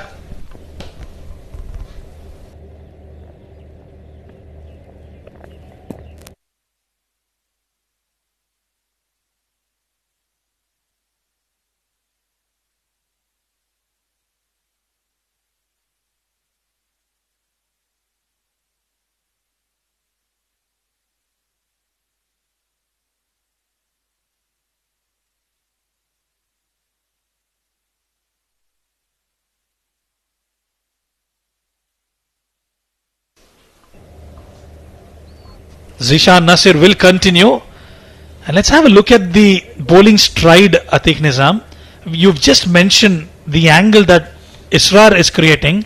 And if you talk about Zishan Nasir as well, he's bowling away from the... If you look at the way when he's about to release the ball, he's quite away from the crease. If you get closer to the stumps, and if you're able to bowl in the stumps channel, you're always in for a wicket. Let's have a look at that. Well, beautifully played, and well, you're absolutely spot on there, Rizwan. He's bowling much more closer to the stumps compared to Israr. This was that last ball that was hit out of the park by Luqman. He's looking threatening, isn't he? He's 36 of 23 balls, got a couple of blows. Sometimes for batters, when you do get hit, it can dent your confidence as well, but for Luqman, it's not the case. Is there going to be called a wide? In fact, it is being called a wide. Well, absolutely. And when you're able to get close to the stumps, bowling close to the stumps, you're not allowing that width or what room whatsoever on the offer, making it difficult for the batter. And I think that's the responsibility of the coaching staff and the technical team, just to give him some inputs. He's a young lad, Zishan Nasir, has played in the Abu Dhabi T10 League as well. Some minor changes to his bowling stride and the release points will give him a lot of good, I would say. Well, also just to add to that, I believe he's also got a very, very good high arm action.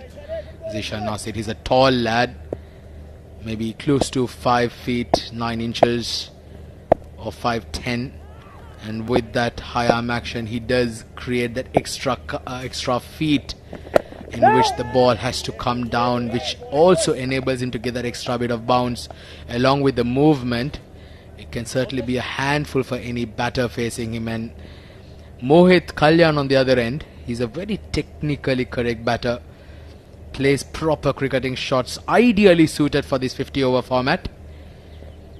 had a brilliant outing that day as well. So it's going to be very, very crucial to see how these two batters with different batting styles cope up with the likes of Zishan Nasir. No. And if you also look at the pitch map of the bowling of Zishan Nasir, look at that 132 kph. He's consistently bowling in those areas, probably slightly ahead of that, or slightly keeping it back of length, not providing in the slot. There could be an opportunity. If you're consistently bowling in one particular area, you will become predictable. And if you're becoming predictable, it will be easier for the batters to maneuver you accordingly.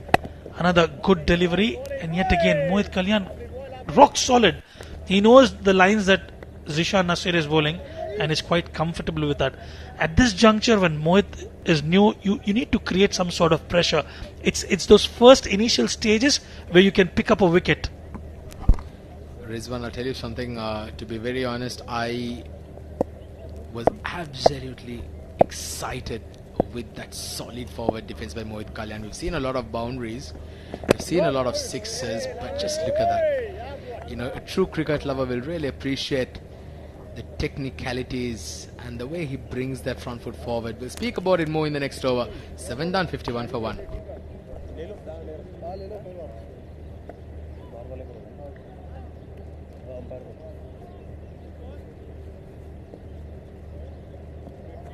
Karan, गली में जा.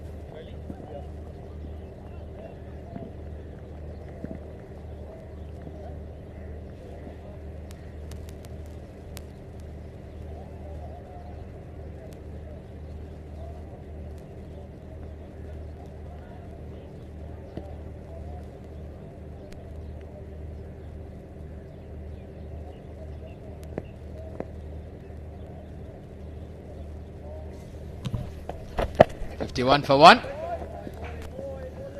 And Luqman Faisal this time solidly behind that. Israr bowling his third over, just around that 120 kph mark. Israr.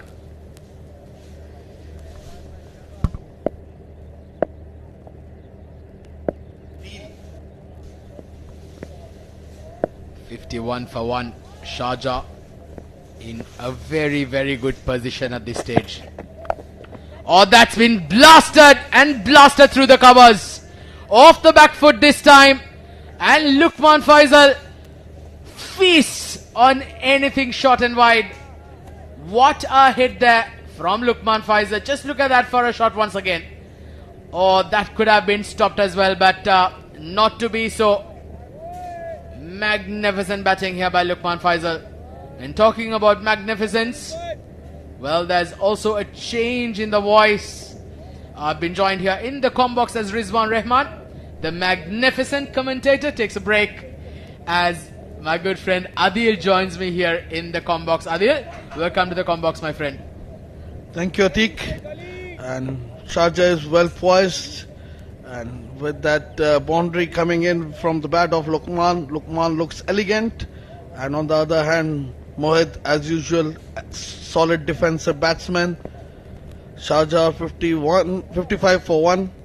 And Khalid Shah could not contribute today to the likes of Sharjah, and this time played straight towards backward point. No, it's a missed field, and the ball runs into the boundary line. That's for 4 more runs. Well, that was once again a terrific hit from Luqman. That was short and wide. Well, the fielder, a valiant effort, very, very good. Outstretched arms of him, full dive to the left, maybe getting a bit of a finger but not able to stop it. Israr Ahmed slightly losing his line here. He's just got to be careful, and mind you, if this goes on for another few more overs, I'll tell you, Sharjah will run away with the game in double quick time. Well, he goes hard and he goes straight and he goes down the ground. Luqman Faisal, you beauty. He's absolutely bludgeoning it. And you cannot hit the cricket ball harder than this man. That was full half volley, and it was hit as powered towards the long off region for 4 more runs. Well, he is on a different level here, isn't he, Lukman Faisal? What an innings. 48 of 27 balls. Strike rate of almost 200. Here we go. Well, he goes hard again. He goes straight again. One bounce into the boundary rows and brings up his half century. Lukman Faisal, you beauty. What an innings he's putting up here for us at the 7 Districts Stadium. That was nicely bowled into his arc. This time again, lofted drive over the mid-off region for 4 more runs. Lukman Faisal, what a batsman he is, and what a champion knock he's playing here. It's Sharjah are well poised at 67 for 1. We are in over number 8. 52 of 28 balls is Lukman Faisal. What a brilliant half century. He's put them in the commanding position here. Last ball of the 8th over coming up. Oh, good delivery. Excellent comeback here by Israr. A dot ball to end the over. 8 done. It's 67 for 1.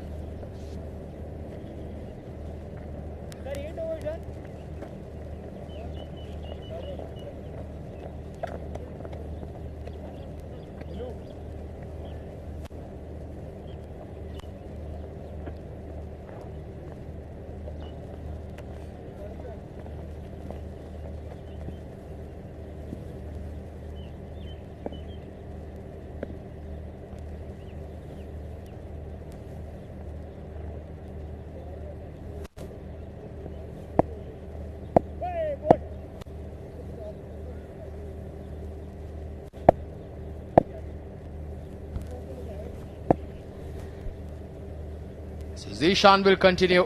He's been quite economical. But this is absolutely completely different contrasting styles here, Adil. On one end you've got Lukman Faisal, who's absolutely smashing it from the middle of the bat. And on the other hand you've got the typical, the proper cricketing, the textbook batter in Mohit Kalyan. Just look at that. Beautiful to watch. Nicely played into the gap. A quick single been taken. Always a pleasure, isn't it, when you witness two contrasting styles batting out there together. Well, the way Lukman is playing now, the brilliant knock, it gives more time and comfort to the batsman batting on the other end to just rotate the strike and give him the strike as much as possible. And who else can do it better than Mohit Kalyan? Well, yeah, he's a perfect foil here for Lukman. On one end, he can just be like the wall. We've seen that in international cricket as well. We'll speak about in the next ball. Good delivery there once again, nicely shaping in. Well, talking about international cricket here, Adil, you have the likes, for an example, someone like the wall himself, Rahul Dravid. Well, what an outstanding foil he's been. For someone like Sachin Tendulkar or Virender Sehwag, or perhaps even Saurav Ganguly on the other end. And you also had similar players. For Sri Lanka you had Mavanatha Pattu, and for Pakistan you had someone like Mohammad Yusuf do that role.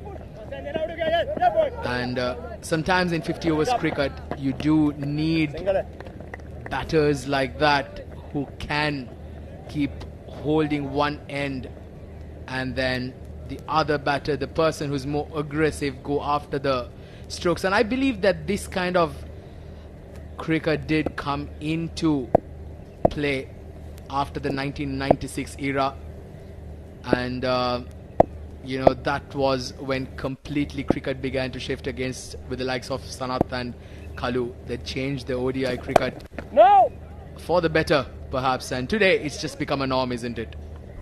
Yes, rightly said, Akhil. I agree with you. There are some players, beg apart.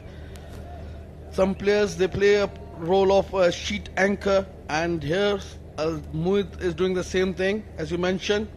And you know, to be precise, someone like Mohit Kalyan and players like these kind of players, they are required for the 50 over format.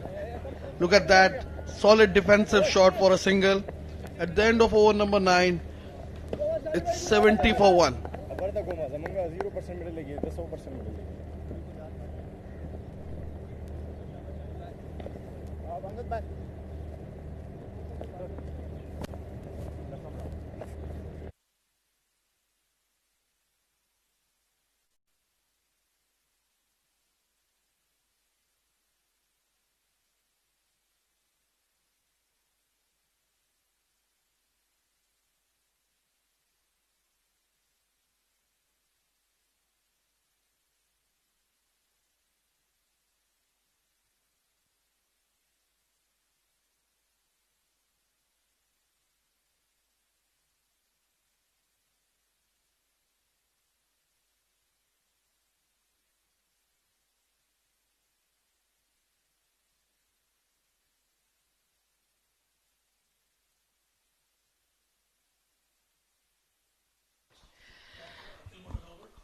Well, the Centurion with the bat, Nilansh Keswani, comes into attack to have a crack at it with the ball.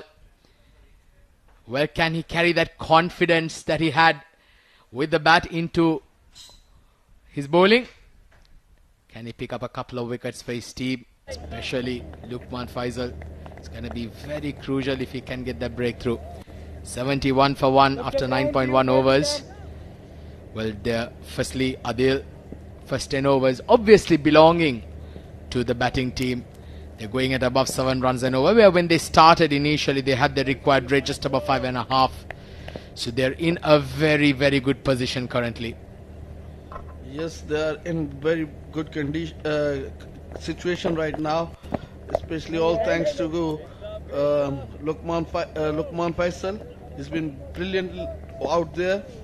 And as you mentioned, Nilansh Keswani, after scoring that 100, it's a back you get after scoring that century. That confidence is seen into your bowling as well. Well, he certainly hopes so that he can get a couple of breakthroughs here. Oh, that was short and wide. And that was capitalized beautifully by Lukman Faisal. He's somebody that will not miss out on an opportunity when presented to him. That had boundary written all over it the moment it left his arm. That was pitch shot outside off stump, begging to be hit, and Lukman Faisal cashes onto that, playing it towards cover fence for 4 runs.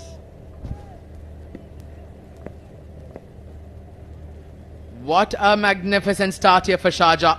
Lukman Faisal batting beautifully out there. 57 of 33 balls. Runs required now, around 175 more required of 240 balls. And now he goes over mid-wicket. Is this landing? In fact, it's cleared the ropes with ease. Another 6 for Lukman Faisal. And he moves into the 60s now. Look at that lazy effort from the Nilansh Keswani, bowling it short. Lukman is not going to miss onto that. Launches it over the mid-wicket fence for the maximum.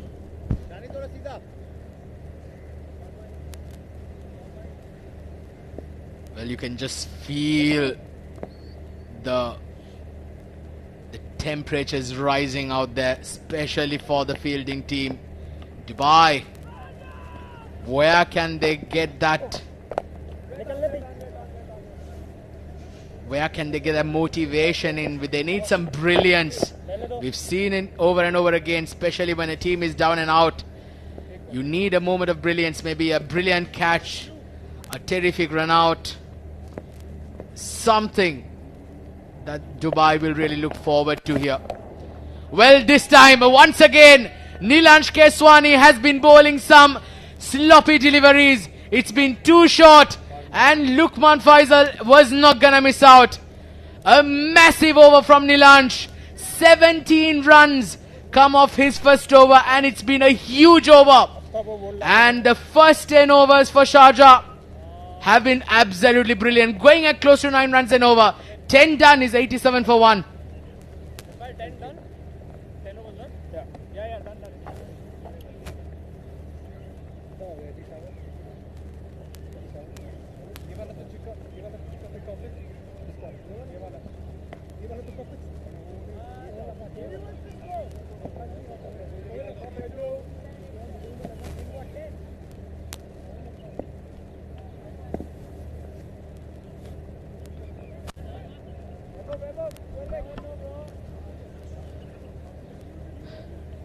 Well, what a start here. What a brilliant start here by Sharjah. 8.7 runs and over in their first 10 overs. Well, they're comfortably poised here, aren't they, Adil? Yes, they are, but look at the figures for Zishan. Out of those 10 overs, he has bowled 4 overs and given away only 9 runs and picked up a wicket as well. That's an excellent point that you make. Very, very good observations there, Adil. Apparently, Zishan giving away just 9 runs off his 4 overs. And that means the other 6 overs have literally gone for 75 runs. So, Zishan has done a magnificent job out here.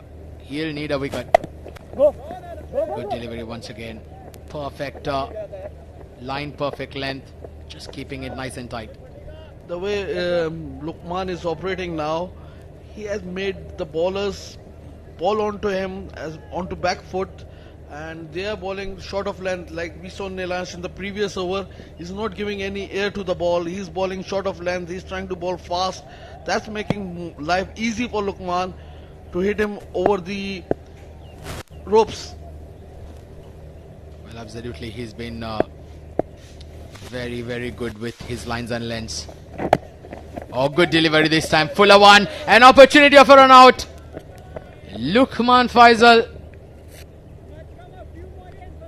Well, he thought that there was an easy single there, but rightfully sent back by Mohit Kalyan.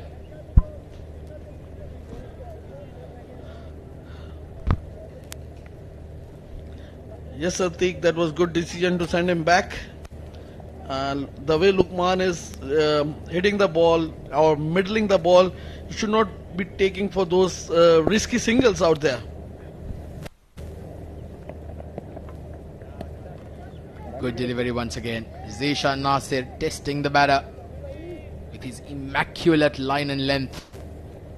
Lukman Faisal, just look at his score. 69 of the 88 runs been scored, which does translate to almost 70-80% of the team's runs being scored by this man on your screen.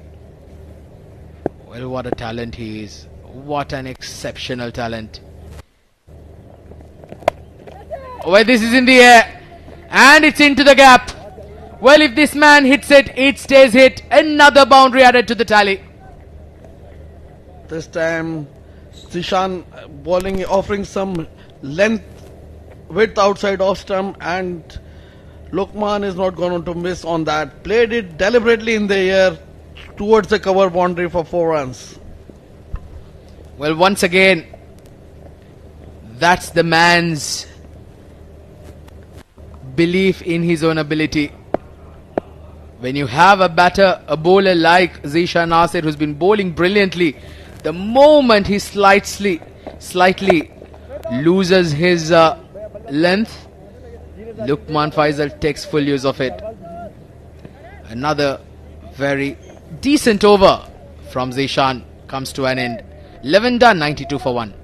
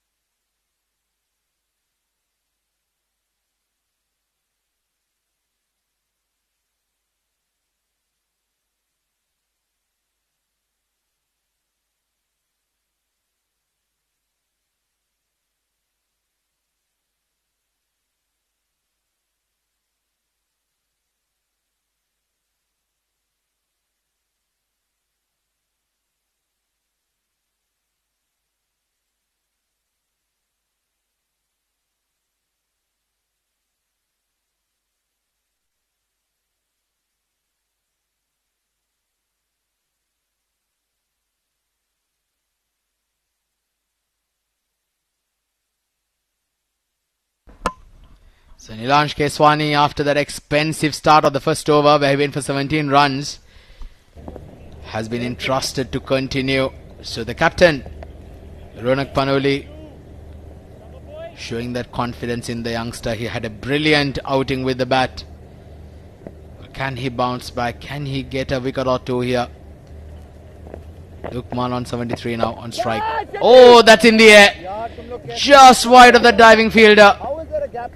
Very, very lucky. In fact, Lukman Faisal pushing that through, and they'll pick up a couple of runs. As I was mentioning, look at that ball again. Flighted delivery outside off stump, played it, and he was lucky he didn't carry to the fielder, and he gets 2 more runs. As I was mentioning you in the previous over, Nilansh was bit short in his bowling. He was bowling those short ones, and with the pace offer on it, and this time again bowling short and wide offside off stump, cut away towards the sweeper, and he'll get 1 run. In the process, he was bowling those short and giving speed to the ball. That was to the full effect of Lukman Faisal, who could hit him over the ropes. Well, I think that's exactly what Nilansh Keswani is trying to do here. He doesn't want to give that too much flight, especially to Lukman Faisal, because he knows that he will disappear out of the park. But now to Mohit, he's bowling slightly flatter trajectory. But there's been a good comeback here by Mohit Nilansh Keswani, I beg your pardon. But that's the only way for the left armour to get the wicket, to look for the wicket. If he's keeping one bowling short once to Lukman, Lukman is going to catch on to them. But he's got to finish off well here. Oh, he was lucky. Well, I think that Nilansh Keswani dodged a bullet there. Well, if that was Lukman, I'm sure that would have disappeared out of the park. But nevertheless, a decent over. 4 runs coming from Nilansh Keswani's second over. 12 done. It's 96 for 1.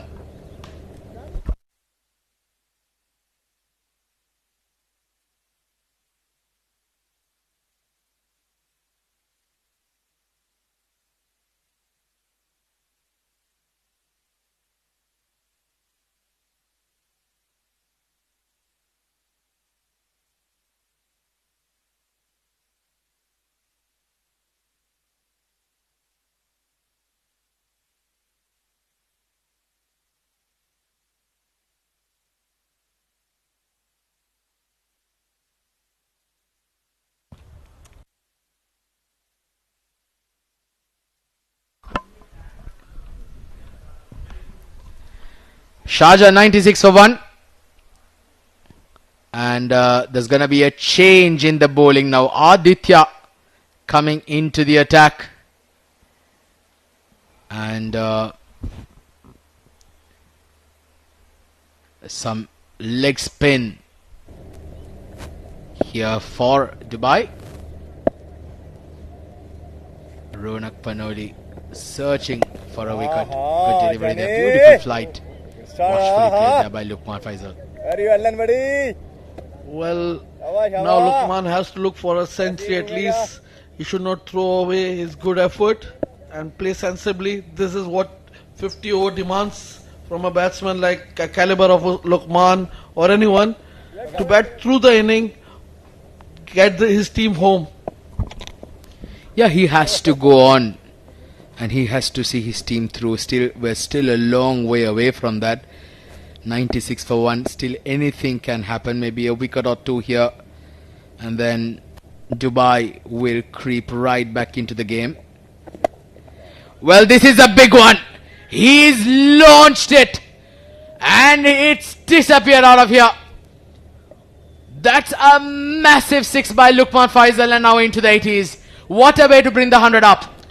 Look at that ball into his arc. The batsman goes full hard at it and clears it with ease. That has cleared everything. With this, Sharjah comes to 102.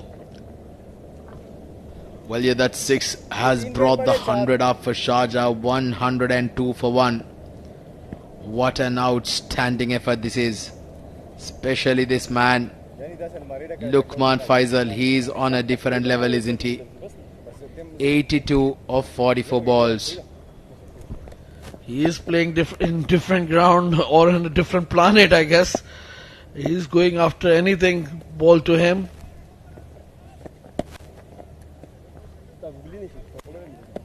Well, nicely bowled there once again.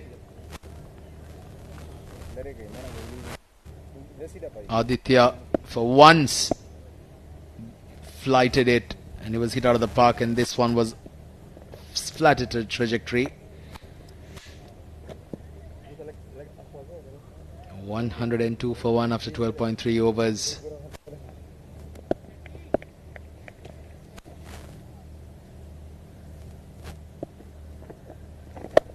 Well, he's swept this. He's swept this. And it's gone even further. Well, that's landed near the trees. Luqman Faisal is on a different level here today at the 7th District Stadium. Look at that shot from Luqman Faisal. A slower ball into his arc. Played it to perfection over mid-wicket for the maximum. 88 now of 46 balls. Oh, goodness gracious. He's now just 2 hits away in what would be a terrific 100. We're just inside the 15th over, inside the 13th over, I beg your pardon. And Luqman Faisal, well, what a player he is.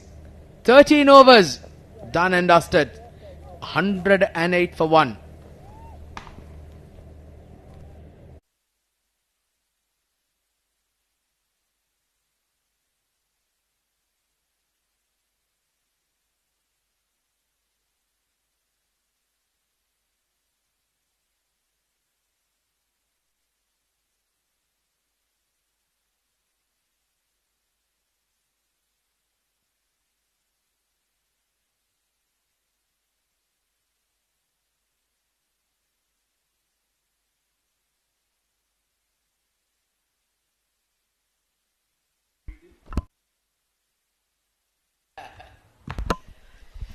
.108 for 1. And in fact, there is one more ball to be bowled, and that's what he's here. In fact, they were looking for the ball, but it doesn't matter how many balls is there, because Luqman Faisal has been caught in the deep. Can you believe it? A brilliant catch there by Nilansh Keswami, and a huge breakthrough here for Dubai. It was again in his slot. Wanted to slog it over the long off region, but unlucky it didn't had the distance. All it got was elevation. It was high in the air and nicely caught there by Nilansh Keswani. But what an innings comes to an end. Luqman Faisal scoring 88 runs. Well, very unfortunate to miss out on 100 there, isn't he, Luqman Faisal? Look at that, 9 boundaries and 7 sixers with a strike rate of 183. Unfortunately, Luqman Faisal has to walk back. Aditya providing the breakthrough. It's a huge moment in the game, 103 for 2.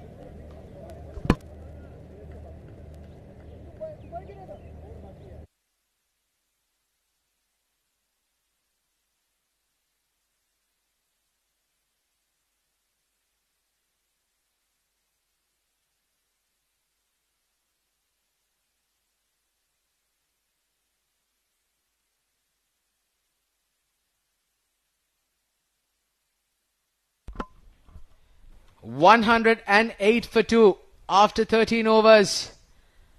Dubai just striking at the right time to see the back of the man who's done the majority bulk of the scoring.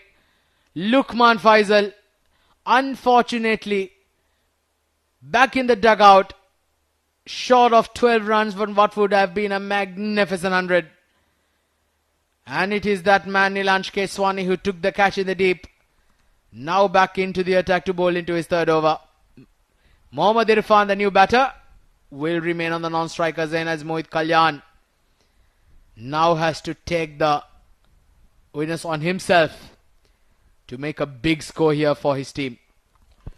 Yes, definitely. This is the responsibility of a set batsman. He has taken his time. Now it's his time to score some runs. And Mohit Kalyan, on the other hand, looks very elegant and very calm. This is his approach for 50 overs game. I don't need fine leg. Next time, yeah. Middle stump, yeah. Point, point. He's a very technically correct player, Mohit Kalyan.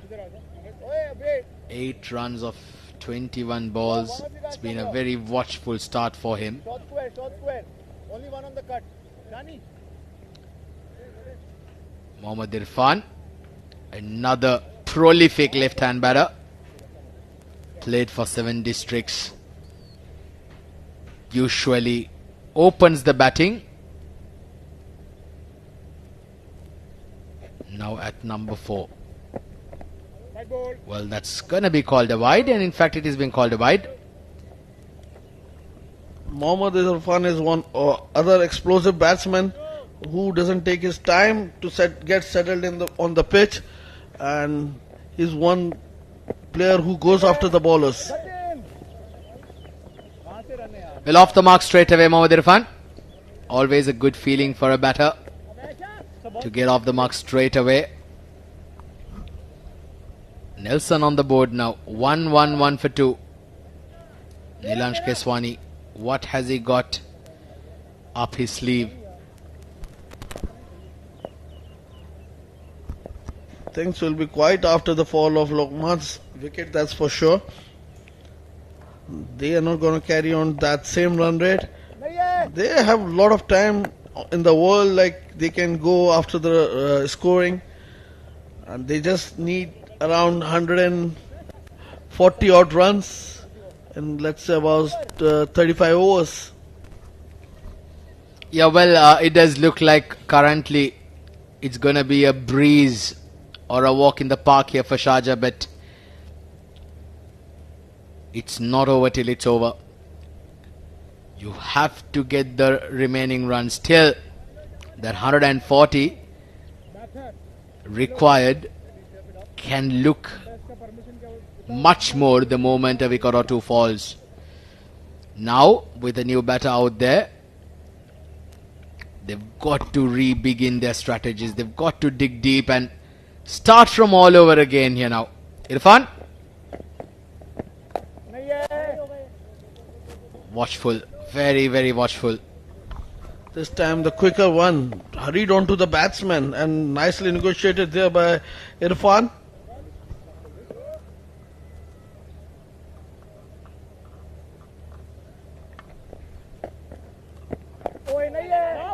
Quicker one this time. Much better over here by Nilansh. This has been a very decent, good over by Nilansh Keswani. 14 done, 112 for 2.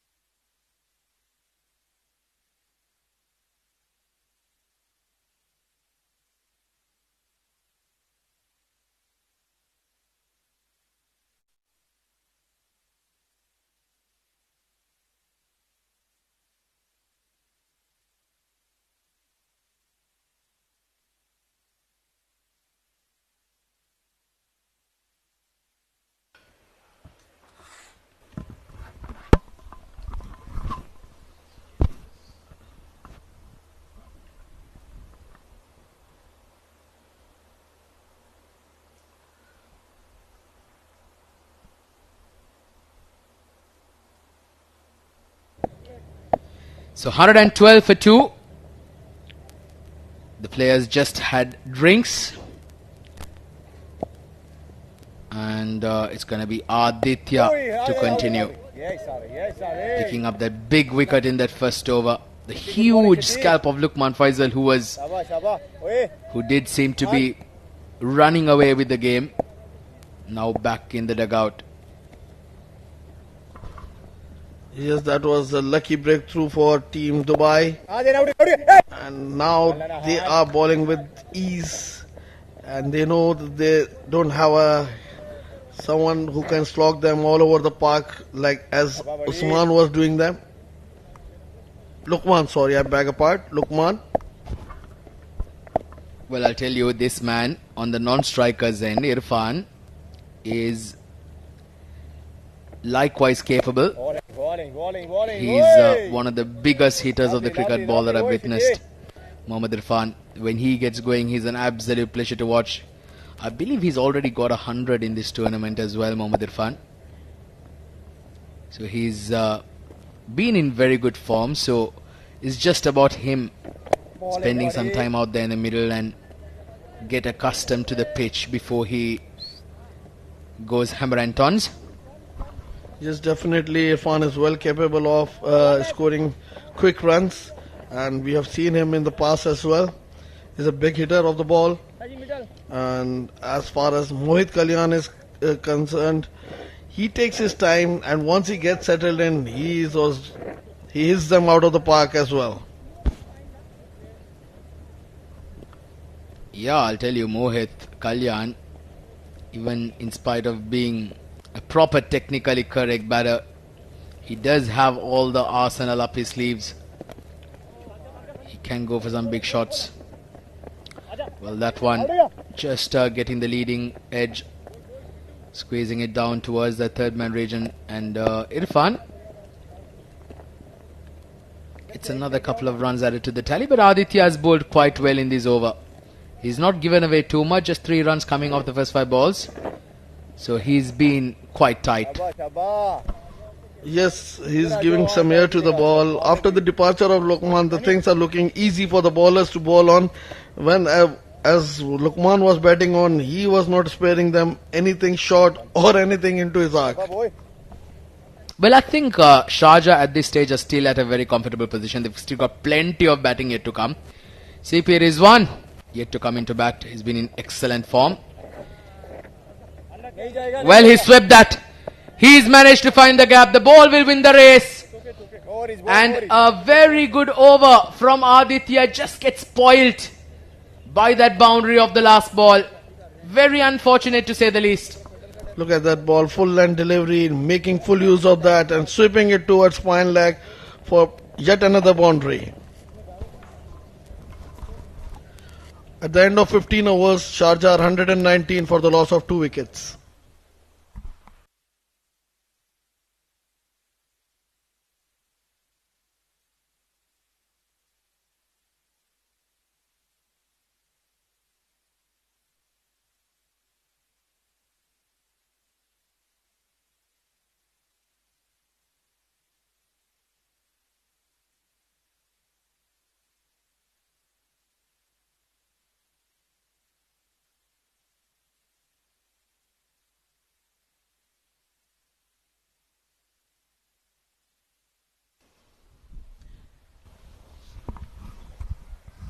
Nilansh, 3 overs for 25 for him. Oh, he's bowled him.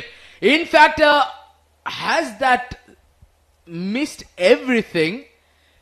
Nilansh Keswani asking the umpire whether was there a bit of, oh, this is going to be interesting, I'll tell you. That seemed mightily close.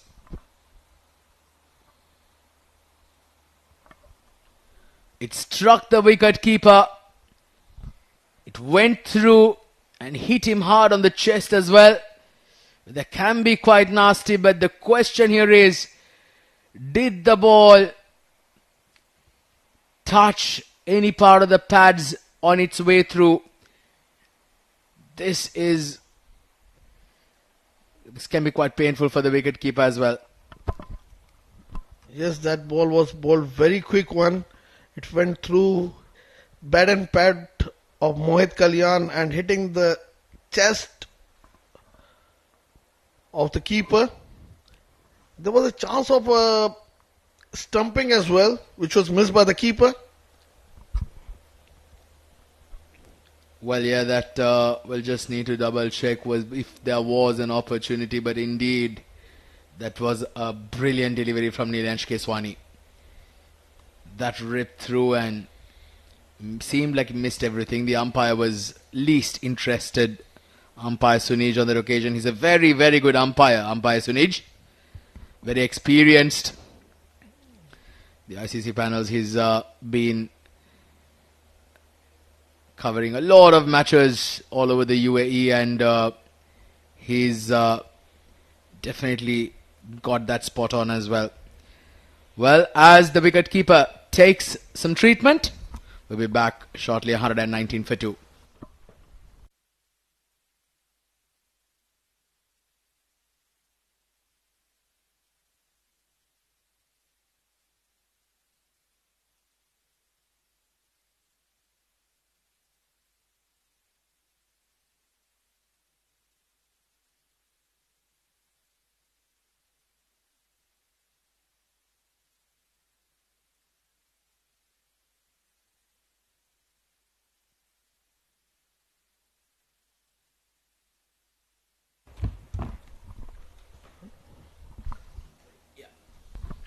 Welcome back. I think as we see one wicket, what change it can bring to the confidence of the team. Well, it certainly does, and that's exactly what I've been speaking about, that the fact that wickets are the only way that you can create pressure, especially when you're defending a modest total. You're not going to, block yourselves out by bowling dot balls. Wickets have to be taken in regular intervals, especially when you look at the likes of a team like Sharjah that have some absolute superstars in their playing 11, some experienced players, and likes of Luqman Faisal, CP Rizwan, Mohammad Irfan, Mohit Kalyan. These players have scored a bucket load of runs for their team, and you need to be very consistent in picking up wickets in regular intervals if you have to have any chance of having a chance at victory. After the wicket of Luqman, look at the confidence Nilansh is getting into, and he's bowling those good line and lengths, and this time bowling into the arc, and the batsman is not gonna back off. Fearless cricket from Irfan, playing over the bowler's head. Yeah, that's a very good hit. He went with the line of the ball. He recognized the fact that the mid-off was up inside the circle, and all he had to do was get enough timing behind it, clear the circle, and he was gonna get full value for shots. Brilliant hit there by Irfan. First boundary, in fact the second boundary for him today. Last ball of the over, Nilansh. He bowled extremely well, but the problem with Nilansh here is he's just slipped 1 or 2 and he's been punished. 4 overs done for Nilansh. 30 runs been conceded by him so far. 16 done, 124 for 2.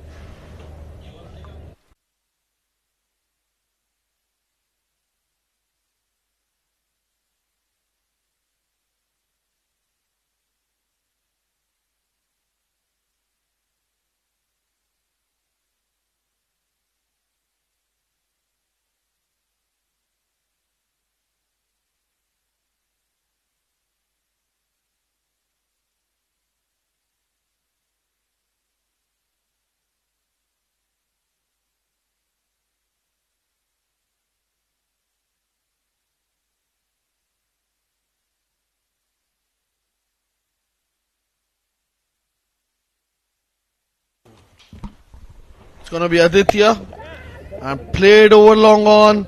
This time, nicely fielded there by Vibhav. The batsman crossover for a single. We are into over number 17. Sharjah well placed on 125 for the loss of 2 wickets. And Aditya is the man who dismissed informed Luqman, who was looking dangerous.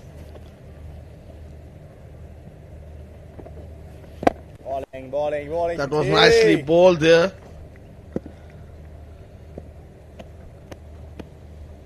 Sabar Siti boy.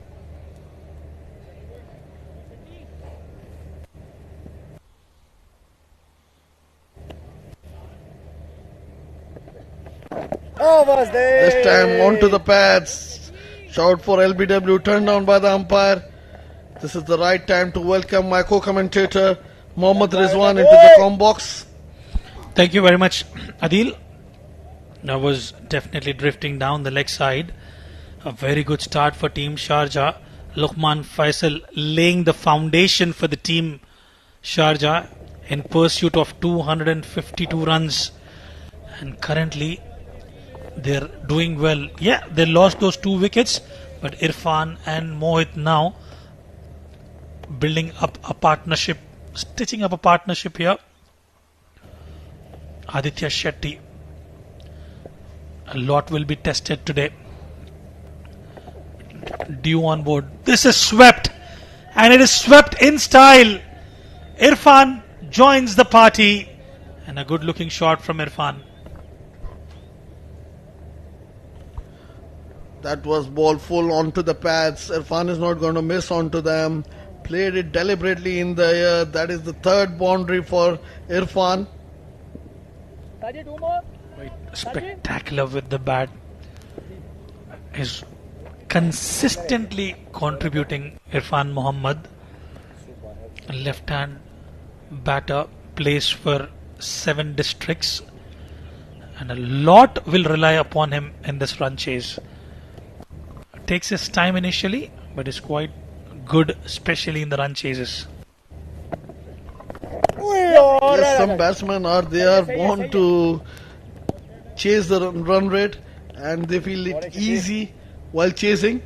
So Irfan is one of them, and Irfan can be very lethal as well. We have seen him going all full out, and he's been scoring quick runs as well for his team. He was disappointed. He's got that century in this tournament, and after that he was working aggressively to get those runs and be in the top 5 batters. Unfortunately missed out on a couple of occasions, but this is a perfect platform for him to score big. 17 done and dusted, 130 for 2.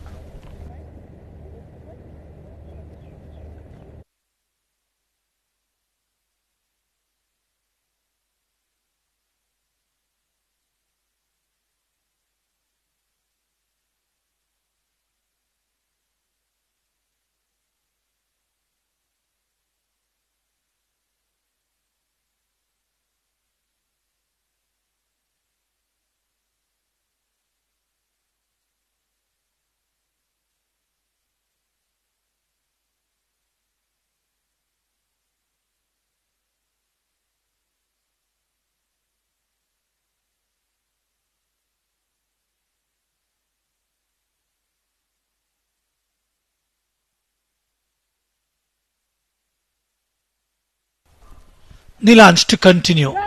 Another one in the slot. Mohit decides not to go after Nilansh on that occasion. He was looking to go towards that extra cover region, just trying to clear that inner circle, but decides just to wait, because it's inevitable. One of the 2 batters out in the center, Adil, will have to bat long and bat deep. And another one put down. A misfield, I beg your pardon, will fetch them a couple of runs. Yes, Rizwan. Mohit Kalyan, he's taking his time out there. He knows how to play and go what run chase about, and he is the one who will be holding the ship. He'll be anchoring the ship, and from the other end, Rizwan is going to go after the bowlers. That's what the plan looks like. Nicely played. Straight to the fielder in the deep. and they pick up a couple of runs. Well, at this juncture, Adil, I believe they've got those desired runs that they wanted in 17 overs. 252 is the target. With the wickets in hand, it's quite doable. They don't need to do anything silly. Just pick up those singles and doubles, get about 5 to 6 runs an over, and they'll be comfortably home. Rightly said, Rizwan. Mohit is kind of a batsman who relies on timing. He doesn't do any power hitting. If you see him, notice his batting, and that was good running between the wickets. The batsman come over for 3 more runs. Was it full toss yet again? Mohit just playing it with soft hands. Zishan Nasir chasing that down, and it has been a tough outing for Nilansh Keswani, especially with the dew factor in place. Adil, it's always difficult for the bowlers to grip the ball. Yes, the dew has come in, and we are feeling for the spinners especially, and they have only one fast. They have gone in with the one fast bowler, Zishan Haider, as we saw earlier on in the game. When 10 overs were bowled, he had bowled only 4 out of it, and he had given away only 9 runs, and from the other end 6 overs went for 75 or 78 odd runs. That's the plan, isn't it? You've got one good bowler, you respect him, and then target the other ones, and I think that's exactly what they've done. 18 gone, 137 for 2.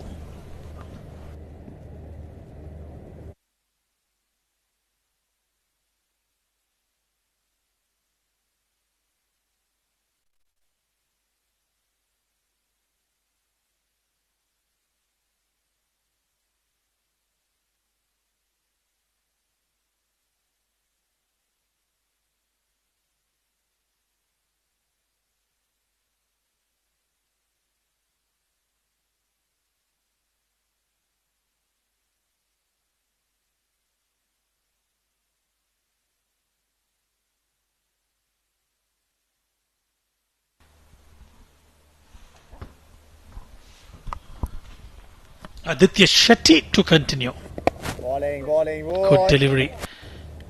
Quite comfortable with that, as long as Mohit is out there and ensures he's playing deep till the end.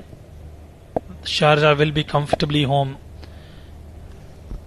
Look at his technique. You need to talk about his technique. Mohit Kalyan, when he's defending the ball right in front of his eyes. Good bowling. Yeah, quite solid in defense, especially the forward defense, and he handled most of the balls at Zishan Nasir. He was really quick, Zishan Nasir. Lukman Faisal was struggling, and Mohit Kalyan decides to go big. He said he's had enough. One in the slot, and he's hammered it to perfection. This is the first big shot coming from the bat of Mohit Kalyan. Look at that shot. It was pitched outside off stump. He is not going to miss onto that. Cashing onto that. Hitting it over mid-wicket fence for the maximum. Sheet anchor roll and shift gears as and when required. That's the quality of Mohit Kalyan. He does have all the shots from the textbook. 25 of 37 for him.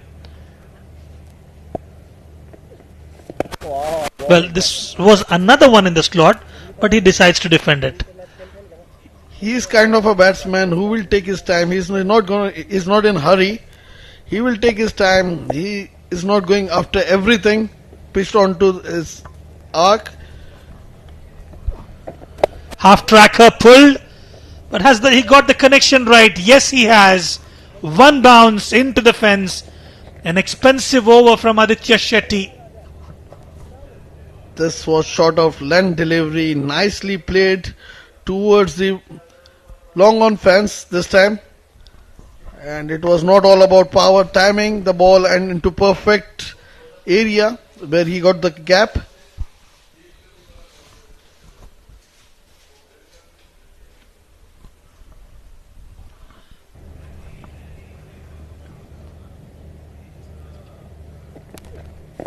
Bowling. Much better from Aditya Shetty.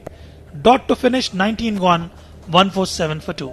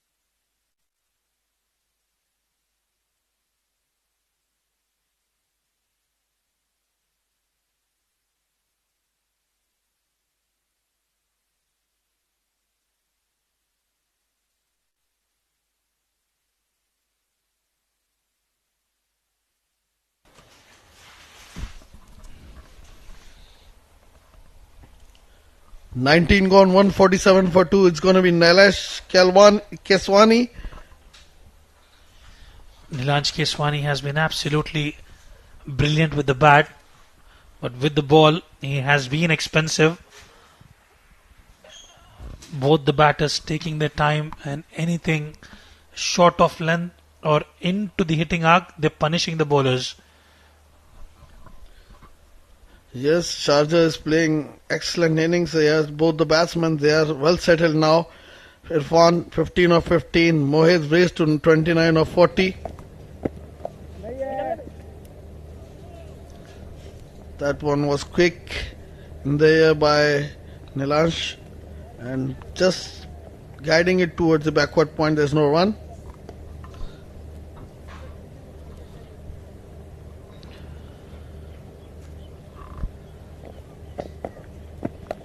Swept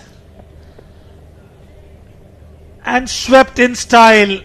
That's the class of the young batter Irfan Mohammad.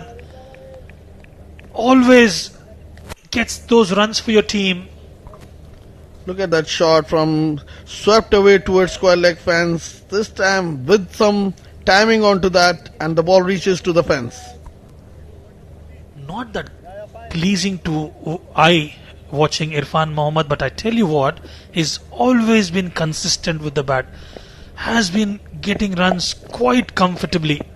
Usually when you have those left-handers, you expect them to have that class of Sangakkara, but Irfan Mohammad, I guarantee you that he's one such batter any captain would want to have in his team.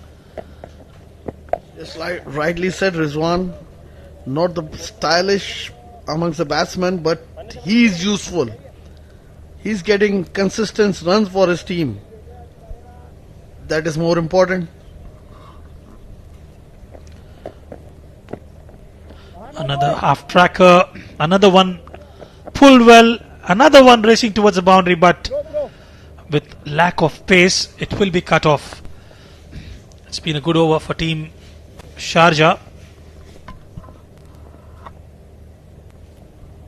We're closing in over number 20, and still Sharjah are well set on 153. They just require 99 more runs in 30.1 overs.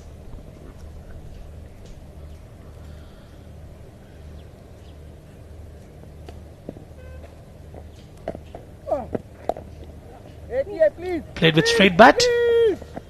Irfan will retain strike. 20 gone, 154 for 2.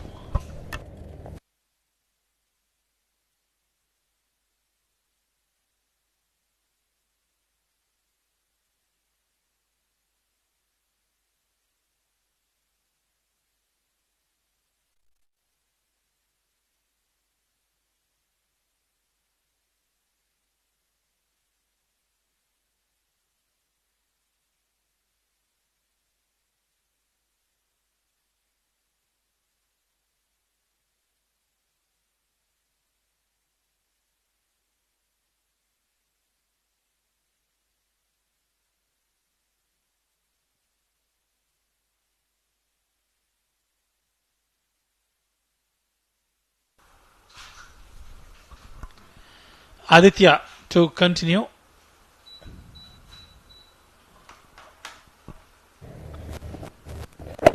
Boy. Nicely played off the back foot. Well, Rizwan, as you see, Aditya is not a big turner of the ball. He's just maintaining the good line out there. They're missing the likes of Danish Qureshi today. A lot of youngsters given that opportunity because they've been part of the reserves.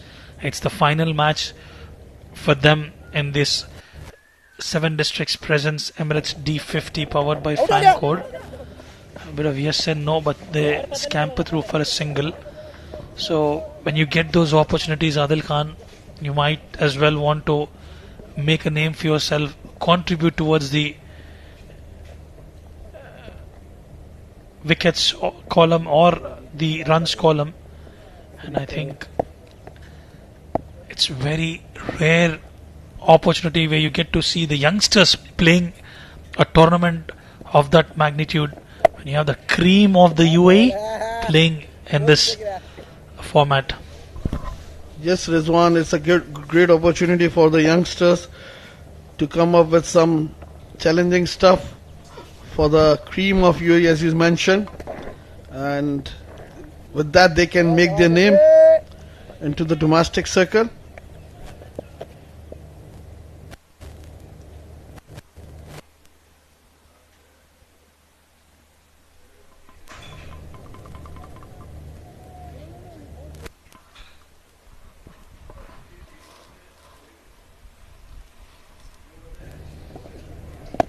Tossed up, Irfan decides to defend it. Had it been Mohit Kalyan, probably would have gone sailing towards the cow corner at the mid-wicket region. A very good start for Team Sharjah.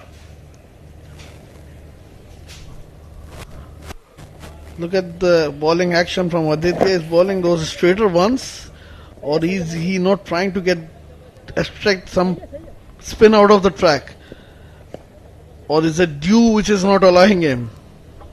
Well, it's been flat ever since the lights have taken full control.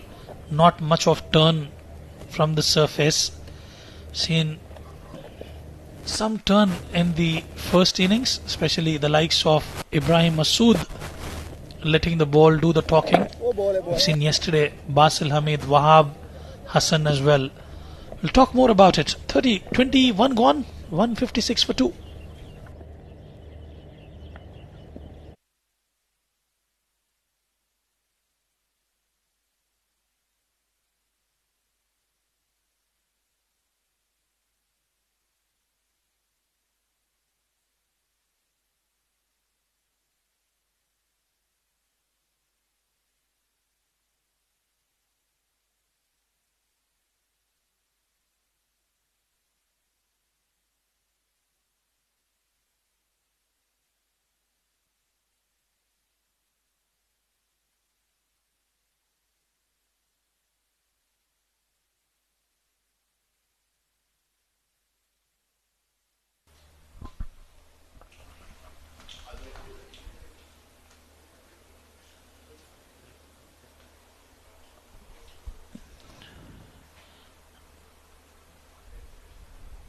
Outside edge, racing towards the boundary ropes, will be cut off by Aditya Shetty. Was it just a couple of runs? With that pace on offer, you always tend to see that ball racing away, and especially when you have the dew factor. Mohit Kalyan is one of the technically sound batsmen. He just cut it away towards the third man fence. Lucky for Nilansh, it didn't race away to the boundary. Just a single, and I think in the process Nilansh Keswani must have hurt himself. We've seen physio quite a few times today.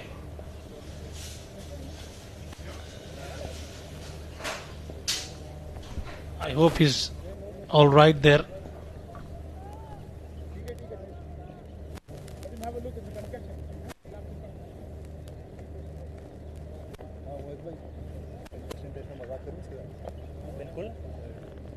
दिक्कत हो रही है sir इधर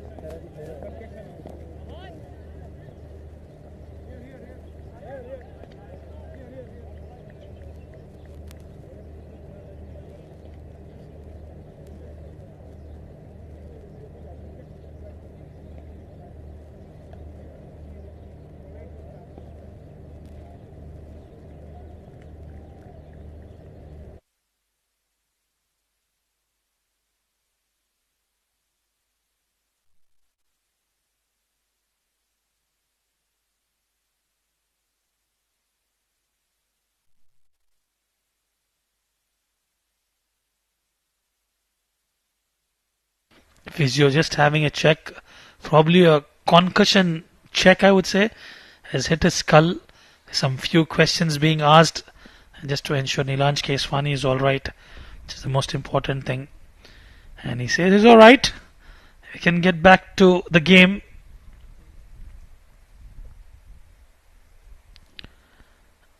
$159 for 2.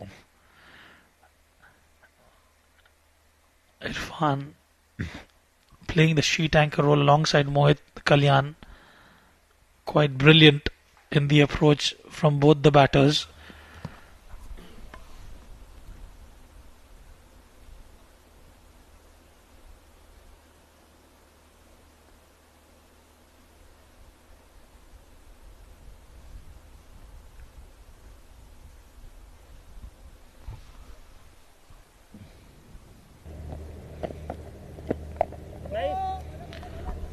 Quite like the approach, getting to the pitch of the ball and trying to drive through and not letting the ball to spin in towards you. And there could be a possibility of a LBW Adil Khan. Yes, definitely, Rizwan.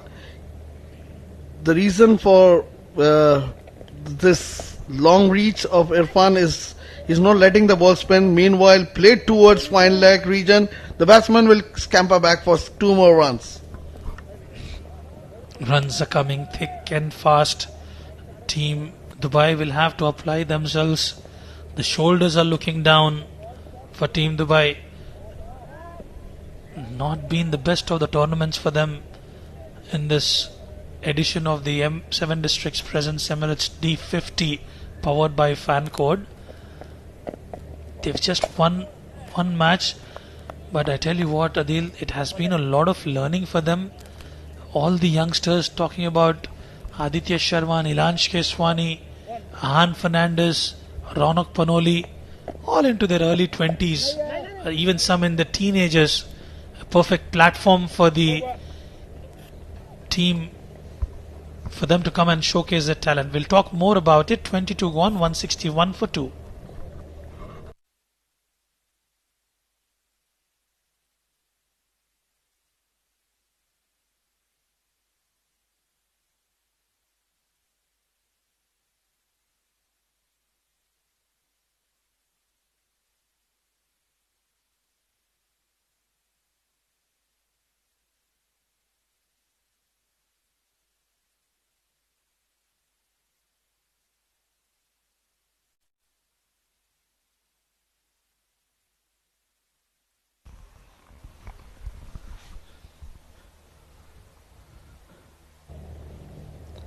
We're back after the short break.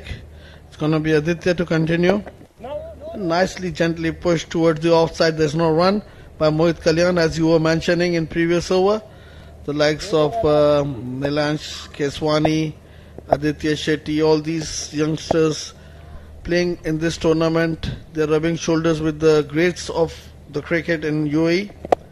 And this time into his arc, played it over long off for the maximum. He's not going to miss on them. Aditya Shetty not learning from his mistakes yet again. We've seen him in the entire tournament. When you know he's quite strong of the wicket towards the onside, especially if you're able to feed him in the hitting arc, and this one was straight in his hitting arc and he's punished him yet again. He's been expensive, Aditya Shetty.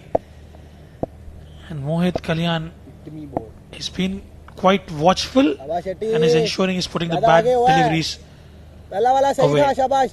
That's the way he plays. We have seen him in previous games as well. He just takes his time to settle down and then go for those big shots in his range. This time played over long on. The ball is gonna go the distance as well, and that's the maximum. Well, he's certainly in a hurry to finish things off for Team Sharjah. Another one in the slot. Waited for it. Long blade coming into play.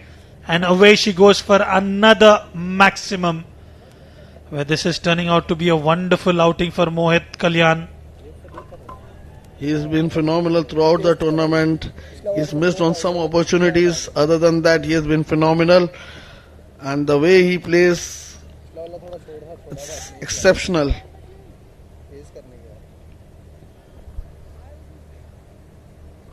He certainly has set the stage for the win for Team Sharjah.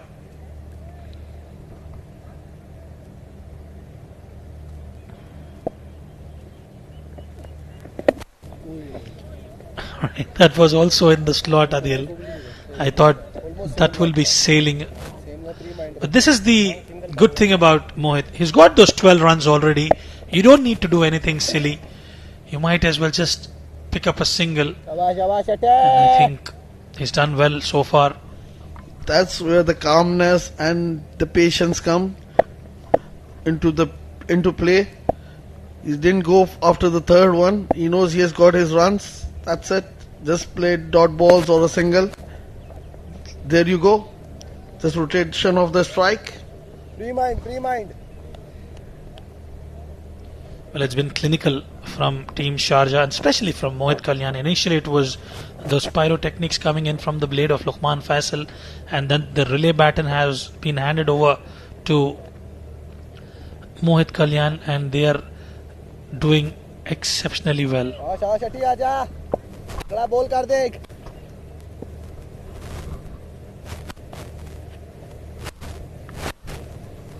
Last delivery. Irfan decides to defend it. 23 gone, 174 for 2.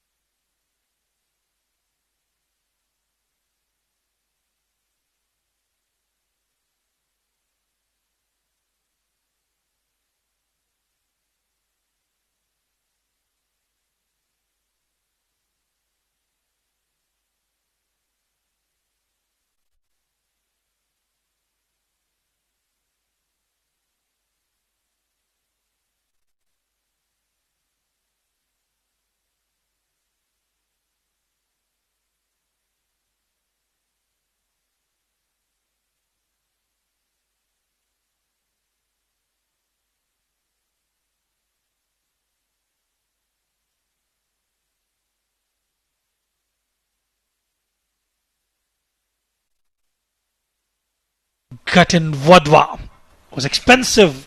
Luqman Faisal took him to the cleaners, and now he's been reintroduced into the attack.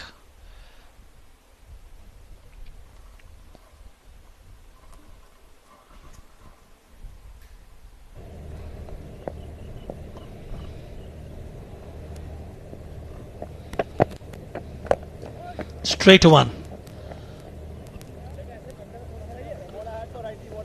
He's got to be careful, especially against Mohit. He needs to ensure he doesn't offer anything in the slot. Rizwan, if you see the shots of Mohit Kalyan, he is hitting them straight. He's not hitting them the square of the wicket. Most of the shots are like the boundaries, the big boundaries, or the maximums which he has hit. It's mostly the straightest shot he has played on to perfection. Well, absolutely. He's got that straight bat that he usually plays with, and not easy for bowler to find a way to pick up a wicket against Mohit Kalyan, especially when he's set. This is played straight to Nilanj Keswani.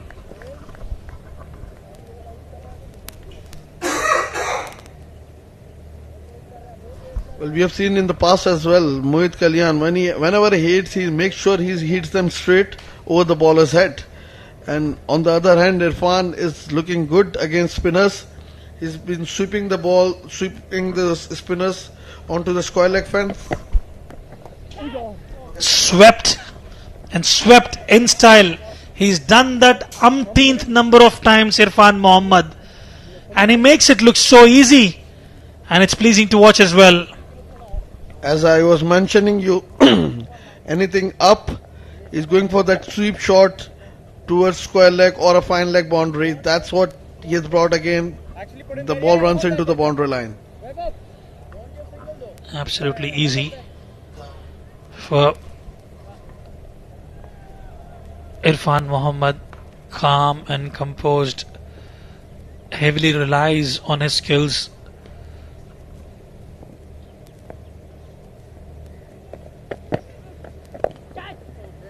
Played with soft hands. It was a juicy full toss. Had it been a T20 format, I can guarantee you that was away for a maximum. Definitely T20 end of D50 tournament. There's a big difference. Test of temperament.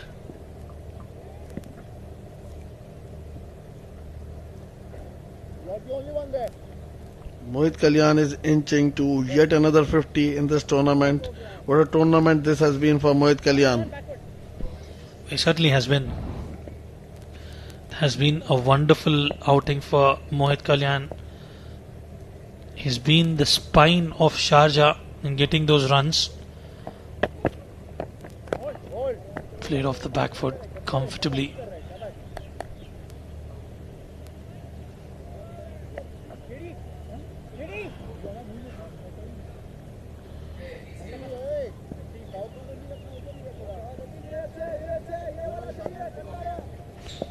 We're in.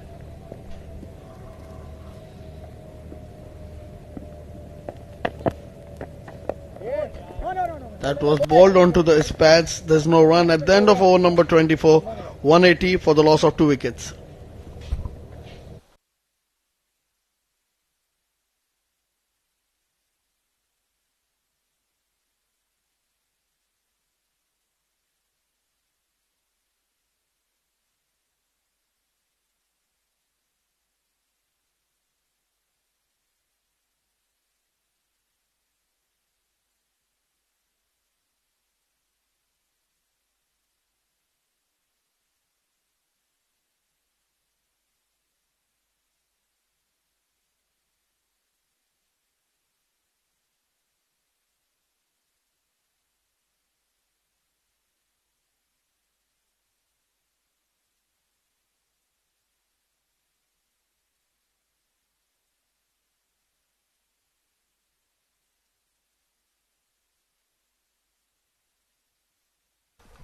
Well, it's going to be Aditya to continue.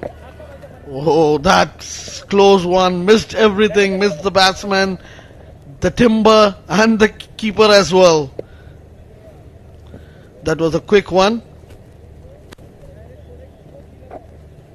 Or it hurried onto the batsman. अंदर से गुजरा है miss plane miss अंदर से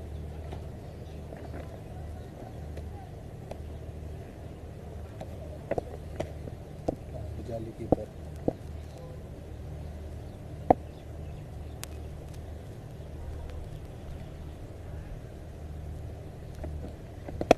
That was solid defense, solid forward defense by Mohit Kalyan. The good thing about his defense is he lets the ball come to him and he stops it right in front of his eyes.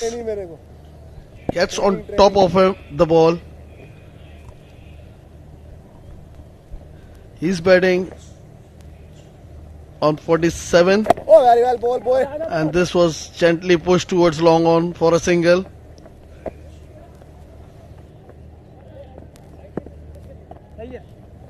अहन भाई थोड़ा इधर आ जा दोनों के लिए आजा थोड़ा आगे रहने दे यहाँ पे आजा बस मारने दे थोड़ा अंदर मारने दे नहीं मारने दे खैर वो सामने है आजा इधर आजा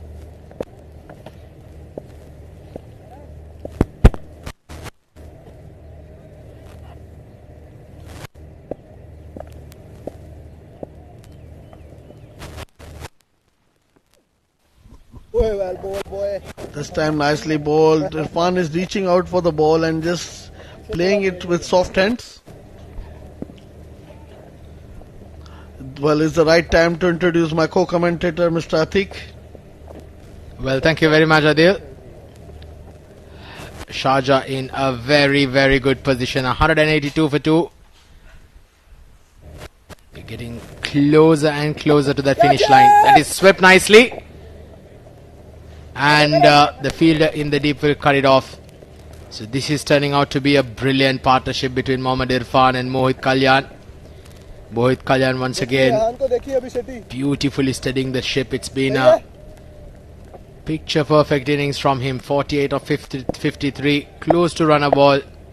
He's going through very, very nicely at this stage. Last ball coming up of the 25th over.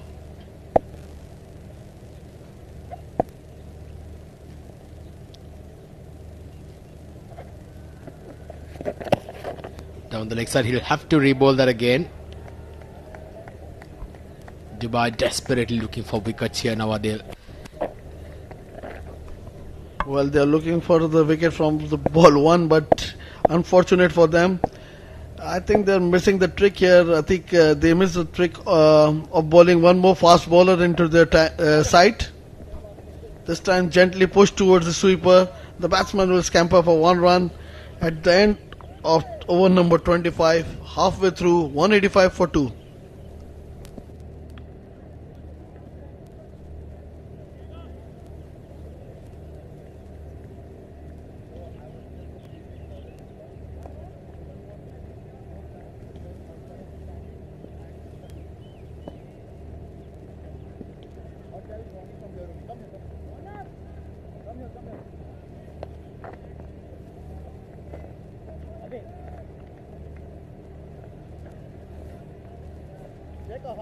Where do you want him? That's fine for now. Last ball very hard. Hey, बहुत हो गया.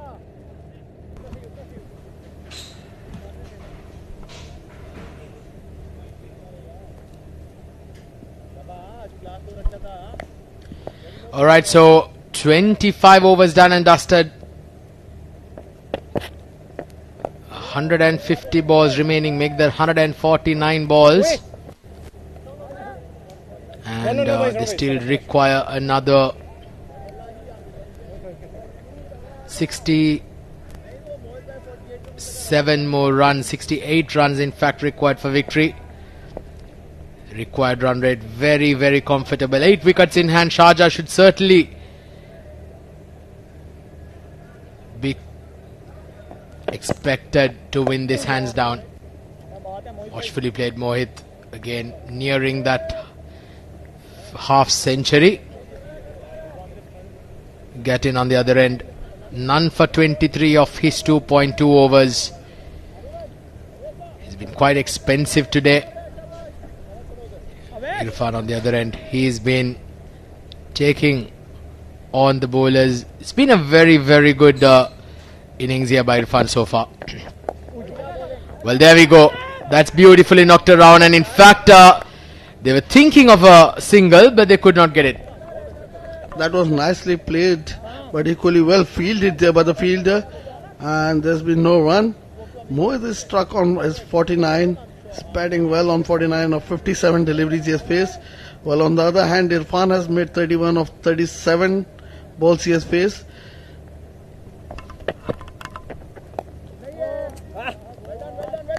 Well, there's been a quite tight over here by Gatin. He's not given any looseness here for Mohit. So there's plenty of time remaining in the innings, so Mohit does not have to hurry things up. He can afford to play each ball on its merit.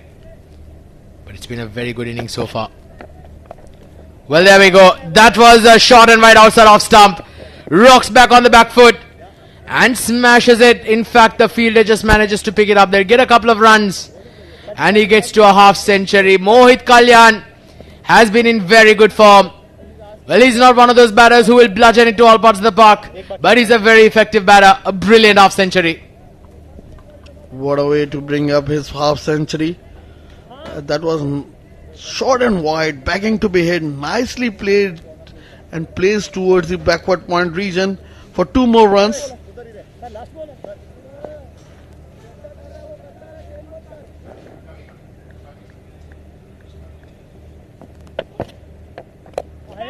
And this one into his arc, played it over mid wicket, fans, for the maximum. 6 more runs.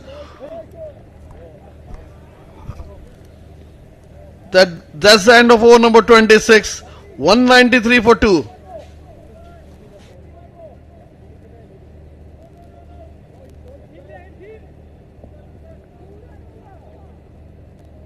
दूर कर रहा था, दूर दूर करता रहा.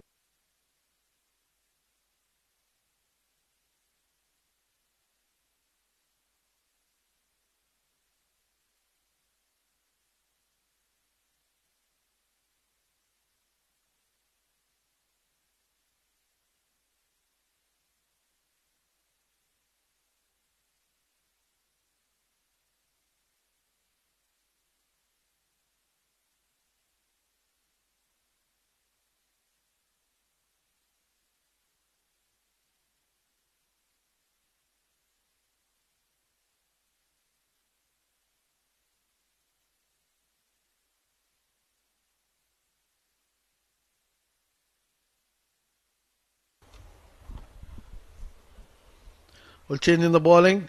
It's going to be Angat Nehru.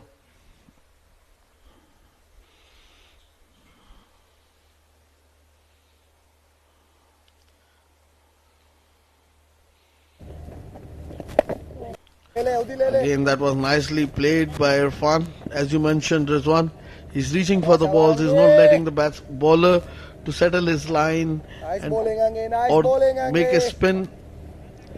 He's not letting the bowler to spin the ball, and he's reaching the ball on the full. Towel is in your hand. Thank you.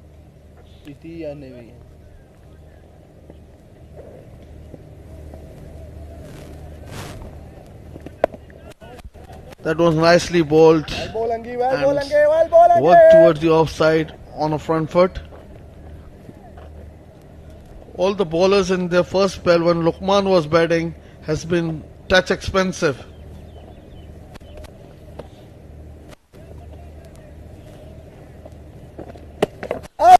Wanted to sweep that one, missing onto that. This was the first sweep shot which he could not connect.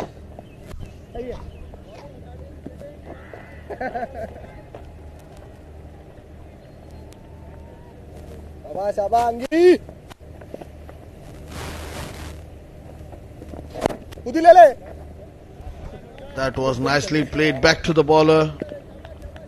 I think ball is gripping into the surface the way Irfan is finding it difficult. The ball is not coming onto the bat as quickly as he is expecting it. That was very nicely bowled there by Angat. Quick ball, 82 km per hour.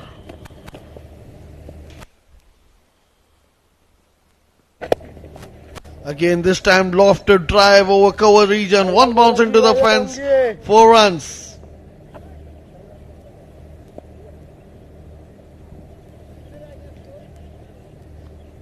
Look at that shot from Irfan, reaching for the ball, playing it deliberately over the cover region. 1 bounce into the fence.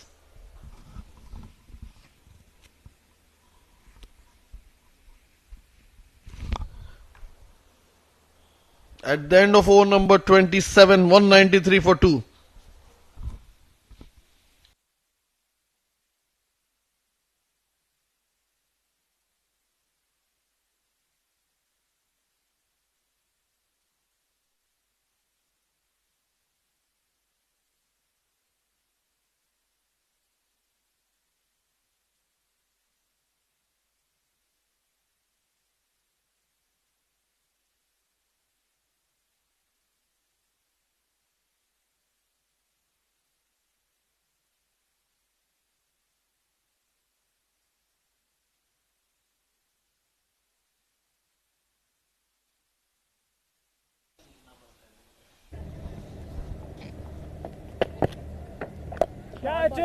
This time a loosener from get in and played it over deep mid-wicket region for the maximum by Mohit Kalyan. Mohit Kalyan into his arc, played it to perfection over the mid-wicket fence. Now he looks in hurry to finish the game. With this 6, 200 is raised for Team Sharjah.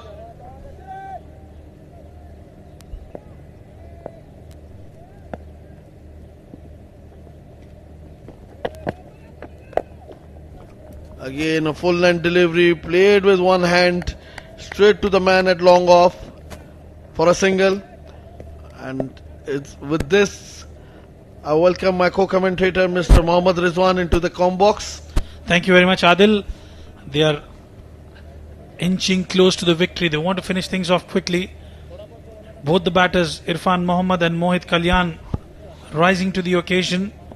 Gatin Wadhwa has been expensive.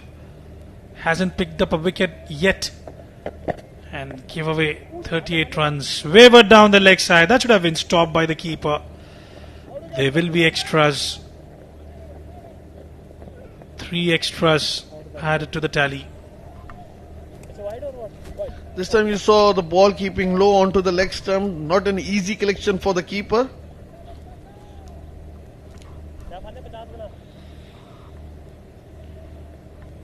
Absolutely.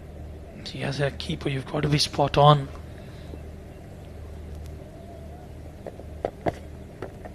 Swept. Huge appeal. And I think it's the impact which is outside the off stump, ensuring it's not out. Getting his quick in the air. And Irfan, anything in his range, he's trying to sweep that one. This is the second time he missed onto it. Otherwise, he's been perfect. That is perfect. Go to shot for him.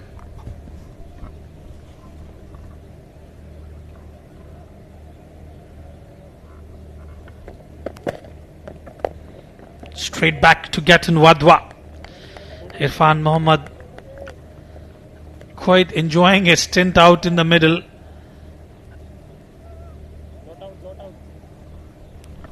He's been in defensive mode since Mohit Kalyan has taken the charge.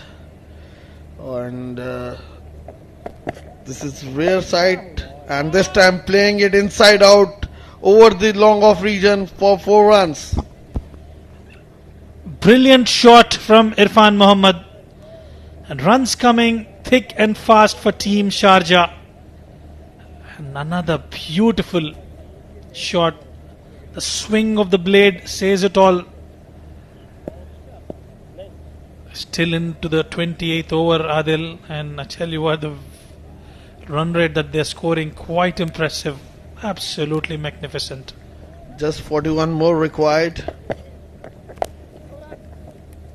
This time nicely bowled to finish the over. At the end of over number 28, 2-1-1 for the loss of 2 wickets.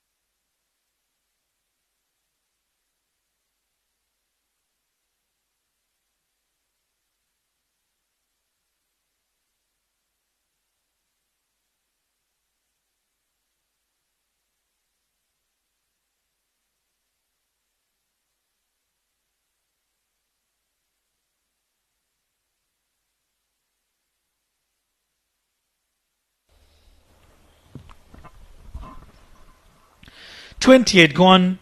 2-1-1 for 2. Angad Nehru comes into the attack. Offers in the slot and it's gone over the extra cover region. One bounce into the fence. What a start for the over. Mohit getting into his rhythm, and what a beautiful shot, beautiful looking shot over the cover. One bounce into the fence, it goes.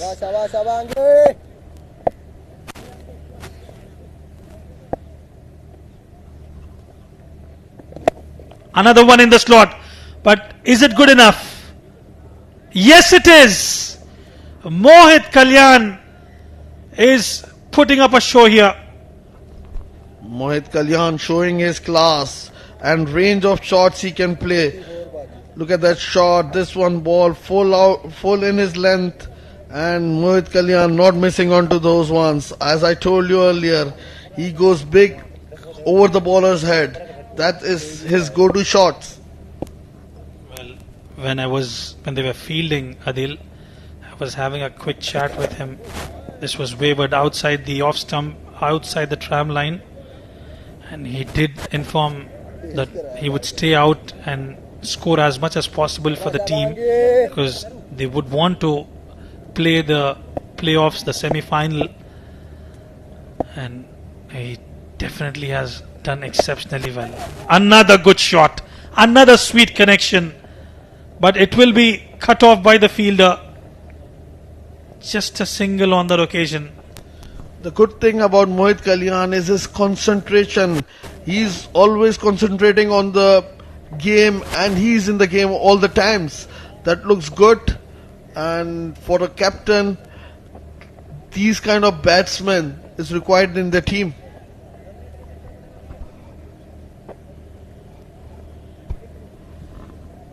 Initially, after the departure of Khalid Shah and Luqman Faisal, he steadied the ship. He took his time. He was not worried about the run rate, the strike rate that he was actually scoring. And once he got into his groove, he is looking absolutely magnificent. Straight down the ground, along the carpet, Nilansh Keswani. You cannot keep him away from the cameras. Significantly contributed with the bat today. Unlucky with the ball, but he's done well. When the team was down and under, he stood up and picked up a century today.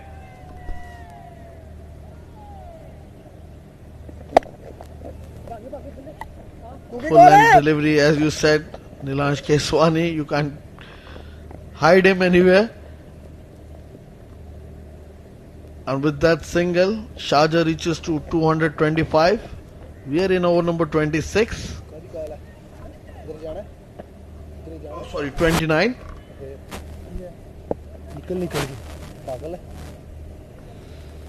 It's bedtime, isn't it, Adil?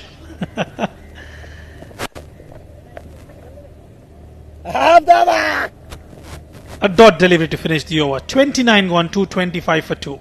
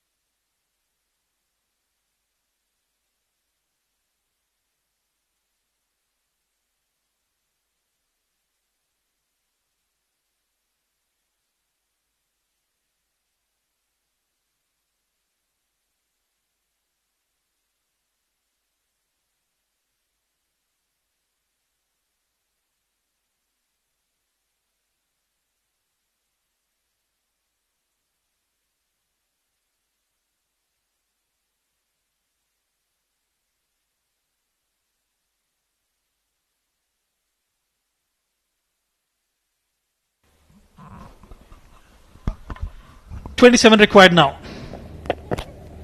Of 126 deliveries.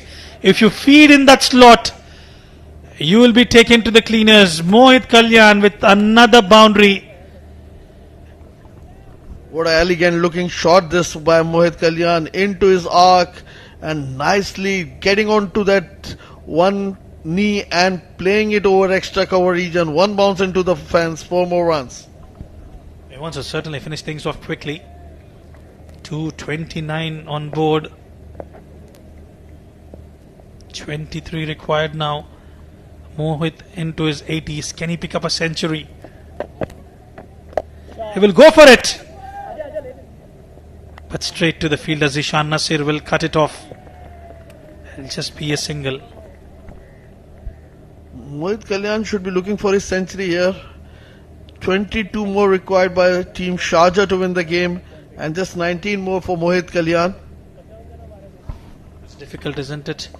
And you have Irfan also scoring well. He's inching close to his personal milestone of 50 as well.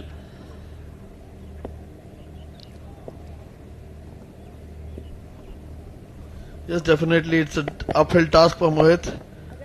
We'll have to see how Irfan feeds him. Go bang bang, 3 maximums, and you'll be close to your century. Rightly said, Rizwan. Well, you got nothing to lose. You're almost there with the win. Why not? You might as well take that opportunity to pick up a century, which will always be remembered. We'll have to wait and see what Mohit Kalyan's plan is.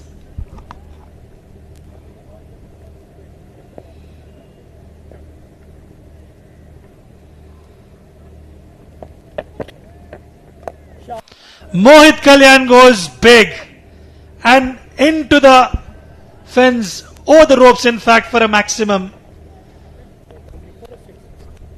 Look at that elegance in that shot. Going down again on one knee, playing it over the cover region for the maximum. They're not learning from the mistakes, the bowlers of Dubai, feeding him in his hitting arc. Either they are short or they are providing those juicy half volleys and full tosses which will not help the course. And Mohit Kalyan, what a knock he's had. Well, asking you, Rizwan, is Mohit knows what his score is, because nowhere it can be seen. Optimistic it will be updated to him. There's a scoreboard towards the dugout, and there are huge shouts from the dugout as well. Down the leg side, that will be a wide. Something to smile for Mohit Kalyan. He's looking for that 13 runs, if he can finish the game as well. 14 more required by Team Sharjah, 13 from Mohit Kalyan.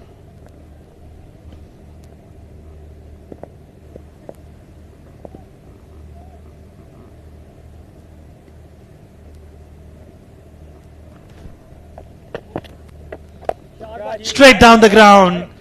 The straightness of the bat and the sweet connection says it all. He moves into 90s. Mohit Kalyan is absolutely rock solid today. Yes, as I mentioned earlier as well, this one stepping down to the pitch of the ball, playing it straight as an arrow. He's not going to miss on to those, Rizwan, as I told you. He's rock solid over the bowler's arm. 244 for 2.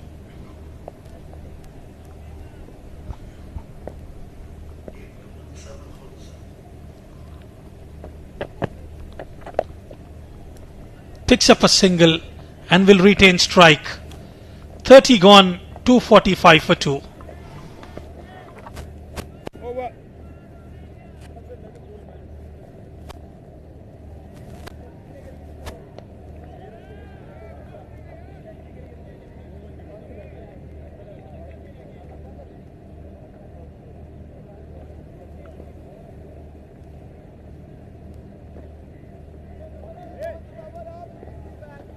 Okay. No, you go. यानी spin डालेगा आफ्ताबा spin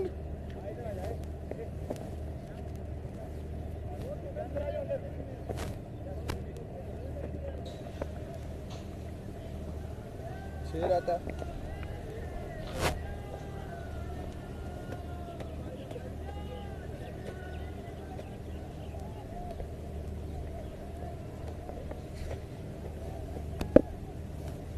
Well, changing the bowling, it's Aftab. Ball a short one and Mohit goes wild at it, slogs it over mid-wicket fence for the maximum and he gets to his 100. What a in style. Look at that short of length. Mohit cashes onto that, playing it over mid-wicket fence for the maximum.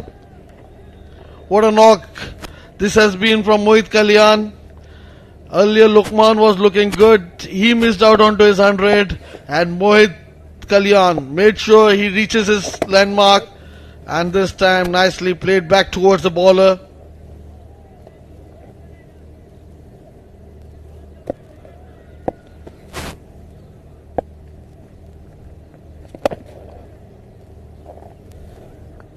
And what a knock this has been by Mohit Kalyan, hitting it all over the park.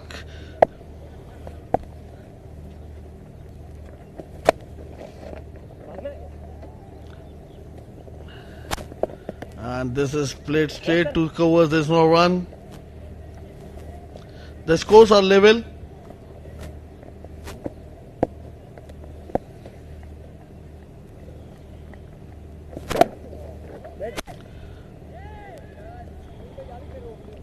We'll have to wait for the victory.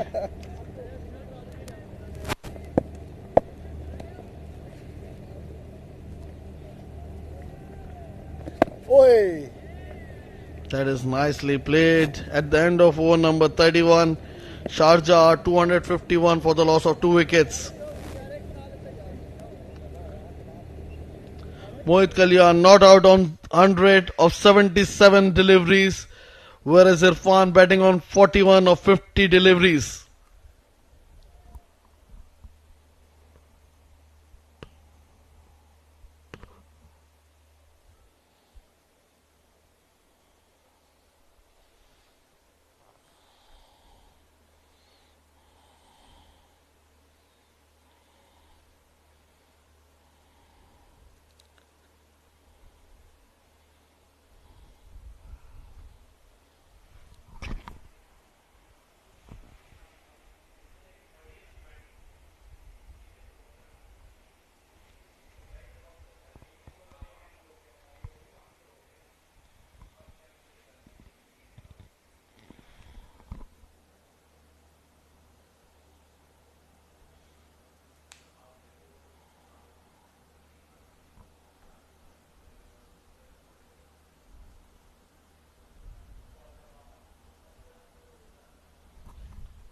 Well, changing the bowling. It's another youngster. Karan comes in an attack. Just 1 run required for Team Sharjah.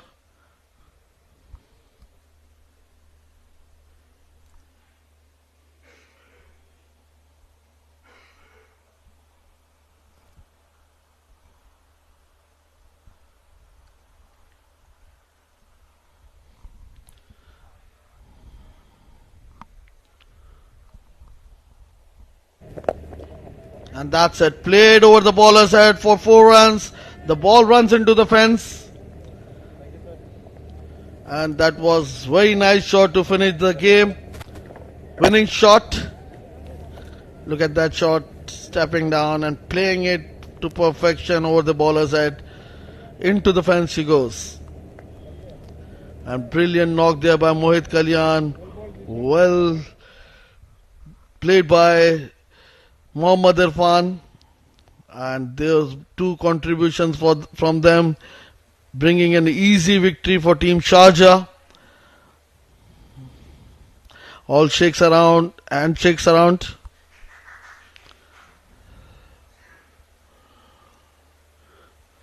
What a champion batsman Mohit Kalyan has been tonight. His patience, his calmness, coolness, and he's been phenomenal.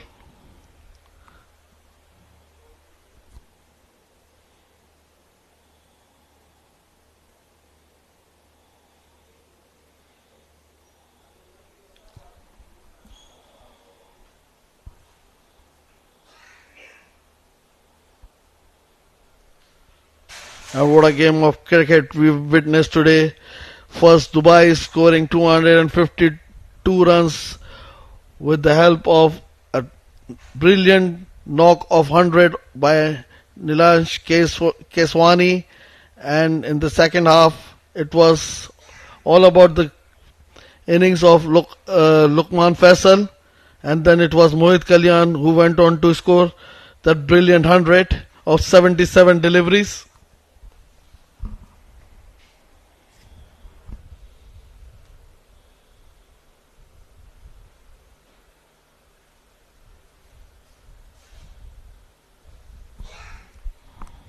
That's the scorecard. Khalid Shah could not contribute to the score tonight. Only 1 run of 11 deliveries he faced. Look at that. Lukman scoring 88 of 48 deliveries. And Mohammad Irfan 45 not out on 51 balls. What about Mohit Kalyan? 100 of 77 balls not out. 21 to those extras, and the total reached to 255 for the loss of 2 wickets in 31.1 overs.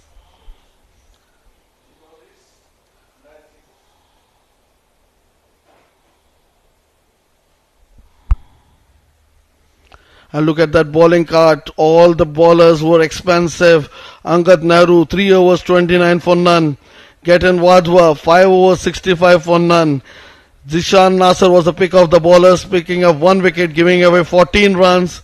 And 1 wicket for Aditya Shetty as well, giving away 54 runs.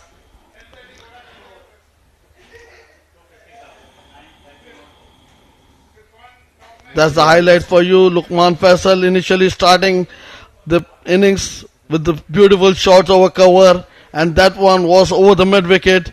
And then comes the Zishan, the fast bowlers. They were smacked to all parts of the ground by this young man Lukman Faisal, who was playing all around the ground. That this was a beautiful shot straight over the bowler's head for 4 runs. And when Nilesh Keswani came in, he bowled short and he was taken to the cleaners by Lukman Faisal, who was in prime form. And this was the wicket. No, this was the shot over mid-wicket region for the maximum. And that was nicely taken there by at long off by Nilesh. And there came the man in form, Mohit Kalyan, who was hitting the ball at his will. And this, look at that shot over the long off. This one over the long on. He played it to all parts of the ground and reaches his milestone. Look at that shot over long mid-wicket region for the maximum. One more in the same direction. And that was a classic. Straight over the bowler's head. And this one to bring up his 100 over the mid-wicket.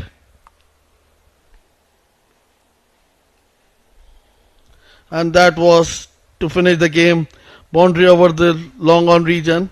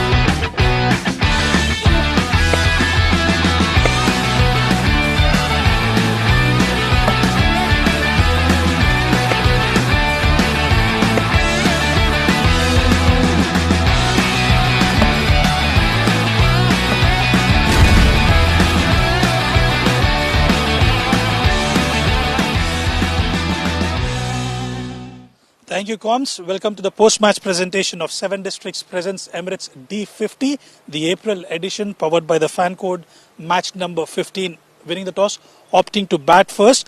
Dubai scored just 251 runs, and in response, Sharjah chased it down in 32nd over.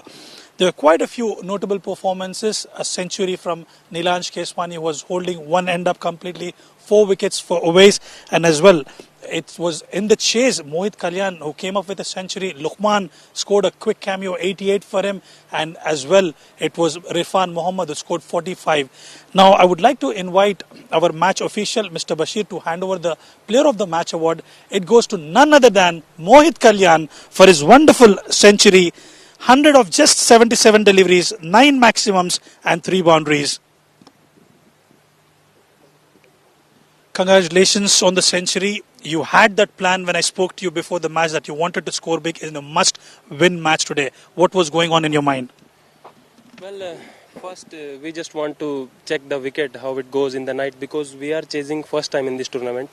And in the lights of Jishan Nasir and that spinner Aditya Shetty, me and Irfan making sure that we are picking the googly, because we are first time batting in night in this tournament. That's the plan was simple actually, just see off the Jishan Nasir, just don't give him wickets, and then game will be ours. Well, you've been scoring well throughout the tournament, whether you're batting first now in the second, the chase as well. These are crucial runs. Jishan Nasir was bowling at about 135, 140 odd clicks, and he did pick up a wicket. The plan did work in your favour, seeing him off. When our captain got out, I already made a plan in my mind that Jishan will try to burst our batsmen.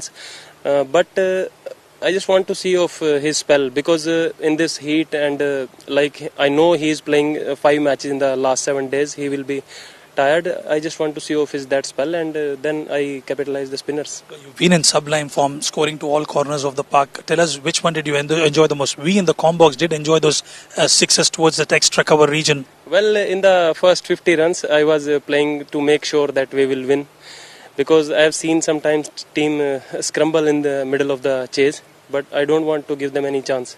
And next 50 runs, I enjoying my cricket. Well, usually we've seen you, especially in the local domestic circuit, in the T20 format, it's that muscular power that you've got. How do you control yourself in the longer format? Well, it is the demand of the cricket. If you are professionals, there is no excuse. You have to play like 50 overs. In the T10, you have to play like it's just a 10-over game, and same in T20. Thank you very much for talking to us, and go well for the semi-finals. Thank you so much, sir. Well, that was Mohit Kalyan, the centurion today. And just to keep you updated, it's Abu Dhabi who have qualified for the finals, and it will be Team Sharjah and Fujairah who will be taking up the semi-finals day after tomorrow. Tomorrow is the off day. That's all we have from the post-match presentation. Good night and God bless.